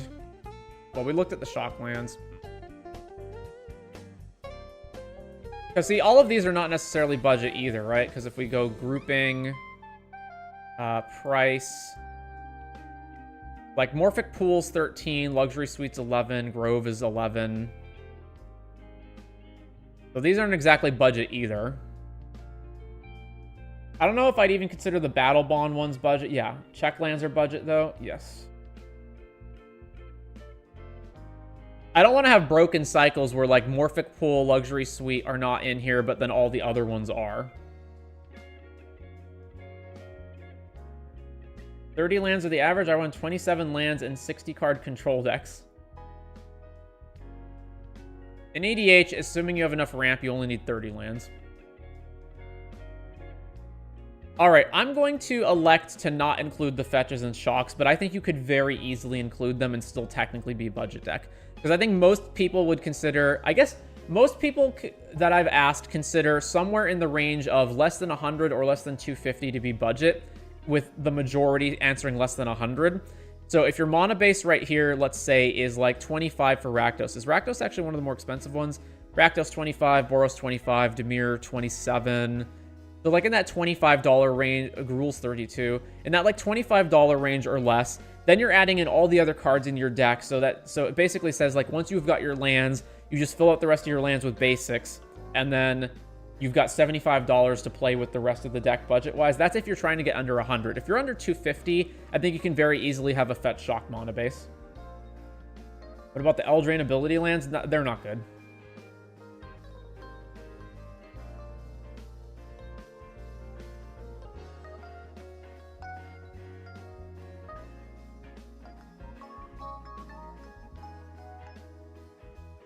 All right. I think we're good here. I think we're done. Let me add some description. Build a mana base on a budget. Probably can upgrade with fetches plus shocks and still remain budget.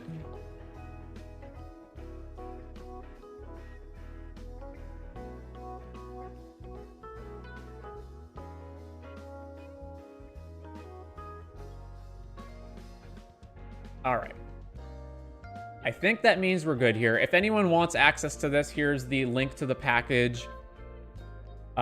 Budget lands for EDH. So you can follow that link and bookmark it, and then you'll be able to just automatically add this in whenever you're trying to build a budget one. Should we add some of the ones that just straight up enter tap that just absolutely suck? Type land. Rarity is rare or better. Enters, I guess it would just be enters tapped, right? Enters tapped, period.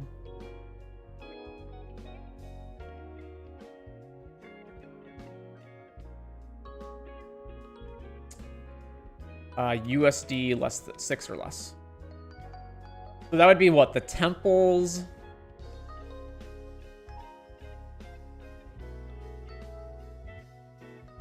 Dude, my problem with them is that lands that enter tapped are so bad that I would practically just rather run basics than run them. So, like, sure, I guess you could run the temples, but they're just so bad. Like, the temples, the non-triome, non-fetchable tri-lands, they're just so bad. At least in higher power groups, players really abuse the 1 free mulligan in EDH. A lot of EDH decks in higher power tables can play with 1 to 2 land hands, sometimes 0 with enough fast mana. I would have agreed while Mana Crypt was legal, but now I don't think you can have a landless hand most of the time. The tapped duels that cycle are okay, I think. Like these ones, they're still really bad. After the J-Lot and Mana Crypt ban, though, perhaps they need 2 more lands. Yeah, one of the things that I did after when Mana Crypt, Jeweled Lotus, and Dockside got banned, I went through every single deck and cut them all, and I just replaced them with either more lands or just other ramp. Just other 2 mana ramp, regardless of what that was.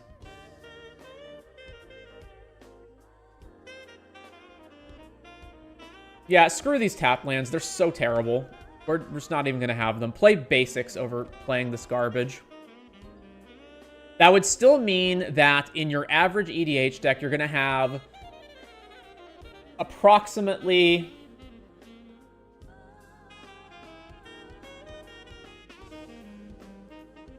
okay, so let's say you have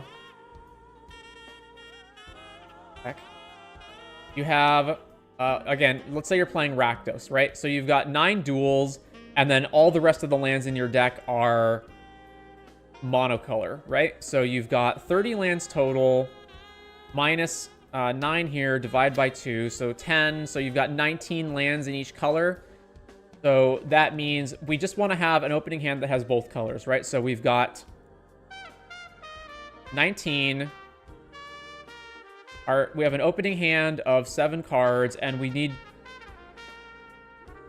1.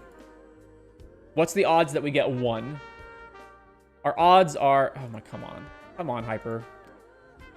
19, 7-card hand. We need one of each. So our odds are 78% chance to hit. So 1 in 5 hands we'll have to mulligan for getting color screwed, possibly. And that doesn't count mono rocks and other things that help us fix. So hopefully, I think that's probably good enough for a budget mono base. I'm so shocked it held any value considering it's only a commander card. I don't know. Which card are you referring to? Monocrypt, Jeweled Lotus. A lot of these cards will retain some value just because they're collector pieces. And there's price memory. Notice people bruise that rule often, and it bothered me how some decks go unpunished because of it. I think going too low on lands deserves to be punished somehow. You're punished by having to also run more ramp cards to compensate for the fact that you have too few lands. Or that you have lower amounts of lands, rather. Yeah, Jeweled Lotus. How much is Jeweled Lotus right now? Jeweled Lotus. So you can, let's see, with this loads. I'm assuming it's going to be, what, 30 bucks? Oh, it's not legal in EDH, right? It's, wow, it's still 50. Is that the cheapest? 52. Yeah, I would assume this is a combination of collectability plus price memory.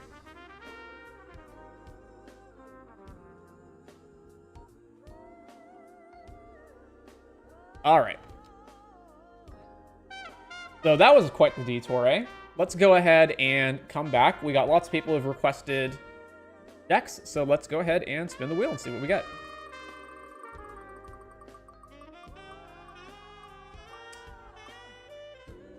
People think it'll get unbanned with the bracket system. That would be a terrible idea.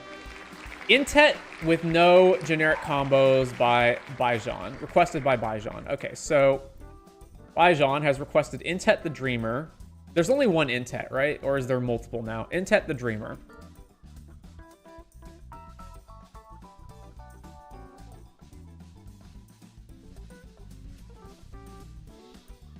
All right, so right away, I remember when cards like this, Teneb, this Cycle of the Dragons used to be playable. They're not anymore. But if we're, so like right off the bat, you have to accept that if you're playing Intet, you are intentionally playing a lower power level commander. Because there's no way, other than just jamming like generically good cards into the deck that have nothing to do with Intet, that we're going to make Intet itself or any synergies with it actually that good. So, okay, add this to the list. Let's type some tags. EDH starter kit. Boom.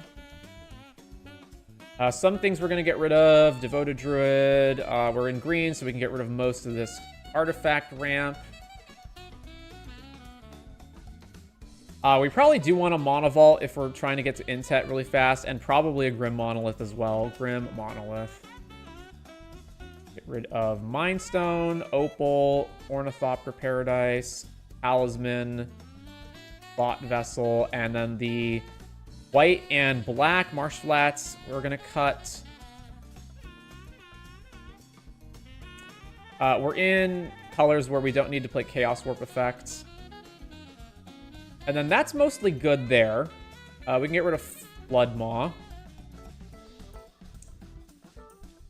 Is there a similar commander that could work the same? Are you not asking specifically for Intet to be built, but you're asking for a top card of the deck matters commander?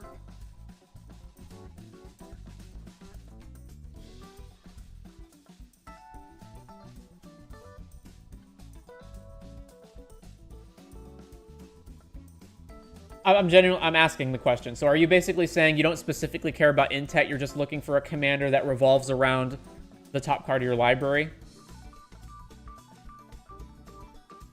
Because, yeah, there's other cards that care about the top card of your library. So, right off the bat, Elsha, Falco, Amanatu. Now, all of those are in different colors, obviously. So Elsha, the Infinite, 3 mana, or 3 different color commander, cares about the top card of your library. Mostly non-creature spells. Falco Spara, remove counters to cast the top card of your library. Amanatu puts things back on top of your library, and then you can use it with miracles. Because I was building it anyway. Okay, so Intet, actually.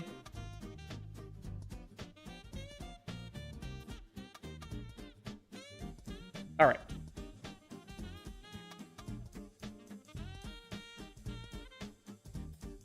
I think for all of these decks, once you cut, like the majority of how expensive the decks are usually comes from just a handful of cards. It usually comes from like the revised duels. So in this deck, there would be 3 revised duels. And then there's like a handful of cards that are in the $100-ish bracket or more. So Mox Diamond, Chrome Mox, the One Ring, Gaia's Cradle. Like there tend to be just some of those cards. Grim Monolith's going to be another card that's super expensive in this deck. Mana Vault. Like, you can get rid of those cards and the deck will still function. There's lots of things like Manamo. Like, why is Manamo in blue decks, right? It's in here so it can untap the One Ring. Well, if you're cutting the One Ring anyway, then there's no reason to run Manamo. So then you can just cut Manamo and you've saved yourself 70 bucks. So, yeah, Force of Will, another one. Like, you could just play a different counter spell. Chrome Mox is almost $100. You can easily cut that and just play different ramp. So I think most decks you can easily cut the majority of the money and you can get them down to like $300. Ragavan would be another one where it's like you can play the $30 Ragavan or you can just replace this with Boreal Druid. Like it's not as good because it only produces colorless, but it's another 1 mana ramp spell. All right, so let's see. Fanatic Erroneous works. I want to get rid of Farseek, 3 visits, and Nature's Lore. And Bloom Tender, get rid of that. So we have 18 ramp, and then this is probably too much removal. I think Gilded Drake is fine. Kenris is fine. This one's free. Nature's Claim and Force and Dress Down. I don't know. This is acceptable. We also don't have sweepers besides Psych Rift because we're in Rug.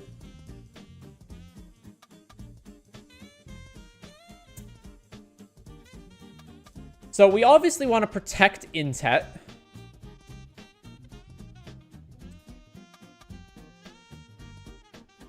So Sylvan, Safekeeper, and Lightning Reeves.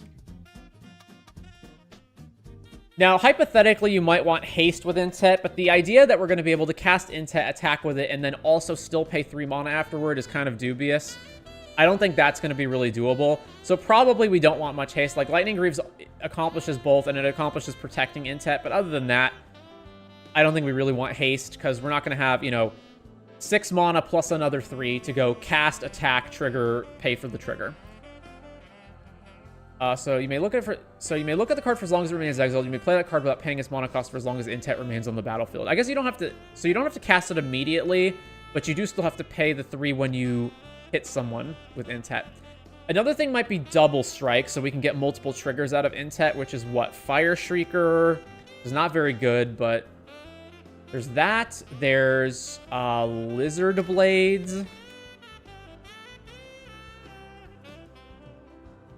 So ID is Rug, and we want the card to say Double Strike, and we want the card to not be an instant or sorcery. We don't want it to be a one-off.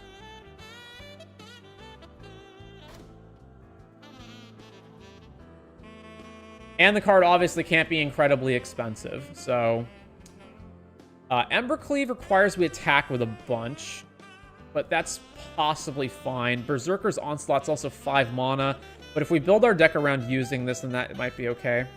So Berserker's Onslaught. What's it called? Embercleave. Another thing is that because we're casting stuff for free off Intet, we're not casting it for free, we're casting it for 3. But we're reducing the cost to 3. It means we hypothetically want cards that are expensive. But at the same time, you always have to balance that against, you can't just have a bunch of expensive cards that you can't use. So, in all likelihood, the best way to make this work would be expensive cards and then other ways of cheating them in besides just Intet. Which, the best ways to cheat things in are usually creatures. And therefore, we would want our threats to be creatures.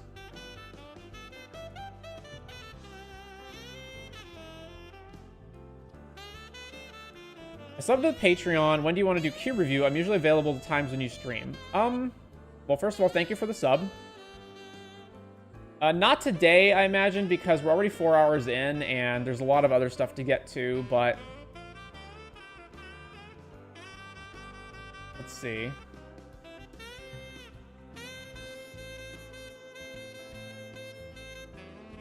If you're here tomorrow, we can do it then, as long as your cube is available on Cube Cobra. Cubes are kind of hard to evaluate, because a lot of times you got to play with them first. Like, I built my cube, and then playing it, a lot of the ideas that I thought of how it would... a lot of ideas I had of thinking how it would probably work wound up not being the case, and I also had it function in a way that I didn't anticipate, which means that I've got to go back and make revisions.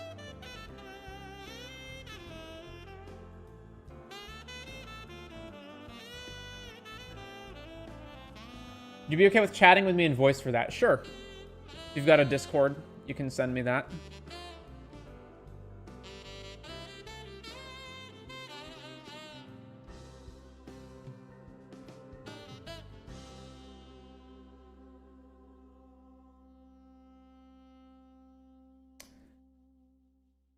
All right, so double strike. Fire Shrieker, Lizard Blades, Ember Cleave, and then we have to deal combat damage with Intet, right? Yeah, so there's no... We can't, like, ping our opponents with it or something.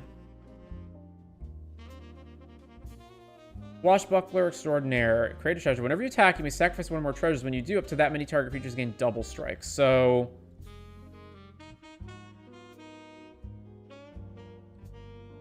if you don't have more ways of making treasures, then this only works once. But it is a cheaper way of doing it than... like all the other ways, because it's only 3 mana.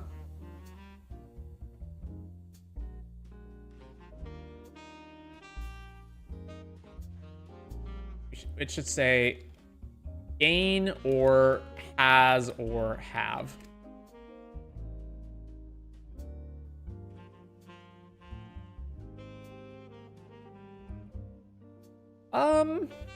Let's consider this one. Swashbuckler. Swashbuckler. Extraordinaire. Equip creature has double strike as long as 2 or more equipment are attached to it, and this is also expensive. Creatures in control have double strike. Berserkers is better than that. This is also 6. Whenever equipped creature attacks, choose one. It gains double strike. I guess this is the same amount of mana as Fire Shrieker, so... The Spear of Leo. Gains double strike, or make a 3/2 legend, or discard 2, draw 2. I guess what would you consider this? I would consider it beatdown / filtering. This is beatdown, and this is beatdown. So wait, Spear of Leonidas is the same mana cost and equip cost as Fire Shrieker? So any deck that I didn't realize this existed. So basically, any of the decks I already have created that are red that have Fire Shrieker in them, I should just swap that out.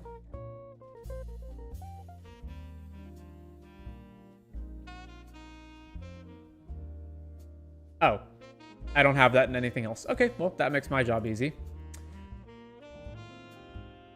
Are those all of them? Rune, Grappling Hook, too expensive. Creatures you control that entered this turn have double strike. Slivers of double strike. Being in combat on your turn, target creature gains double strike until end of turn. Ooh, Blood Mist.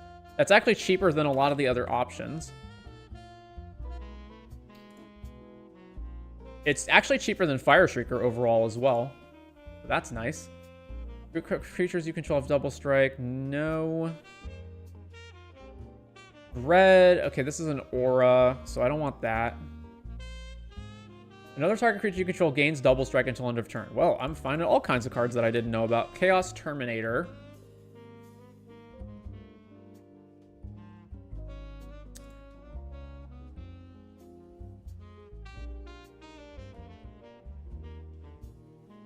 I don't want to give him to himself. At the beginning of combat on your turn, target mouse gains double strike. Okay, that doesn't work. Samut. Up to 1 target creature gains double strike until end of turn. It deals 2 damage. That's if you can protect this. So it is cheaper than other options, but it has to not die. But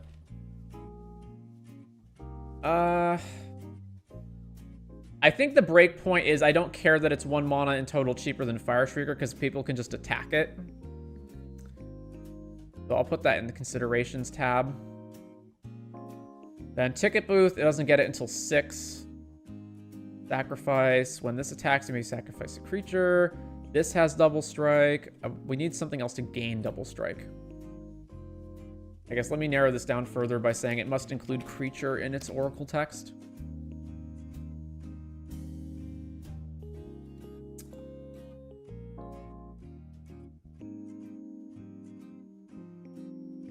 Rage form enters as an aura. You manifest. The manifested creature has double strike, or the enchanted creature. Yeah, okay.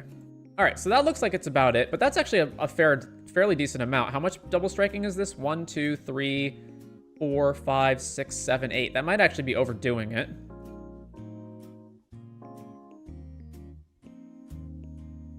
So this is for each creature attacking, right? So the Intet itself will be attacking, and then as long as we're attacking with one other thing, then it's 4 and is therefore cheaper than Fire Shrieker and Spear of Leonidas.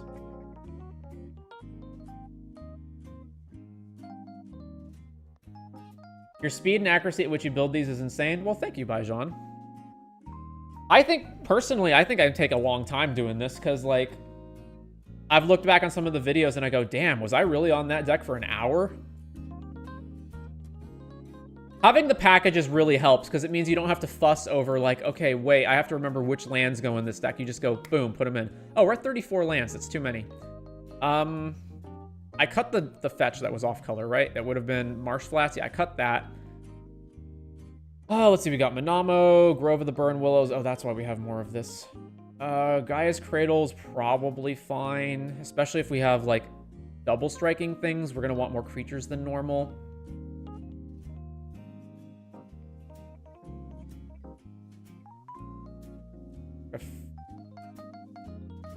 Reclamation Sage? I would play that over Force of Vigor, for example. Press down, Nature's Claim, Kenrith, Gilded Drake. Sure to Submerge.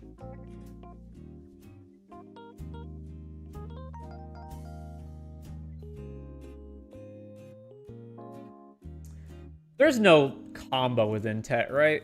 Like, I can't think of anything that would somehow combo with it. Yeah, of course there isn't. Okay, so we've got our double striking down. Now it's a matter of either I want to reduce this cost or I want to increase the trigger. Oh, there's also trigger doubling, right? Outside of just... There's, like, Strionic Resonator. Yeah, it's a Strionic Resonator. There's Roaming Throne.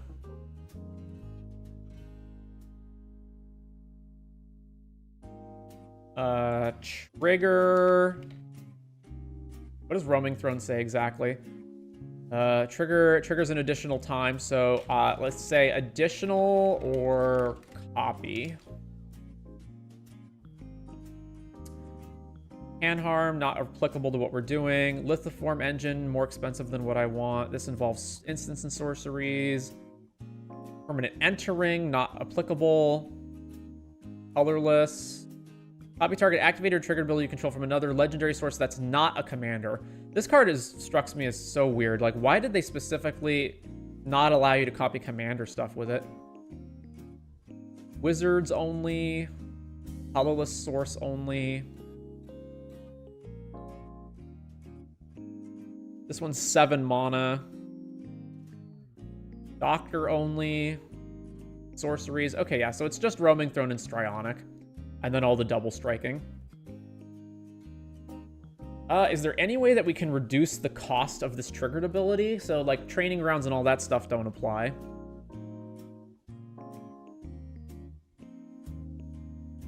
I can't think of anything that reduces triggered ability mana.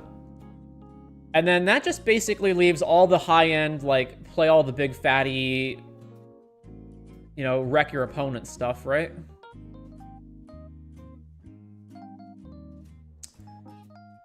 So Rug CMC is... I mean, it doesn't have to be super expensive, but...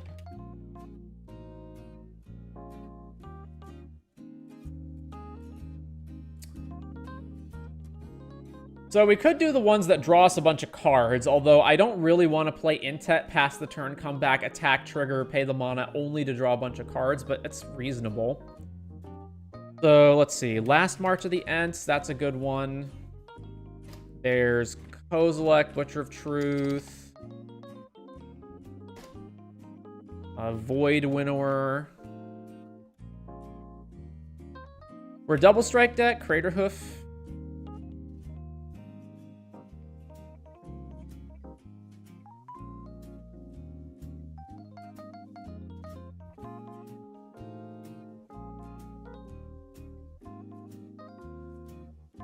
What are the stuff that cheats creatures in? Defense of the Heart, Monster Manual, Elvish Piper.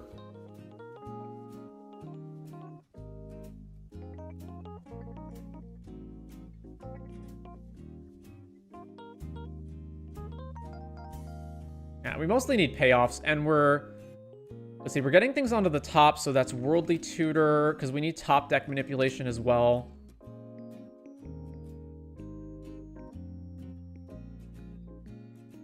So, ID, Rug.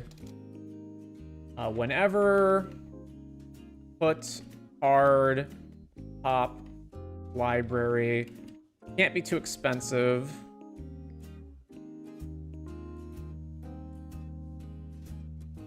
It should say search. Probably. Liesa, da-da-da. So, not these. Okay, let's say not whenever. But if it's not going to be a whenever, then it should be a lot cheaper, like 3 or less. There's also Scroll Rack and Brainstorm.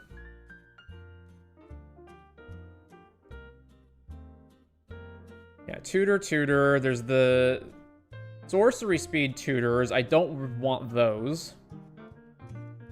Put the Sorcery... Yeah, Personal Tutor, Sylvan Tutor, not those. Long-term plans, no. Search your library for an artifact. Put it in your hand if you have an assassin. Otherwise, put it on top. Not great.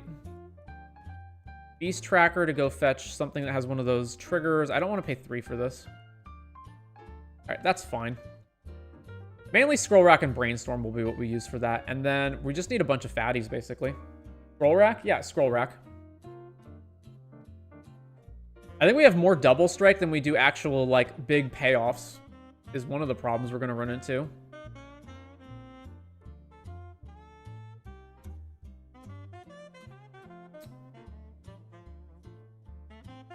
Get rid of Dress Down.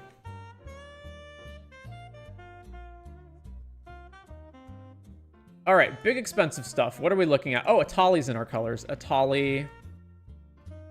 The flip one. Flip Atali. All right. Avenger, no. Seedborn, no. Hullbreaker Horror. Cool. That's in our colors too. Although we don't actually have anything to do with the infinite mana that we get off of it, so...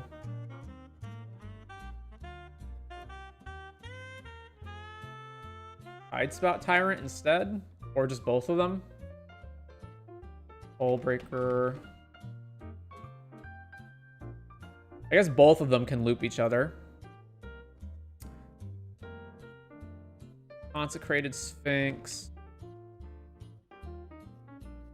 Nezahal's another good one. Niv Mizzet.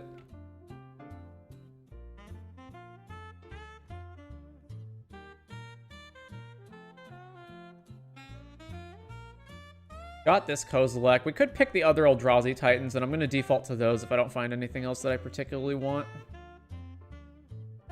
Portal to Phyrexia.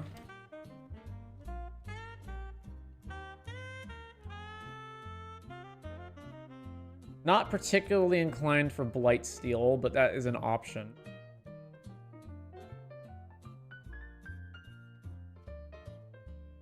Does this deck want Omniscience in it? It doesn't have like a ton of card draw. Actually, no, that's not true. Sure, Omniscience. One with the Multiverse. Alright, so our bombs are some creatures, but not like all of them are.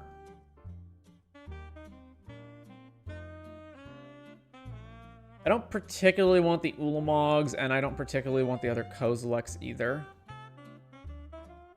This Jingataxius is interesting.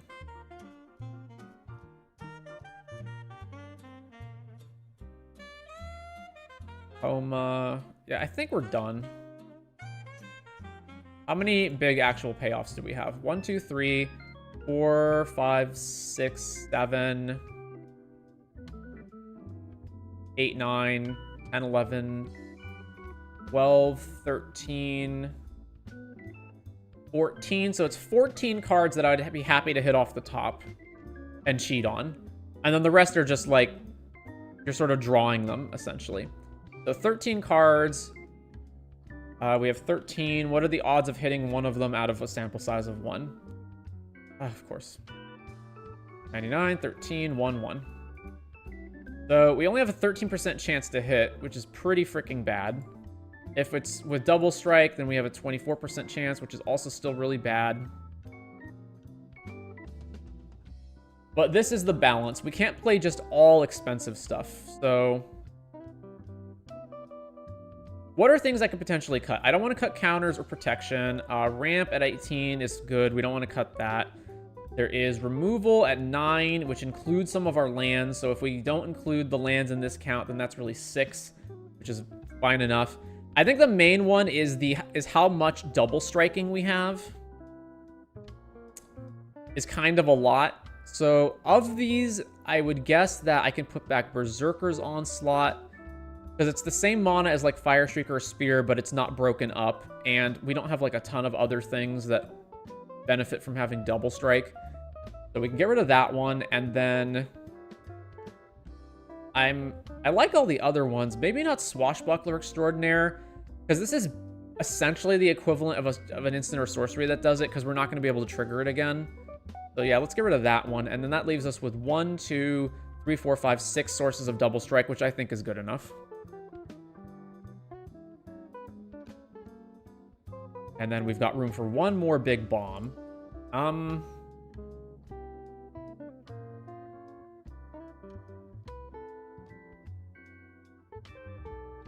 Oh, extra combat steps. I didn't even consider that. Or turn spells.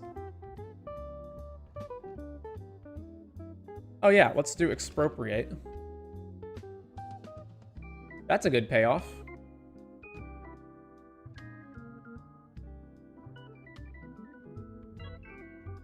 Portal, Are we actually at 100?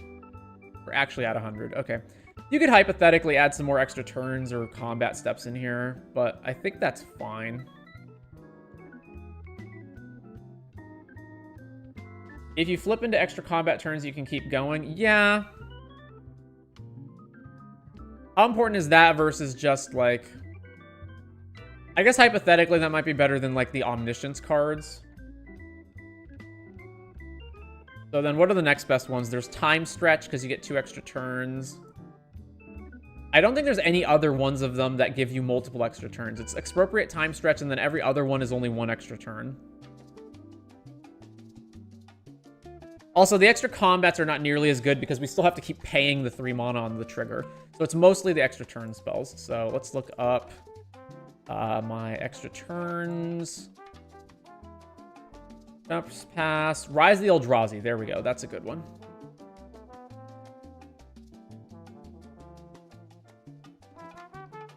Rise of the Eldrazi. This one's triple colorless, right? Can I ever cast... Where is it? Can I ever actually legitimately cast this in this deck? I guess Grim Monolith and Monovault can produce the colors to cast it. All right. That works.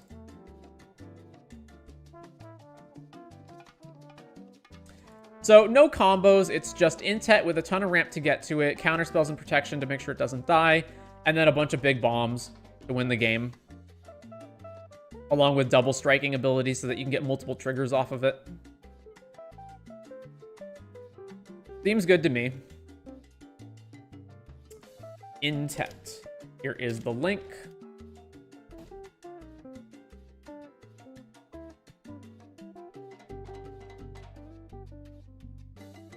All right. Spinning the wheel.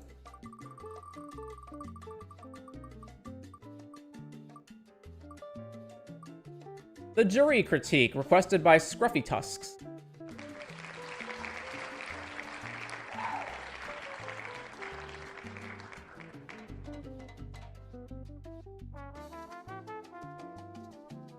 I'm new here. Are you looking at any decks? Yes, we're looking at any decks. Scruffytusks. All right, and this is Juri specifically.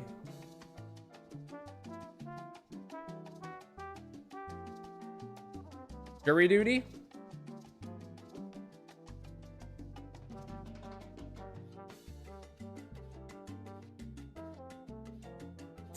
All right, I am going to ask Architect users, why do you prefer Architect over Moxfield? So, Juri, Master of the Review, 2 mana. When you sack a permanent, put a +1 counter on Juri. And when it dies, it deals damage equal to its power to any target. So, clearly it's a Rakdos Sacrifice commander. I would presume that you want to be sacking a whole bunch of things, and then... I don't know if flinging this is really a good, unless you've got combos that do it, but... I would assume you'd mostly just have a bunch of sacrifice-related stuff. I love the UI, I don't know. I think the UI is really messy and bad compared to Moxfield. Having the cards fan up and down is nice. I hate that. I don't know, I guess it's a different strokes type thing. I really don't like that it does that. I want the cards to just stick there, and instead of fanning up and down, I'd rather that they just pop to the front, which is how Moxfield works. So if like I'm in a Moxfield deck, I have these cards here and they just appear on the left, right? And I can see them. I really don't like it moving the cards around when I'm trying to grab stuff. Anyway. So it is tag sorted. So we've got our lands, 33. It looks like you have mostly some pretty good lands, except for obviously Terramorphic Expanse, Evolving Wilds. Again, even putting budget stuff aside, Evolving Wilds and Terramorphic suck, and you're better off playing any dual land over them. Although, I guess, do you have Mayhem Devil? Okay, that is 1 point in favor of using the fetch lands instead of the duels. Oh, and Juri. Right, okay. I still feel like they're really bad, but I guess it ties in with the commander theme, so sure. So it's Evolving, Fabled, Terramorphic.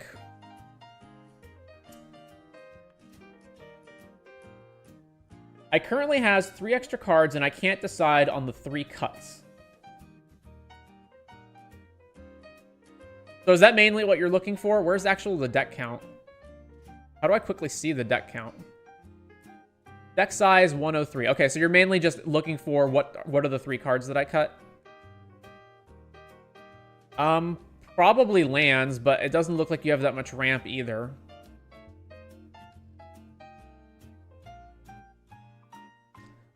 So is the main idea here you make Juri really, really big, and then you just either beat people to death with it, or if they kill it, or you can just like sack it and fling it at people? That's what I would assume. Honestly, though, Evolving and Terramorphic do feel bad when I need mana to be casting Juri or something else to pump Juri. Yeah, see, that's what I thought, which is that it's so bad that they're dual lands, but they only actually fetch one of the colors.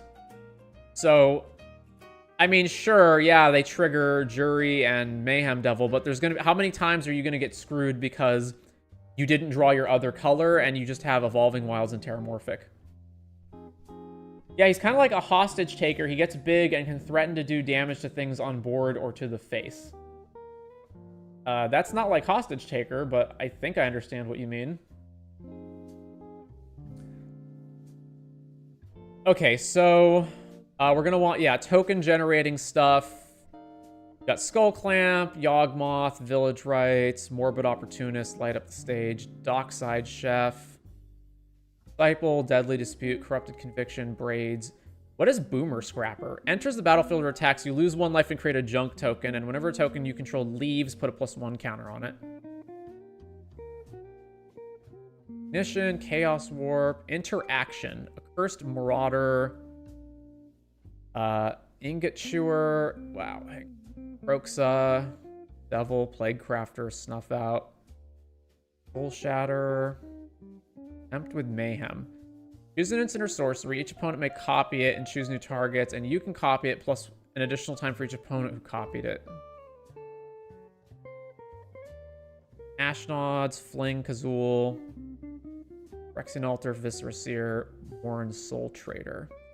Is it necessary for your Fling to be instant speed? Because if not, you can run Thud, which is a cheaper version of the effect. There's also a black Fling if you want more Flings.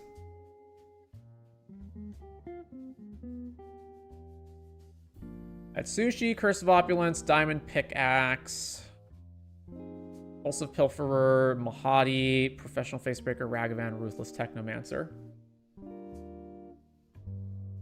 I like the instant speed response with them using things like Village Rites as well. My main pain point so far with playing the deck has been, one, it sucks if I can't get consistent draw. Maybe the draw engine needs work. And Mana Curve feels awkward. I find myself in situations a lot where I have 2 cards I want to play for a good turn, but can only play 1 and have to pass. Black Flings would be great. Which ones are those? I forget what it's called. Let me look at it.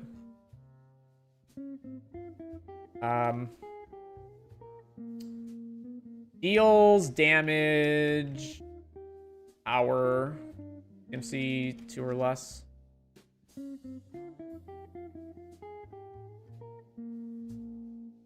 So yeah, there's Thud at 1 mana, but it's sorcery speed. There's also Rite of Consumption. It's also sorcery speed, but it's a black Fling. There should be another one.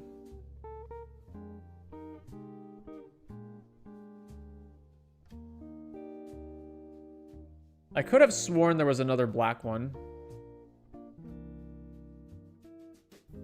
Maybe it's not damage. Maybe it's loses.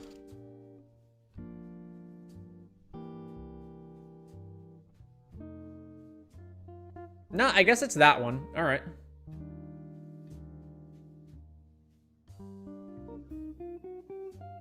Okay, so you're talking about curve problems. One of the big issues you have is that you're just not playing anywhere near enough ramp. You've got 1, 2, 3, not Jessica's Will and not Lotus Petal, 4, 5, 6. So if you don't count Jessica's Will and Lotus Petal because they're fast mana and they go away at the end of turn, you've got 6 actual ramp spells. Do you have Ragavan? Okay, 7. And Facebreaker kind of counts, so let's say that's 8, right? You've got 8 ramp spells, which means so many times you're just going to be stuck on not enough mana to do what you need to do.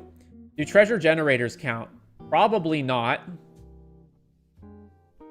Like, if Dockside was legal, I would have counted that, but it depends on how much treasures you're generating. So, like, Facebreaker counts, yes.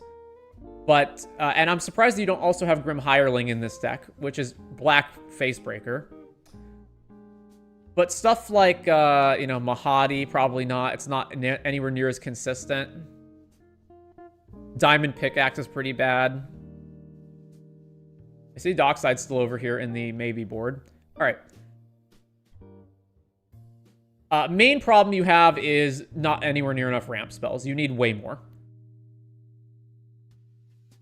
Let's see. Mastery, Logamos, Loyal Apprentice, Ophiomancer, Rise of the Dreadmarn, Tevish Zot, and Urabrask's Forge. But you don't have Bitter Blossom, which I would have in here if you're caring about making a bunch of tokens. So yeah. Yeah. Bitter Blossom. I'm not sure why you have Technomancer, considering it doesn't look like your creatures are that big.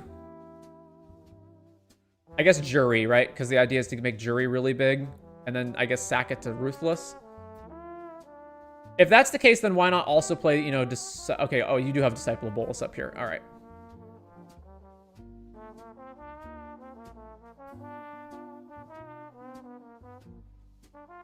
You're right, Bitter Blossom should go in. It's 1 mana less than Urabrask's too. I would actually keep Urabrask's, and I would get rid of... What does Rise of the Dreadmarn do? It's only a one-off. Great X, where X is the number of non-token creatures that died this turn. Oh yeah, this card's not good. All right, here's the cards that I would say these cards are not good, and you want to get rid of them.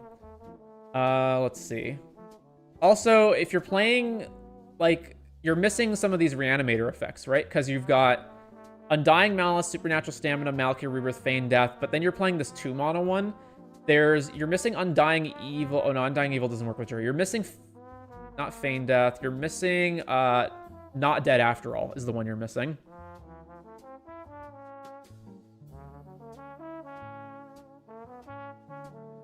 So yeah, you're missing Not Dead After All. You're missing like a bajillion more ramp spells that should be here. You should get this up to like 16. I would cut Fury. Ozlet's great. Harmonic Prodigy is great. I would definitely get rid of Fallen Ideal. You can cut the lands down to 30 once you get to a sufficient number of ramp. So you can make space for some of them. Your worst lands are Bajuka Bog, Wilds, Gemstone Mine. I don't think you need both High Market and Tower. I would just play Tower. And then, let's see. The rest is fine. Play the extra Fling effect. I don't know if you have combos with the altars or not. Do you have Gravecrawler? No. I don't see any creatures that keep coming back from the graveyard, which I would want if I was going to use the if I was going to use those sack effects. Actually, any sack effects. I would want creatures that just keep coming back from the graveyard. The usual suspects are Gravecrawler, Reassembling Skeleton, Bloodghast. I think those are the main ones that just keep coming back. Other cards I would definitely get rid of are a Cursed Marauder.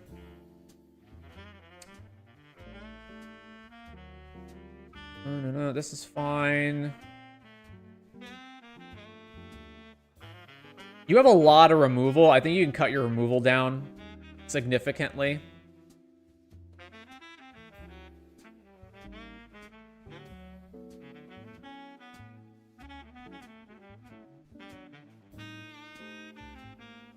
You're running these so you can Edict the Field and Juri. Okay, never mind. I think Cursed Marauder is actually fine in that case, but I don't think I would want to pay 3 for Plague Crafter.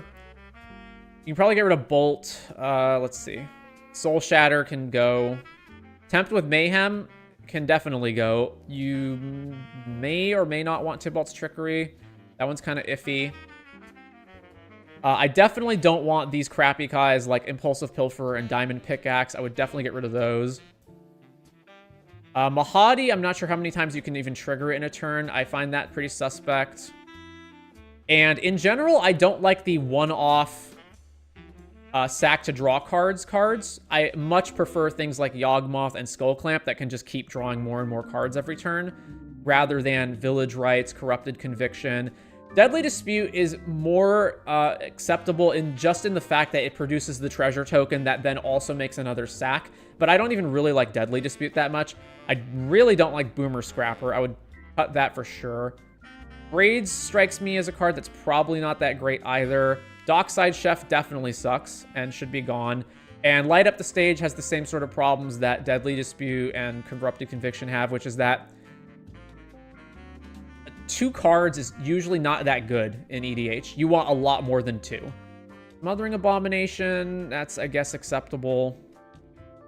Those are like the main ones I would want to get rid of. And then let's see, there's more flings you can play. There's a Rise of the Dreadmarn. I would get rid of that as well. What does Logomos do? Beginning of combat, create a 2/1. That one's fine. Elemental Mastery I definitely don't like. This strikes me as you just get blown out. You attach this to something, somebody just kills it at instant speed. You just got 2 for 1. I'm also restricting myself. No Sol Ring, no Tutors. Yeah, that's fine, but you can still just play a bunch of ramp even if you don't have Sol Ring. The altars are an infinite combo with animation module. Gotcha. Tempt with Mayhem is kind of meh, but it's in here for flavor, really. I guess then the question you really want to ask yourself is, how many times are you willing to cast a spell that's mediocre because of the flavor? How many times do you want to go Tempt with Mayhem? Ooh-hoo-hoo. Ooh-hoo-hoo. It's, you know, I sure did do the flavor, and your opponents are like, okay. And then you wind up losing because this is Tempt with Mayhem instead of something else. Yeah. Is the maybe board just cards that you thought of, or is this like you actually own these and could easily slot these in? Because among these cards, let's see, what would I actually want? Yeah, there's Bitter Blossom, Bloodghast. Yeah, you have Carrion Feeder in here, although it would be Viscera Seer over Carrion Feeder, probably, unless you have Gravecrawler. What else you got? Dark Prophecy, that sounds better, like, by a lot than a lot of the other card draw that you've got. Also, for all of your sack cards, I'm surprised none of them are nasty end.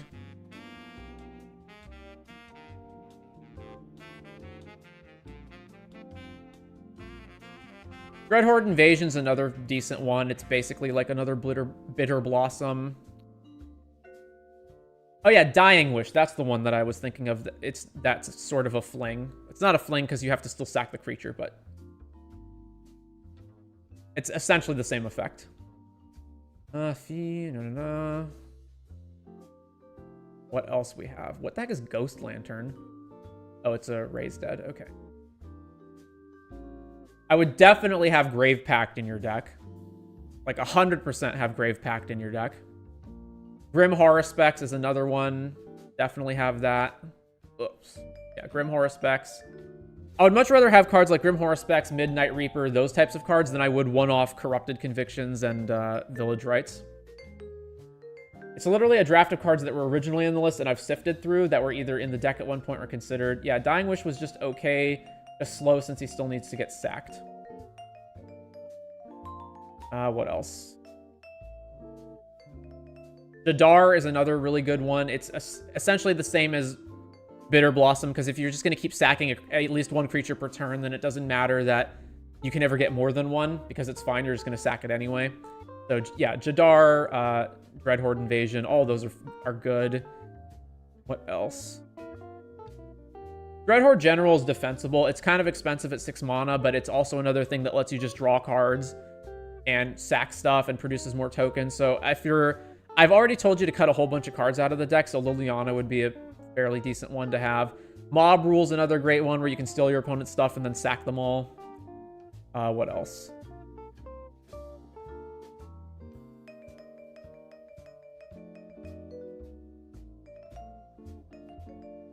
Nether Trader is okay.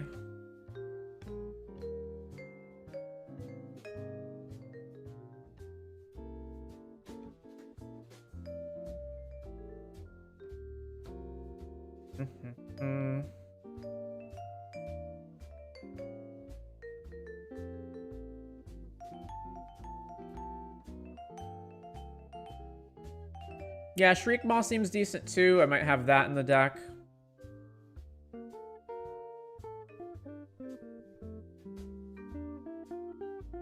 Surprised you're not just playing Sulphur Springs. It seems like easily should be in there.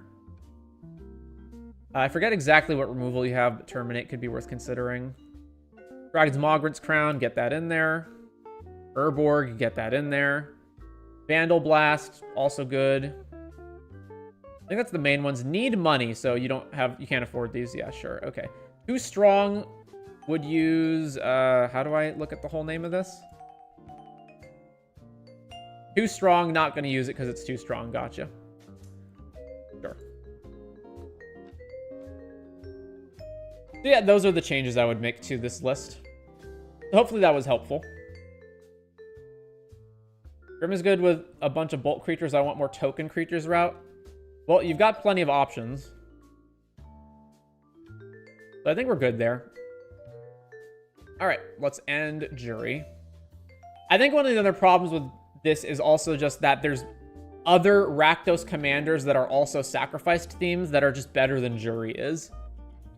So immediately, what is that card called? It's 3 mana.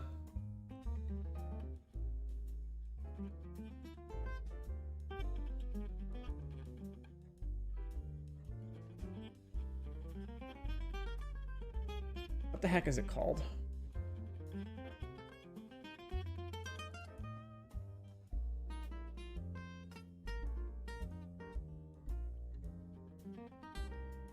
Am I just blind? Oh, Judith. Yeah, I would say Judith is probably a better one than Juri is. But it's not like massively better. Juri's so fun though. Have at it. Fun more important. If you're having more fun with it, it's better than it wins more. All right. So that's that. On to the next one.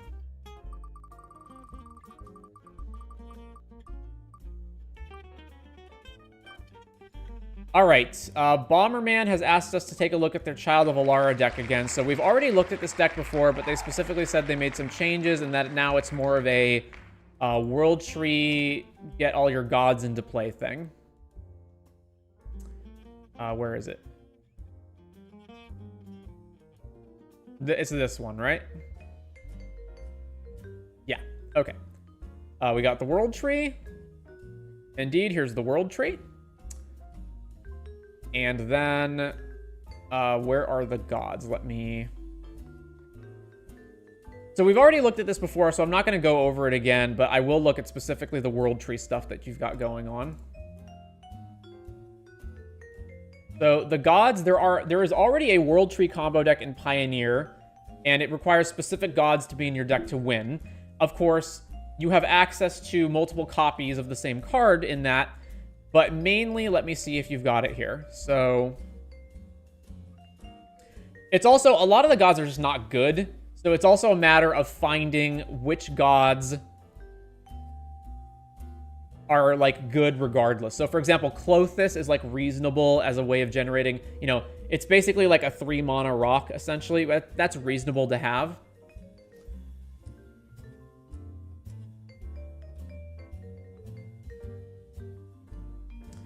All right, so you've got Akhlazotz, Athreos, Bontu, Glorified, Cosima, Erebos, Ronus, Kefnet, Kranos, Klothys, Mogus, Ogier, Axonal, Ogier, Kazlam. Which one does this do? Whenever it deals combat damage, blobbity blue. Okay, Perforos.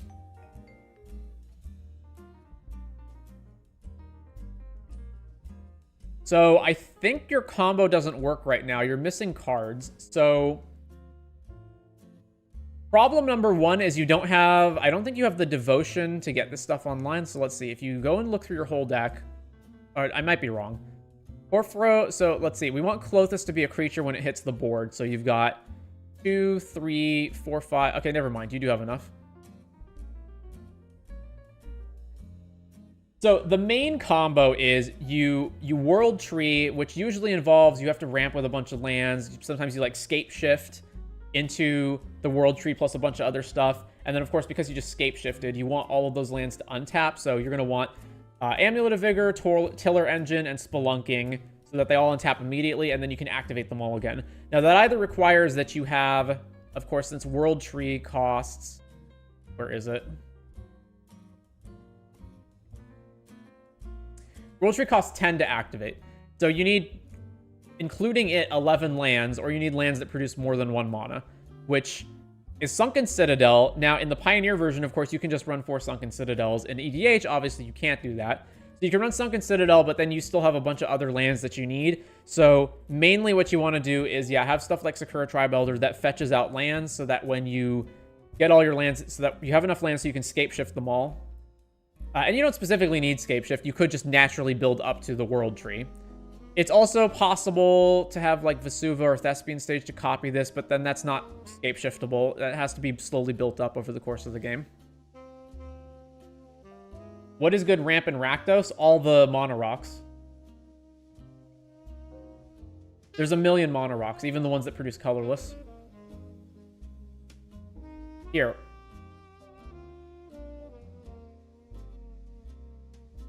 Here's a link to all of my ramped package.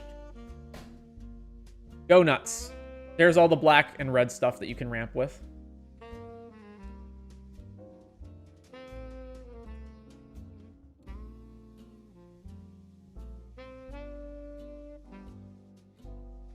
All right, so yeah, here's the gods.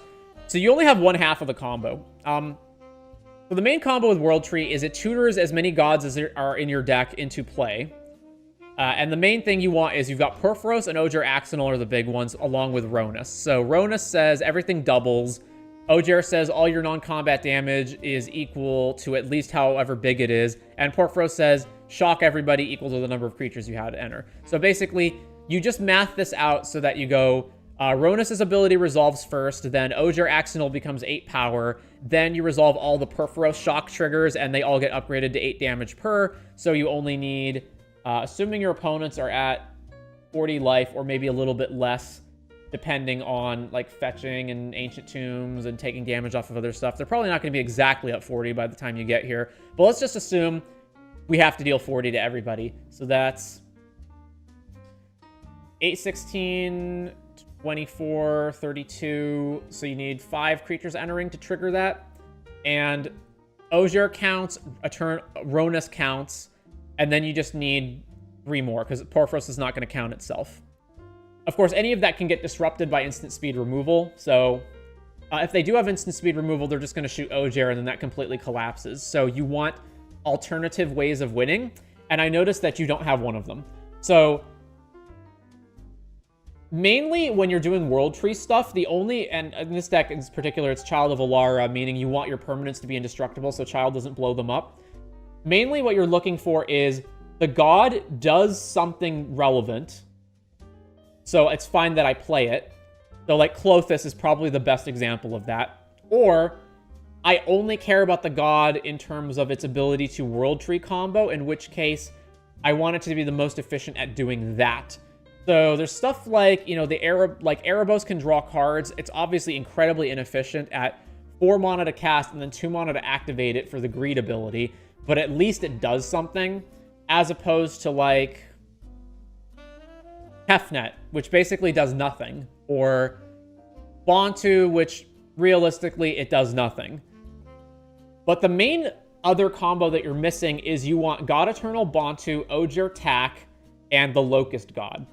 So what happens is when you have that, they will enter the battlefield, God Eternal, Bontu will trigger, and then you can sacrifice any number of permanents, including your lands, to draw that many cards. So you do that, you draw the cards, then the Locust God triggers from you drawing cards and puts Insect into play. Ogier Tack triples the number of tokens that you generate, so you then generate triple the amount of Locusts. What that means is that if you also have Porphyros in play, you will get to shock per Locust.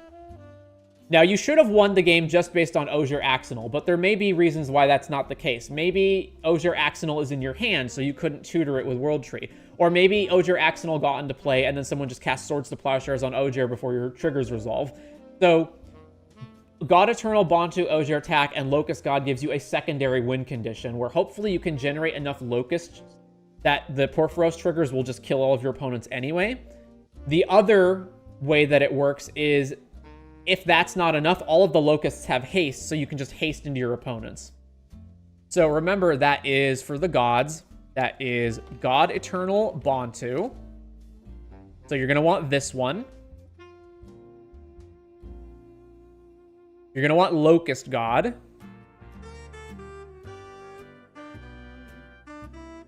And then you're going to want Ogier Tack. So those should be in the deck. And for the gods that you have in the deck that are not really doing much, like Kefnet, Bontu Glorified, Aklazotz,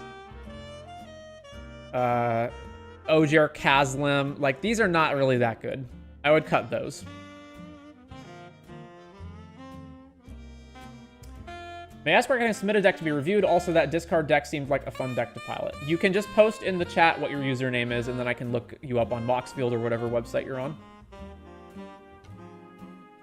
So, and then for the rest of the deck, as long as you're doing World Tree type things, you just want stuff that benefits from the World Tree. So yeah, I would be playing like Amulet of Vigor, Tiller Engine, and Spelunking, along with Scape Shift. You do have Scape Shift, but I would want all that untapped stuff, so that you can just Scape Shift, untap all your stuff, immediately activate the World Tree. And you're going to want as much of your ramp as possible to be ramp that involves fetching lands out of your deck and putting them onto the battlefield. Which means you may want a higher than normal basic land count, so that you can have cards like Secure Tribeholder and Rampant Growth grab those. Anyway, that is my thoughts on that. So we are done there. Go ahead and spin the wheel.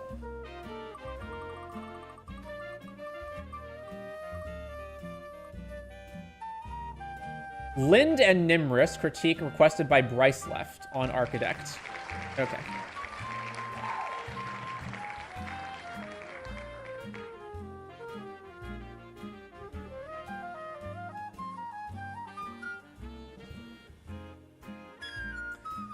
right, so there's Nimrus and, well, you said Lynde, but I don't know. Is it Gay Kings? Is that what it is?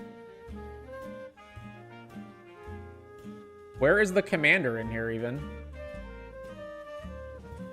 Deck size 83 commander.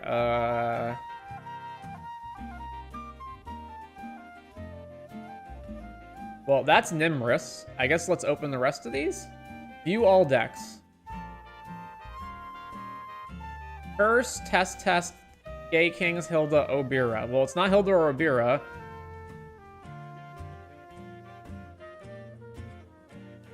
Okay, there it is, Lynde.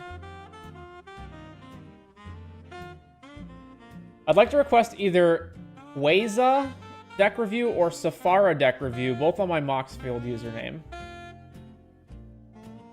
Okay, so this is...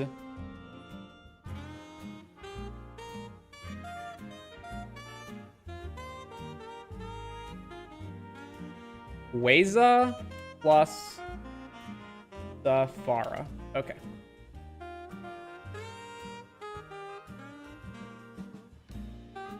All right, so I'm not going to go through Nimrus too much because we already built a Nimrus deck at another point. So the main things here are 33 lands. Okay, we're good there. You are playing some lands that I don't like Fairy Conclave, that are bad, Darkwater Catacombs. If these are in here...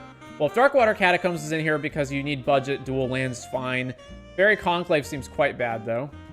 I would basically just play a basic island over that, over having that. Restless Reef, okay, Sunken Palace. Exile 7 cards from your graveyard, add blue.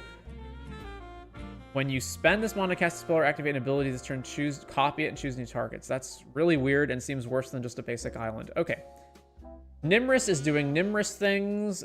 Each creature gets twice -X and rad counters.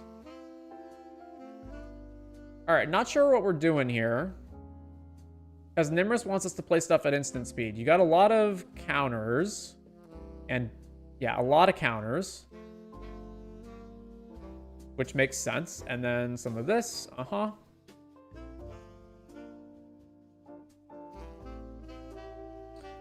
Dark Writ, Cabal Writ, some Mono Rocks. Flood of Recollection. Return target instant or sorcery from your graveyard to your hand. Exile Flood of Recollection. I don't know why this is in the deck. Mission Briefing, Snapcaster. Removal, Brazen, Cyber Conversion, Dress Down, Hagra, okay. And Fell the Profane. Oh, so it's 33 lands plus... Is Sink into Stupor being counted? It isn't. So it's Sink into Stupor and Fell and Hagra, so it's actually 36 lands.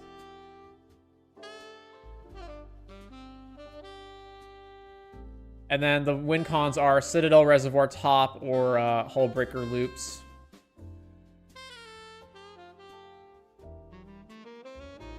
You've got Meathook Massacre, and then the amount of things that actually trigger off of it are 1, this exiles, right? No, it's a sack. 2, 3, 4, 5, and 6, sort of, and then that's it. So it only triggers off 6 things in your deck, plus... do you have sweepers? No. Oh, you have... Yeah, so... 6, 7, 8. Even then, that seems not great. Subtlety. I think the main thing you're missing here is... So when I built my Nimrus deck, the main thing I wanted was, first of all, ramp that's less than 3, so not Midnight Clock. And you got Baral here, that's fine. The main thing is... You want to be able to cast things multiple times per turn on opponent's turn. So you don't want to be like, pass to the opponent, you counter something, and now you're out of mana. So you want to be able to keep casting stuff. And in Dimir, the only real way to do that is Unwinding Clock to untap all of your Mono Rocks that you can keep casting. The other stuff is you have no protection for Nimrus. Now, you do have counter spells. But you don't have, like, Spellskite or anything else that can allow Nimrus to not just get killed immediately if you have to tap out for it. Playing a lot of things that I feel are inefficient. So, like, Hagra Mauling. Withering Torment I don't think is that important. Like Soul Shatter.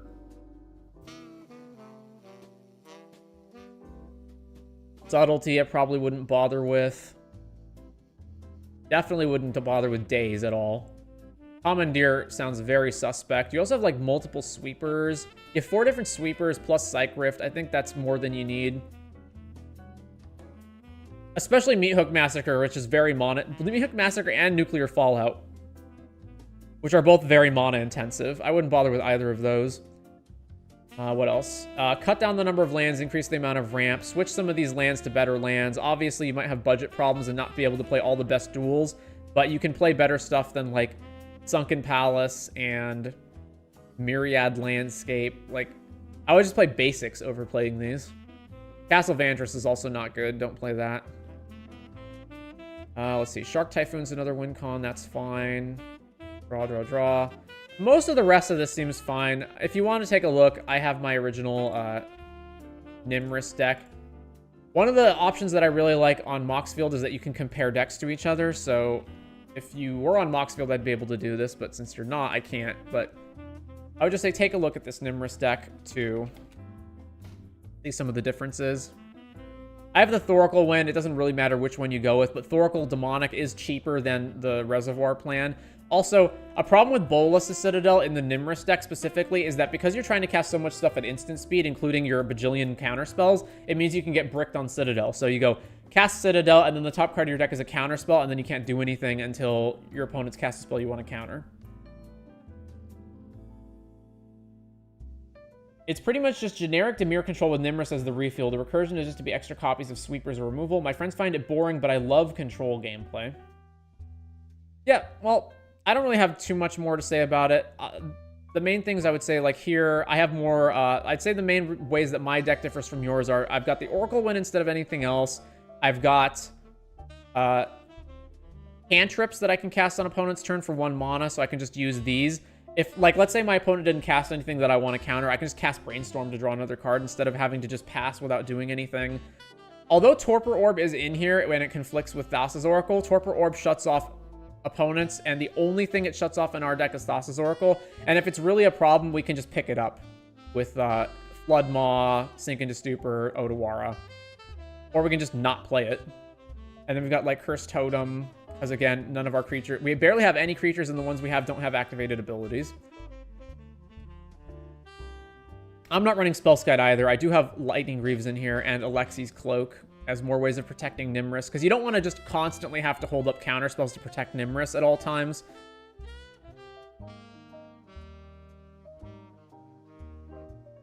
Yeah, that's the main stuff. I would consider, like, Heartless Summoning as another really good one. It just makes Nimrus 3 mana. Anyway, so that's Nimrus, and then you talked about Lynde, Cheerful Tormentor. Okay, so what is Lynde? It's a Grixis commander, Death Touch. Whenever a curse is put into your graveyard from the battlefield, return it to the battlefield attached to you at the beginning of the next end step, and at the beginning of your upkeep, you may attach a curse attached to you to one of your opponents. If you do, draw 2 cards. For Lynde, I'm struggling to find a balance between curses and the standard stall tools. Curses are her whole identity, but admittedly, it's very clunky as a draw engine. I would think another problem that you would have is, first of all, I'm not sure why curses would be falling off into your graveyard to be reanimated. Like, why would that be occurring? The only way that I can see that happening is if you kill somebody, and then because they leave the game, all the curses fall off. I'm actually not even sure how that works with the rules. Do the curses... So when you control them, I guess you still control them, but the thing they're attached to is illegal, so they would fall off. Yeah, so the only time they would fall off is if you actually beat someone. At the beginning of your upkeep, you may attach a curse attached to you to one of your opponents. If you do, draw 2 cards. The other problem is that if you kill somebody and then... Or... However this is happening, if the curses are falling off and then reattaching to you, obviously all of the curses have detrimental effects, so you don't want the curses attached to you, but you have to have them attached to you until you get back to your upkeep. So, Lynde, you need to absolutely make sure that Lynde doesn't die, because otherwise you can't then move the curses around. I usually find myself attaching it straight to my opponents, but that defeats the purpose of her.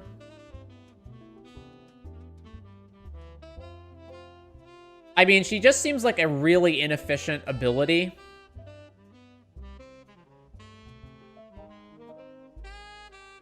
Things that I would be interested in, I would be interested in extra turn spells so that you can have curses on you, take an extra turn, immediate trigger on upkeep, move the curses.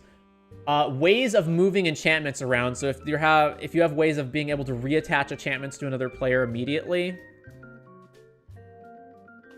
Although you don't get the card draw unless you do it via her trigger. Another one would be ways of cheating on enchantments and Grixis somehow. I was thinking of adding a sack engine. Currently, I just have Braid's Nightmare. Sack engine for enchantments. Yeah, so, okay, one way you could do it is you have these detrimental curses attached to you. So if anybody goes to use those curses, you can then sack them and then they'll reattach on end step, so nobody has a problem in that regard. I also noticed you don't have some of the best curses in here. Like Curse of Opulence you don't even have in here. That seems really strange. And you have a card that's not legal. Oh, let's see what else. Leyline, Deflecting Swat, Propaganda. You don't need Propaganda. You almost certainly don't need Leyline. Strionic to double the trigger. Replication Technique. Create a token that's a copy target permanent. Guardian Thaumaturge. Paradox Haze. Yeah, that makes sense. Mirror Maid. Mirror Room. Lithoform Engine. I don't like Lithoform Engine because of how expensive it is. Estrid's Invo. Court of Vantris. Copy Enchantment. Clever Impersonator. You only have 4 counter spells. That's pretty bad.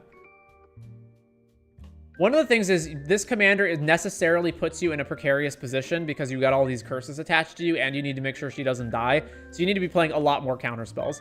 I also am seeing, let's see, ramp 14. Okay, that's oh no, Curse of Opulence you have counted in ramp for some reason. Yeah, Dark Ritual I wouldn't count as ramp either. So I would say this is actually more like, and Gilded Lotus at 5 mana. I mean, it's technically ramp, but it's 5 mana. And so is Relic of Sauron. So I wouldn't say this is actually 14. I would say this is more along the lines of, if we cut that, and that, it's more like 10. So I would definitely say that you don't have enough ramp. And you have ramp that's weird. Like, why Gilded Lotus? The only things you have in your deck that Gilded Lotus ramps you into are Sphinx of the Second Sun and Curse of Unbinding. And then it doesn't really ramp you into anything else.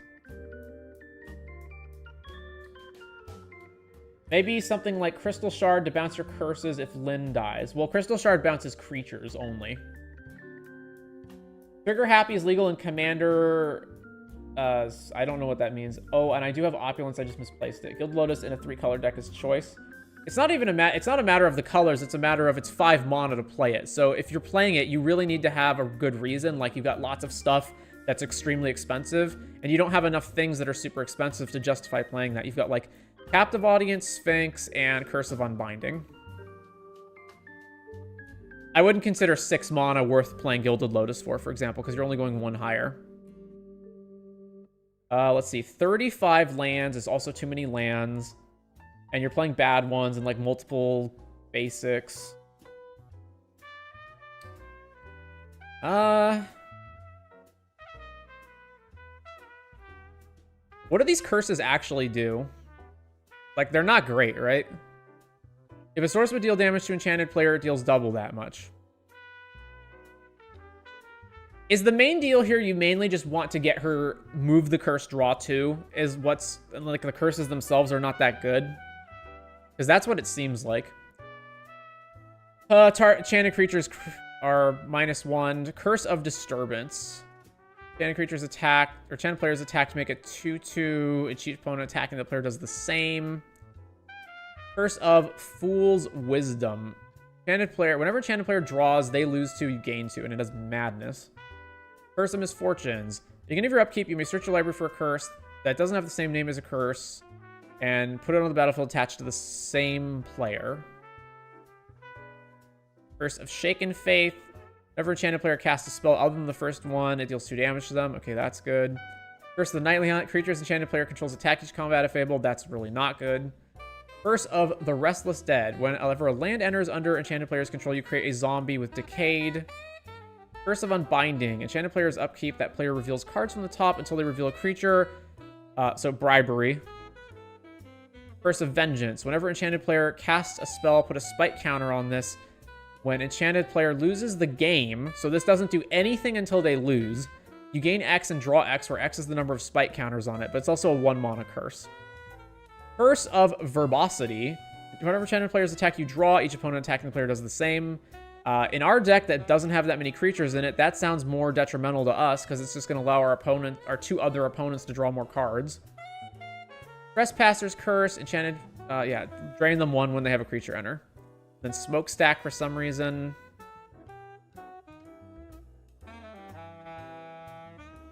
Bitterheart Witch. Dies. Search your library for a curse and attach it to a player. Time Warp. Puka's Mischief. At the beginning of your upkeep, you may exchange control of target non-land permanent you control. Target non-land permanent and opponent controls with an equal or lesser mana cost. So basically, your curses, it doesn't matter because they're already attached to the player, so it doesn't matter whether you control them or not. So you're going to switch these out for other enchantments. Makes sense. Painful Quandary, Grievous Wound, which is not a curse for some reason. Player can't gain life, and whenever they're dealt damage, they lose half their life. Captive Audience, and Blood Chief Ascension.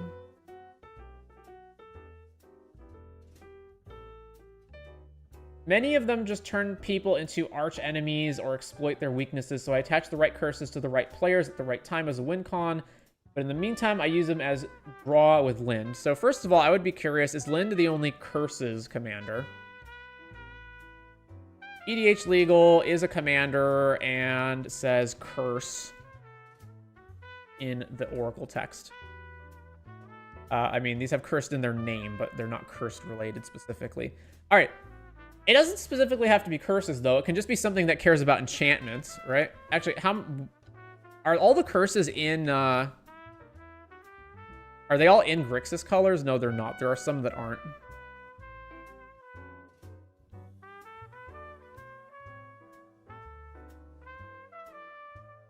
There's 2 green ones, and there's 1, 2, 3, 4, 5, 6, 7 white ones.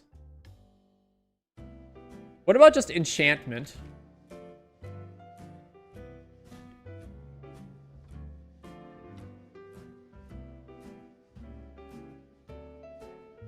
All right. So yeah, there's plenty of enchantment commanders. I wonder if they would be better in terms of cursing than Lynde. Oh. There's only 3 of them that are 3 colors. Except for some of them like that have the mana symbols elsewhere, not just in their cost.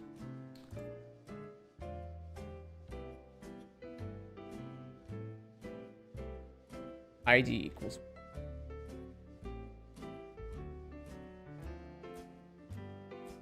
As far as I know, most curse commanders are just 5-color good stuff commanders with curse themes. Lynde is the only one who cares about curses directly. That would seem to be the case. All right. This one's really tough. There's a lot of inherent weaknesses that I'm not thinking of a good way to overcome. But let's do it. Lynde.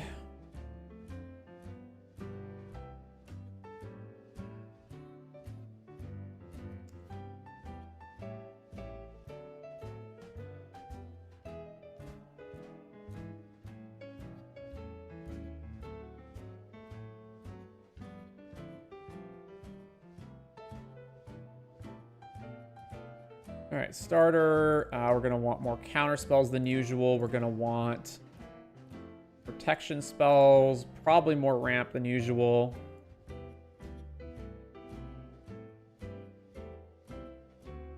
Dax.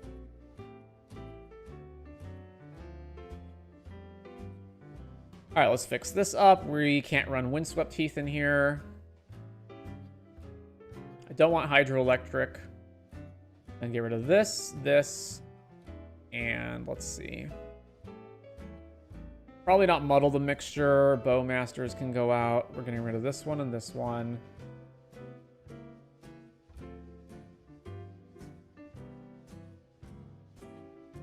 Bolt Bend is not applicable to what we're doing. Defense Grid definitely has to get out of here. Take out the Hand Disruption, Imp's Mischief, and Ricochet Trap, and slip out the back. And then we got Spellskite, Misdirection. This is all fine. Get rid of Dark Ritual. We're not going to need that. 28 ramp, that's not applicable to us either, so we're going to want to get rid of Grim Monolith. Heartless for sure comes out. Hireling, Facebreaker, and not Ornithopter. Well, possibly Ornithopter. We'll come back to that. Amber, no. Vault, no. And then we're still way over budget on here, so we can get rid of the colorless ones. So Torque, Chalice, Mindstone, Thought Vessel. All right, so we're good there. Then for stacks, we're not going to want this or this or this. This Curse Totem affects Spellskite. That's the only thing it affects. And Ornithopter. I would rather have Curse Totem than not have it, so let's just get rid of Skite. And then this, Null Rod out, this out, this out, this out, this out, this out. Dothy, don't need it. And we'll keep Torpor Orb around, and then we're down to that. So most of the stacks gets cut, most of this is fine. Deluge, Fire Covenant, Psych Rift as our sweepers. We've got Dress Down. That leaves us with Ragavan and Ornithopter of Paradise as like our only other creatures in the deck, right? An opposition agent. My biggest fear when tweaking Lynde was her accidentally becoming too similar to Nimrus generic control, but yeah, it's been a big challenge fitting a curse package plus the necessary tools. So we are going to fit a curse package in here, and we're going to have the room to do it. 14 is probably not enough, but we can cut some other stuff as well. Let me pull your Architect back up, because you're going to have cards that I know that I want in here.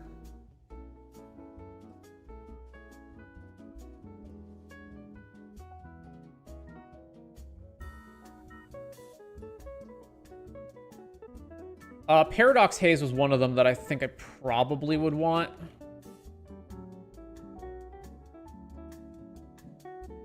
And not Strionic Resonator, I don't think. And I'll get to the curses in time. Entity Tracker, that's a good one too.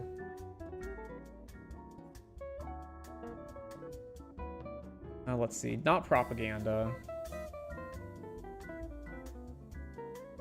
Oh yeah, Puka's Mischief was going to be one of them.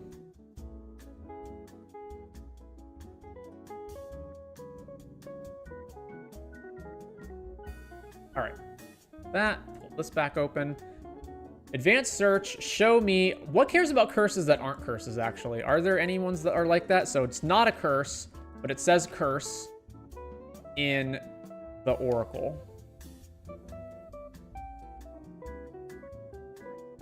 But I just say curse in the name shouldn't apply because there's going to be so many that are like that. Get rid of accursed.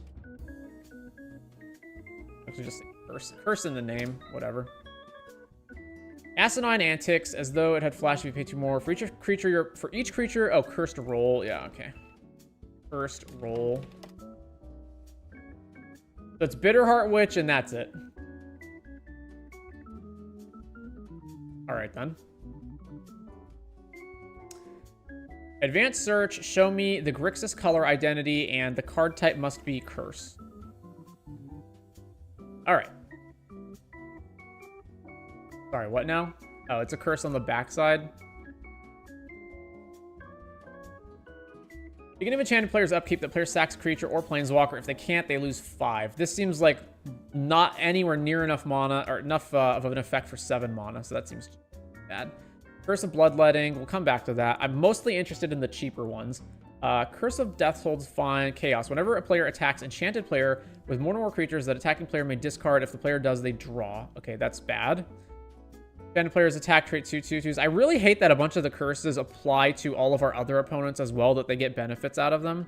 Whenever enchanted player casts an instant or sorcery, each other player may copy it. Not just us. Enchanted player draws a card, they lose 2, you gain 2. Okay, fine. Creatures attacking enchanted player have trample. Whenever a creature deals combat damage to enchanted player, that player exiles the top card of their library until end of turn. Controller, blah, blah, blah. Whenever a player attacks enchanted... Wow, they're all worded like this, aren't they? They all give opponents benefits for attacking them.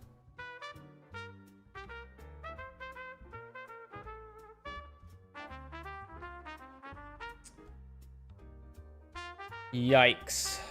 All right, well, we're going to have to accept that that's part of what happens, and we're going to have to figure out how to break the parity on that. So let's grab them and pretend as though it doesn't apply to our opponents, and then we'll get to the rest of it. So make a 2/2, copy their spells. That's not going to be I'm not going to be able to work around that. Whenever enchanted creature deals combat damage to the player, exile the top of your library until the end of turn. That creature's controller may play that card. The mono is a mono of any color. Player attacks enchanted player with one or more creatures. That attacking player may untap or untap target permanent of their choice. So you get 1 untap regardless of how many creatures you're attacking with. Okay, so that sucks. As this permanent transforms into Curse of Leeches, attach it to a player. At the beginning of enchanted player's upkeep, they lose 1 life and you gain 1 life. That's it. And it flips into a 4/4 lifelink. Okay, that's bad. Beginning of your upkeep, you may search your library for a curse card that doesn't have the same. Yeah, we want that one. Enchanted player's upkeep, the player exiles 2 cards from their graveyard. That is horrible. Beginning of enchanted player's draw step, that player draws 2 additional cards. At the beginning of enchanted player's end step, that player discards their hand. Well, we don't want to put that on us because we want to have counter spells open, and although that could be a downside for an opponent, it could also be an upside. So I don't think I want that. Curse of Opulence, Shaken Faith. Whenever a player attacks enchanted player with one or more creatures, the player may put a 2/2 tapped creature into play. 1 or more. Does the other one is per creature is attacked? So these are basically the same thing, just worded differently. Whenever a creature deals combat damage to enchanted player, put a +1 counter on it. That's pretty bad. At the beginning of enchanted player's upkeep, any number of target players other than that player each draw cards equal to the number of curses attached to that player. Any number of targets. So you can just choose yourself. Okay, finally, one that's not symmetrical. Milling by 2 is bad. Forcing the attacks is bad. At the beginning of enchanted player's upkeep, Curse of the Pierced Heart deals 1 to them. Also bad. Whenever a land enters the battlefield under enchanted player's control, you create a 2/2 with Decayed.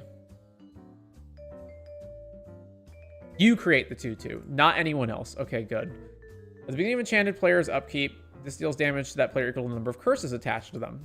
All right. At the beginning of enchanted player's upkeep, the player reveals cards from the top until they reveal a creature. So the bribery one. Enchanted player casts a spell, spike counter. When they lose, you do things, but they have to lose the game for this to do anything. I guess it's a 1 mana curse that you can move around, but at that point, just play Curse of Opulence. I don't know. Sure, we'll run that.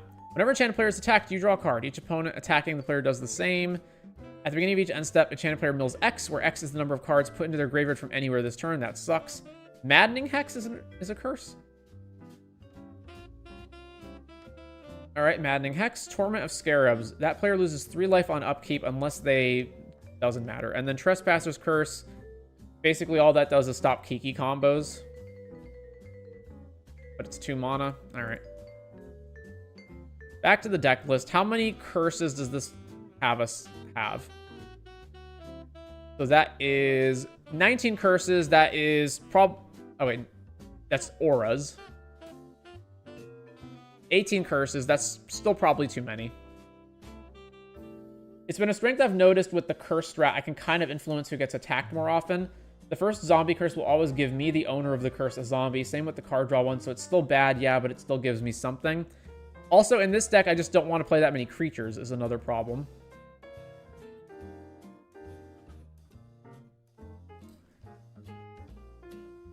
So we're already over budget by a lot, and by 7 cards, and there's just too many curses to begin with. Do I really want Paradox Haze to take double upkeeps? How many times am I going to have played multiple curses in a turn?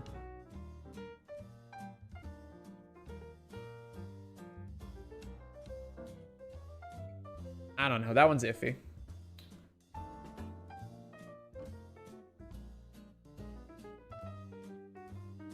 So double damage. Nobody's really incentivized to attack them, though. And in fact, if you put this on yourself, you're really disincentivized to do that. So let's take out Bloodletting. Let's take out... This one just doesn't do anything, is the problem. I'd rather play the 2-mana ones that at least do something. Curse of Shaken, Opulence. All right, Misfortune, Hospitality. We get to draw cards. This one's at least one-sided. I don't know how we Madness this, but at least something. And there's 3 different zombie ones. That's Hold.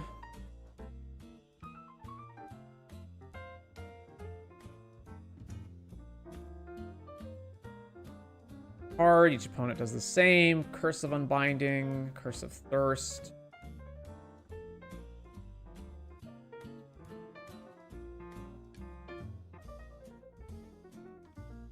What if I just settle into damaging them instead? There's multiple damage ones, right? There's Trespasser, Maddening, Thirst, Fool's Wisdom.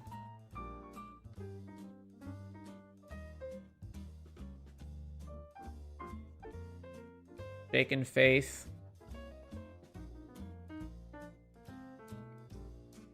I guess the ones that make zombies give you zombies that you can continue to attack them with.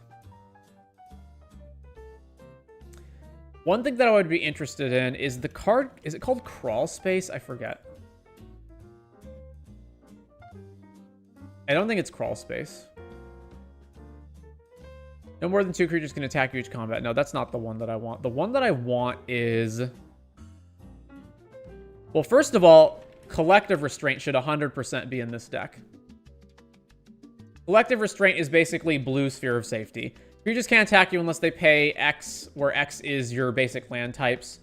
Which admittedly in Grixis is only 3, but that's better than Propaganda.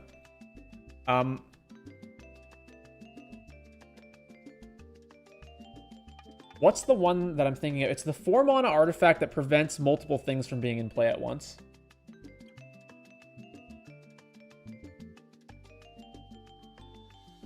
What the heck is that card called? I forget what it's called. It's a stacks piece that doesn't come up that often. DMC equals 4. Color is colorless.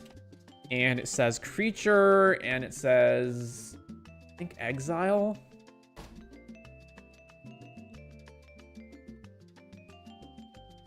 Portcullis. That's it. Whenever a creature enters, if there are 2 or more other creatures on the battlefield, exile it. Return that card to the battlefield under its owner's control when Portcullis leaves. So there can't be more than 2 creatures in play. There cannot be more than 2 creatures. There cannot be any more creatures added to the battlefield once there are 2 creatures on the battlefield. Portcullis.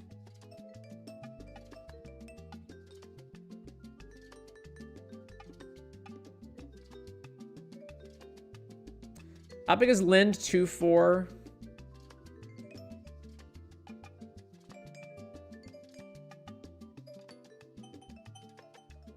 All right, what are some other things we can take out? We can cut down on the number of counters we have, so we can get rid of Counterspell, Mana Drain.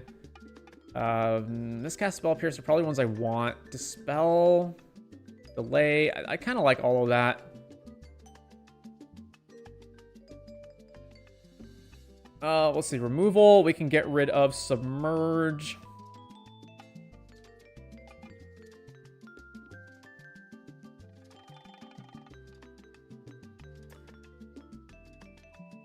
Did I get rid of Necro? I don't think so.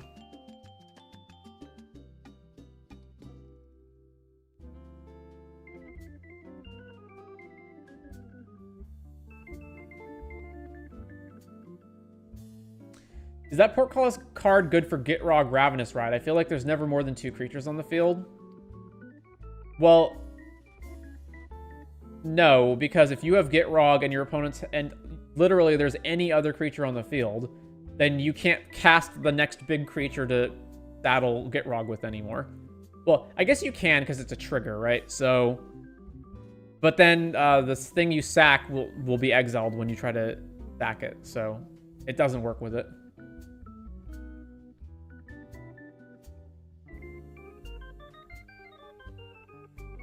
This is also too many curses. I think we don't need, like, maybe more than, like, 10 curses. So what are the worst curses? You got 16. We can cut, let's say, 6 of them. So ideally, I would like to cut the ones that are either symmetrical in a way that's not great for us, or the ones that are just really expensive.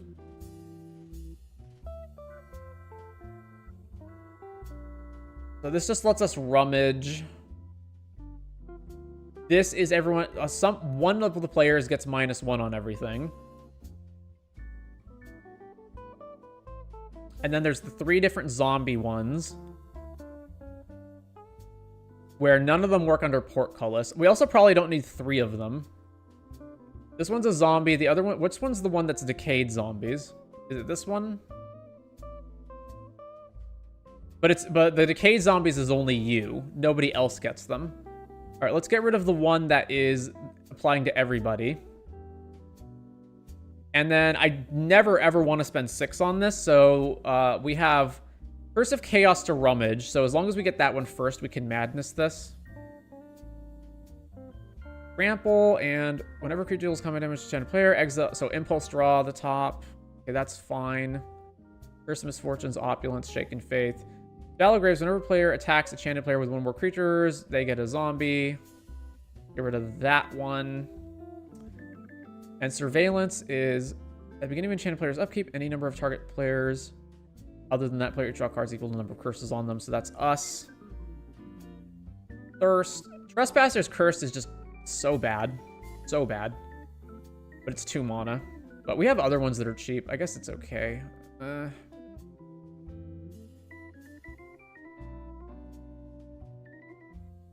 Yo, hello, Chris. Welcome. This also may just not even do anything. How much damage does this need to deal before it's worth it?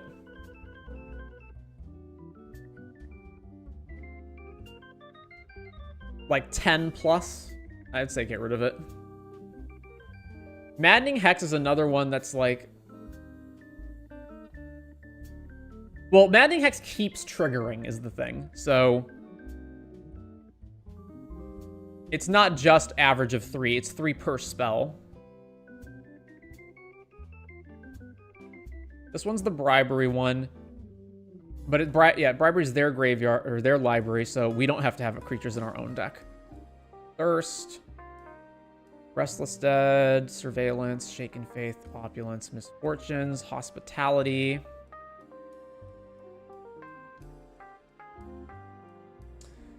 How good is Death's Hold? Permanently kill most of their mana dorks.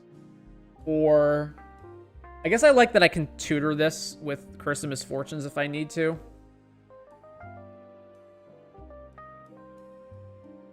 I guess Opposition Agent is just like generic good stuff card. We can cut that. I'm more looking for like other stuff that I can cut. I know for sure I'm going to go to EDH Rec after this, and there's going to be a million cards that I didn't think of. Let's get rid of Misdirection.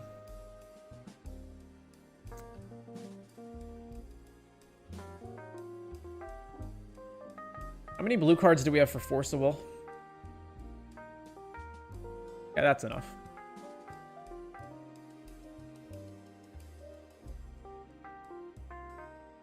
We can get rid of Floodmaw. But you could take my Philia deck. It's just called Philia. Sure. Critique of Philia plus 150 critique. Sure.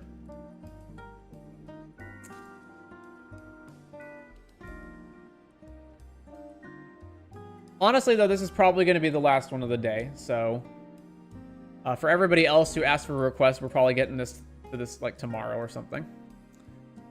Because we're already at 5 hours, 37 minutes on stream. And I'm not even done with this deck yet, so...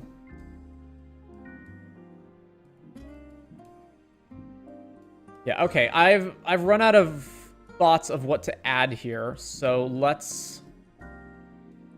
I guess I could categorize some of these curses, right? What would I consider these? -1 is kind of a sweeper, sort of. And then Unbinding is a cheat spell.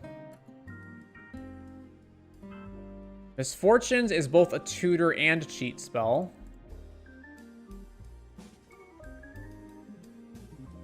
Then Restless Dead, I guess, is whenever a land enters under an enchanted player's control. I guess it's a beatdown spell. And then Hex is beatdown. Verbosity is card draw. Thirst is beatdown. Surveillance is card draw. Shaken Faith, beatdown. Opulence is, I guess, ramp. Hospitality, it's impulse draw. Okay, so that's draw. Fool's Wisdom, beatdown, and Curse of Chaos is filtering. So many of the curses benefit from us attacking the player that it feels like we have to have cheap creatures that can attack our opponent, like, for these to actually be good. So, like, let's put Dothy in the deck. We're just gonna have to reorient a lot of this deck towards having creatures that we can actually get the trigger off of. Maybe I should swap some of these artifact rocks out for the creatures that do that too. Then I would cut Deluge. I would definitely have to cut Curse Totem. I'm going to do this. Yeah, Curse Totem out, Deluge out, and then we're going to cut the colorless ones. So that is... Oh, we don't even have the colorless ones over here. That would be what? Sky Diamond.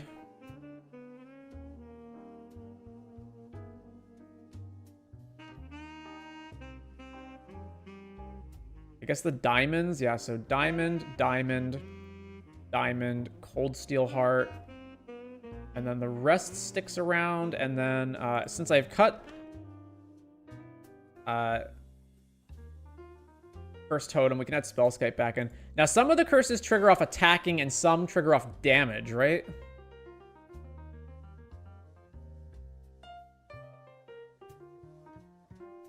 Attack. Attack. Attack. Are they all just attack and not damage? Because that means our 0 power creatures can also hit them. Very well. And if that's the case, I can maybe put some of these zombie curses back in. So...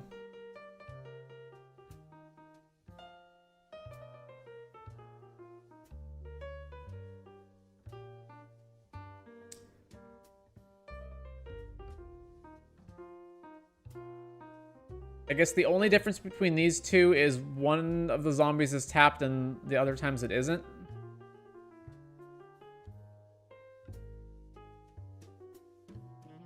Alright, put these back. That means Opposition Agent gets a better stock because it's a creature and creatures matter now. Even Bowmasters gets more stock because it's 2 different creatures that can attack different players, and that means I don't really want Torpor Orb. Well, Torpor Orb's still fine. Curse of Thirst and Death's Hold are pretty much just for go wide opponents. It's a bit toolboxy though, and I have very few tutors to actually toolbox them. What do you think cards that draw you 1 card a turn compared to cards that draw you a bunch of cards in one go but require some particular board state? Depends on how many cards you're drawing in one go and how much you're spending on it. In general, my cutoff is the card needs to be drawing you at least 3 cards at once for it to be worth it, and even then it's often not worth it.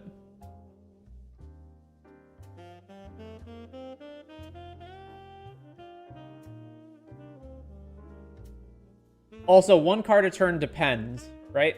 How much am I paying for it? Because if I'm casting Rhystic Study or Mystic Remore and those are drawing me a card a turn, excellent. But if I'm casting, like, Staff of Nin, I don't want to pay 6 mana to draw 1 card a turn.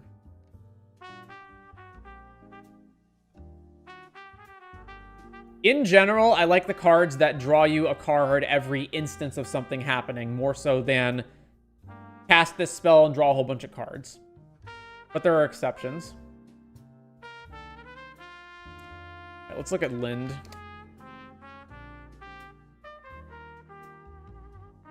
I'm sure there's going to be Lynde stuff that I didn't even think of. Yes, Entity Tracker's obvious. Yeah, Curse, Curse, Curse. I don't really like the Trespasser's Curse at all. So, yeah. Bloodletting, same deal. Nightscape Familiar. Blue and red are cheaper.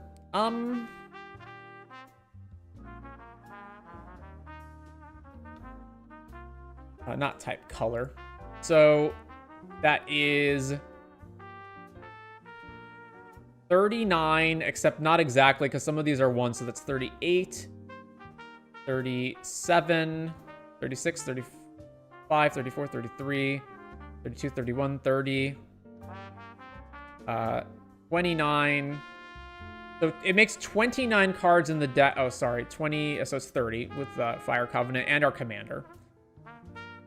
Let's say roughly 30. It makes 30 cards in the deck cheaper. So it's a ramp spell, but only for a third of the deck.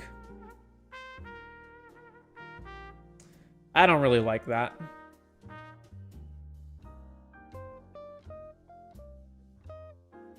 Propaganda, yeah.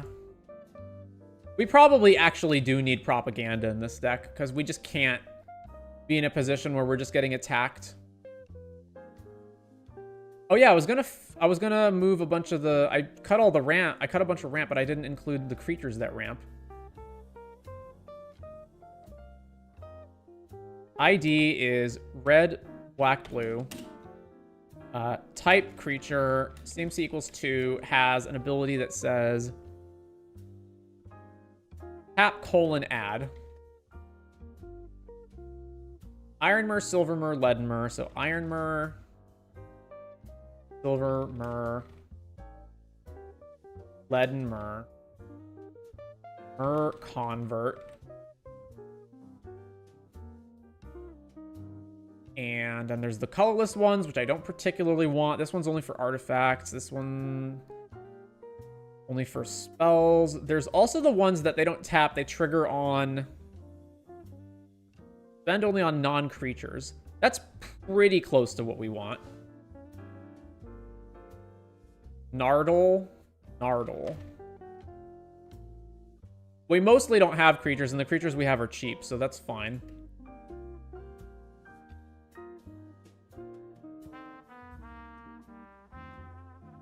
And there's other ones that it's not involving tapping. There's other ones that involve attacking, which we want. So instead of tap, it should be whenever attack. Yeah, Brazen Collector, that's the one.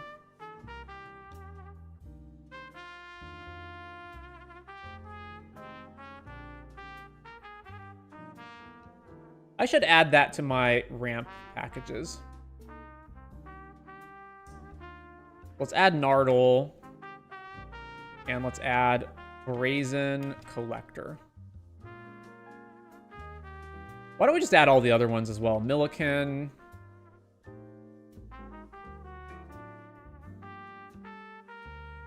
Milliken, Monacan, the Ranged Assistant, Edrin Crawler, Convert,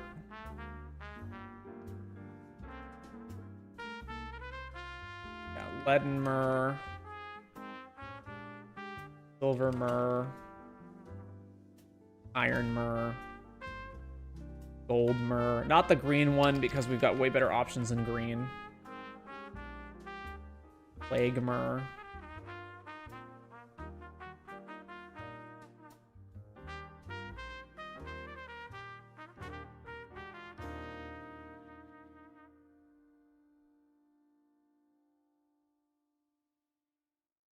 Oh, it's do a thing, then add. Okay.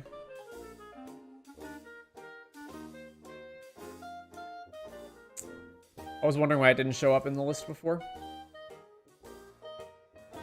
Okay, back to Lynde. First Obsession, Grim Guardian. Yeah, most of this is not that relevant. Whenever an enchantment dies, draw a card. Oh yeah, what about enchantment stack? So, sacrifice a permanent. And it should be like 3 or less, let's say.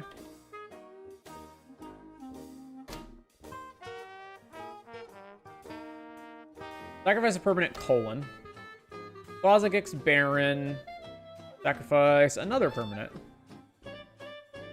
Non-land permanent.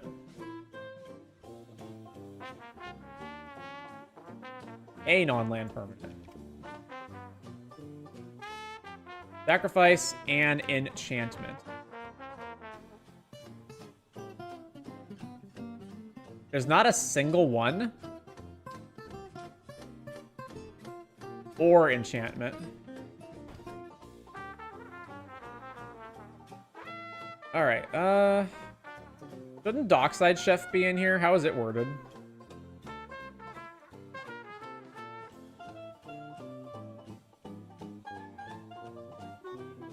Artifact or creature. Oh, okay. There's bargain, like Beseech the Mirror and Despotic Scepter. The bargain mechanic, yeah. What's Despotic Scepter do? I'm more looking to get destroy target permanent you. I'm more looking to get value out of the curses so that, or be able to like sack them all at instant speed so that we can just like curse ourselves and then sack them and then get them back. I can't believe there just isn't. Well, there was no options from Scryfall as far as I can tell, but the rest of this is.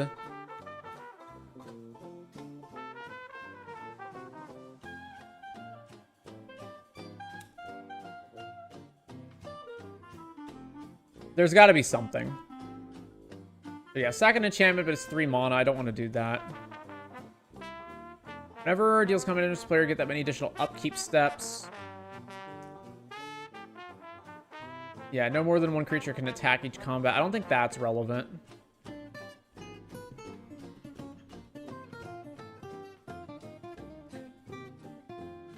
have sleep paralysis. 9th Doctor. Whenever it becomes untapped during your untapped step, you get an additional upkeep. So it's the creature version of Paradox Haze, basically. Was it to goad our opponent's creatures? That's another option. Goad everything so that they can't attack us. You have to cast a lot of spells for that to matter.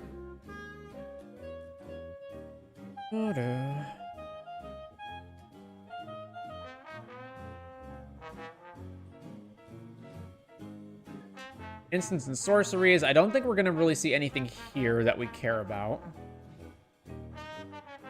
Yeah. So moving on from there, then there's the sorceries.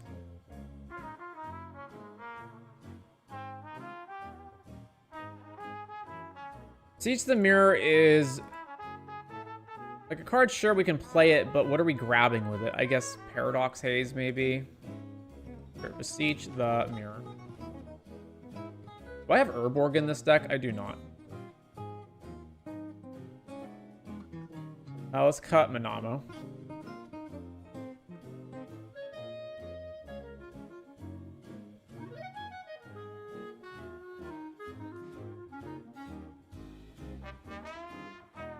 There's Claws of Gix to sack our stuff. Is that really the best option we have for sacking? Because if so, I don't want it. No more than 2 creatures can attack you each combat. And then the enchantments, which I imagine is mostly going to be curses.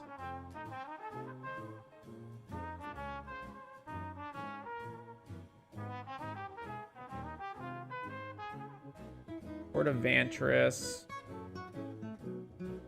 Just because we can Pillow Fort doesn't mean we can completely Pillow Fort. So I don't know about all these, like, the courts and whatnot. Beginning of your upkeep, create a token that's a copy, but it's 6 mana. Captive Audience is not a curse. Whenever a creature deals damage to you, destroy it. That is not actually that tempting because we've got curses that create zombies, so that doesn't really cost our opponents anything. Same thing with Revenge of Ravens. That does not cost our opponent anything.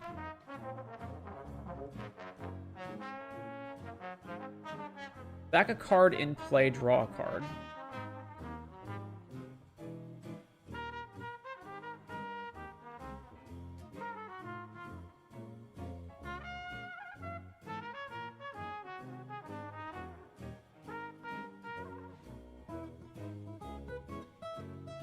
Whenever an opponent attacks you and or one or more planeswalkers you control, exile the top card of their library. That is actually deterrent.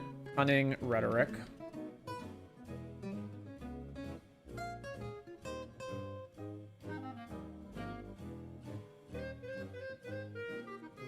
Then there's all the lands. Okay, so we are 7 cards over, and we've got to cut down, and I don't want to cut the curses, although I could. But yeah, what about bargain stuff? So, bargain. There's Beseech, and then the rest of them suck, right? Yeah, the rest of them suck. Okay. 7 cards. What are we getting rid of?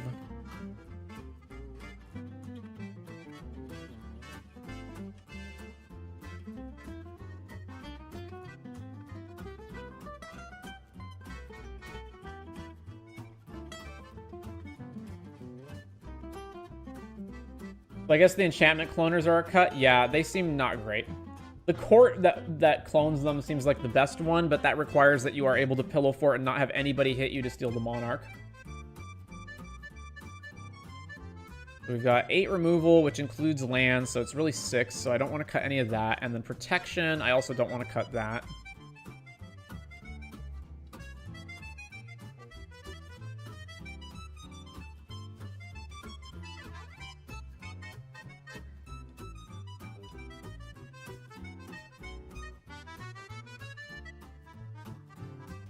How many curses are we at? We're at 15.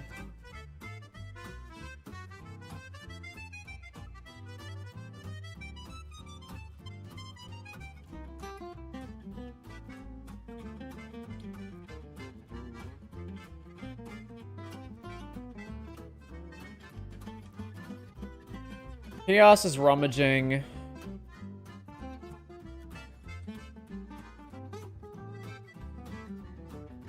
The rummaging just doesn't seem that good. And if we're getting rid of the rummaging, then the Fool's Wisdom is also... Like, the Fool's Wisdom is actually pretty bad as well. Cut that. Then Impulse Draw, tutor up more, treasures, damage, more zombies. We probably don't need both. So if the zombies enter tapped, it means players can attack each other easier than if they don't enter tapped. So let's get rid of Curse of Disturbance and keep the one that has tapped. And then Surveillance, Restless Dead, and then we probably can't go lower than this amount of curses. So let's keep that. Where's our creatures? Oh, we have more ramp than we need now. What's our worst signet? I would assume Dimir is our main colors. 25 blue, 16 black, 9 red. Yeah. Okay, so we can cut Rakdos Signet. Or, yeah, Rakdos Signet. We can probably even go even lower than this. Maybe we just cut all the Signets. We're at 18.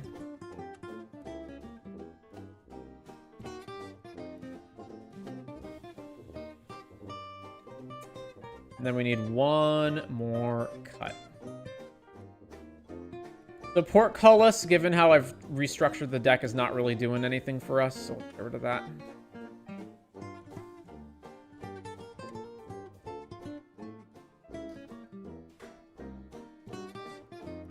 All right, so now we're at 100, and so our main plan here is we've got 12 curses, most of which are about just harming an opponent and not having a symmetrical effect. But for the curses that do involve attacking opponents, we do need to have a bunch of creatures, so we have all of these guys. We're going to need mostly our removal and sweepers to clear the way. We've got Torpor Orb because the only thing in our deck it affects is Orcish Bowmasters. And then we've got like Dothy, Oppo Agent.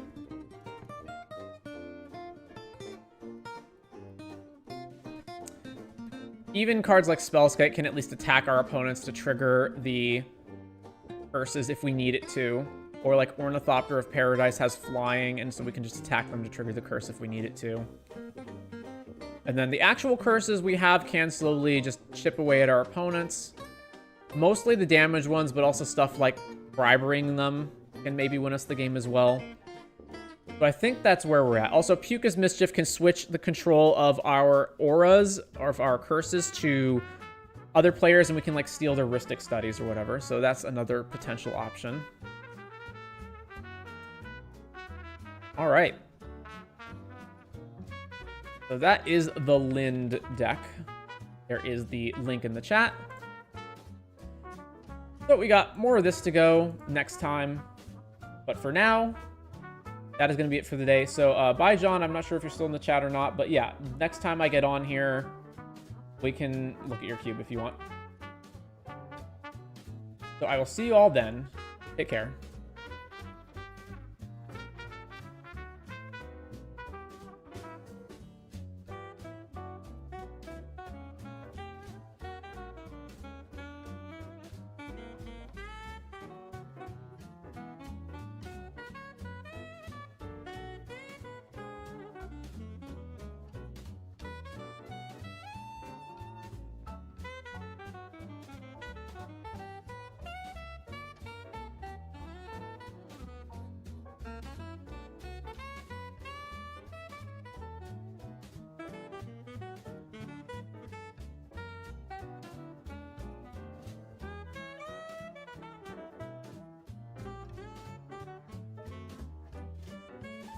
Next stream, probably tomorrow.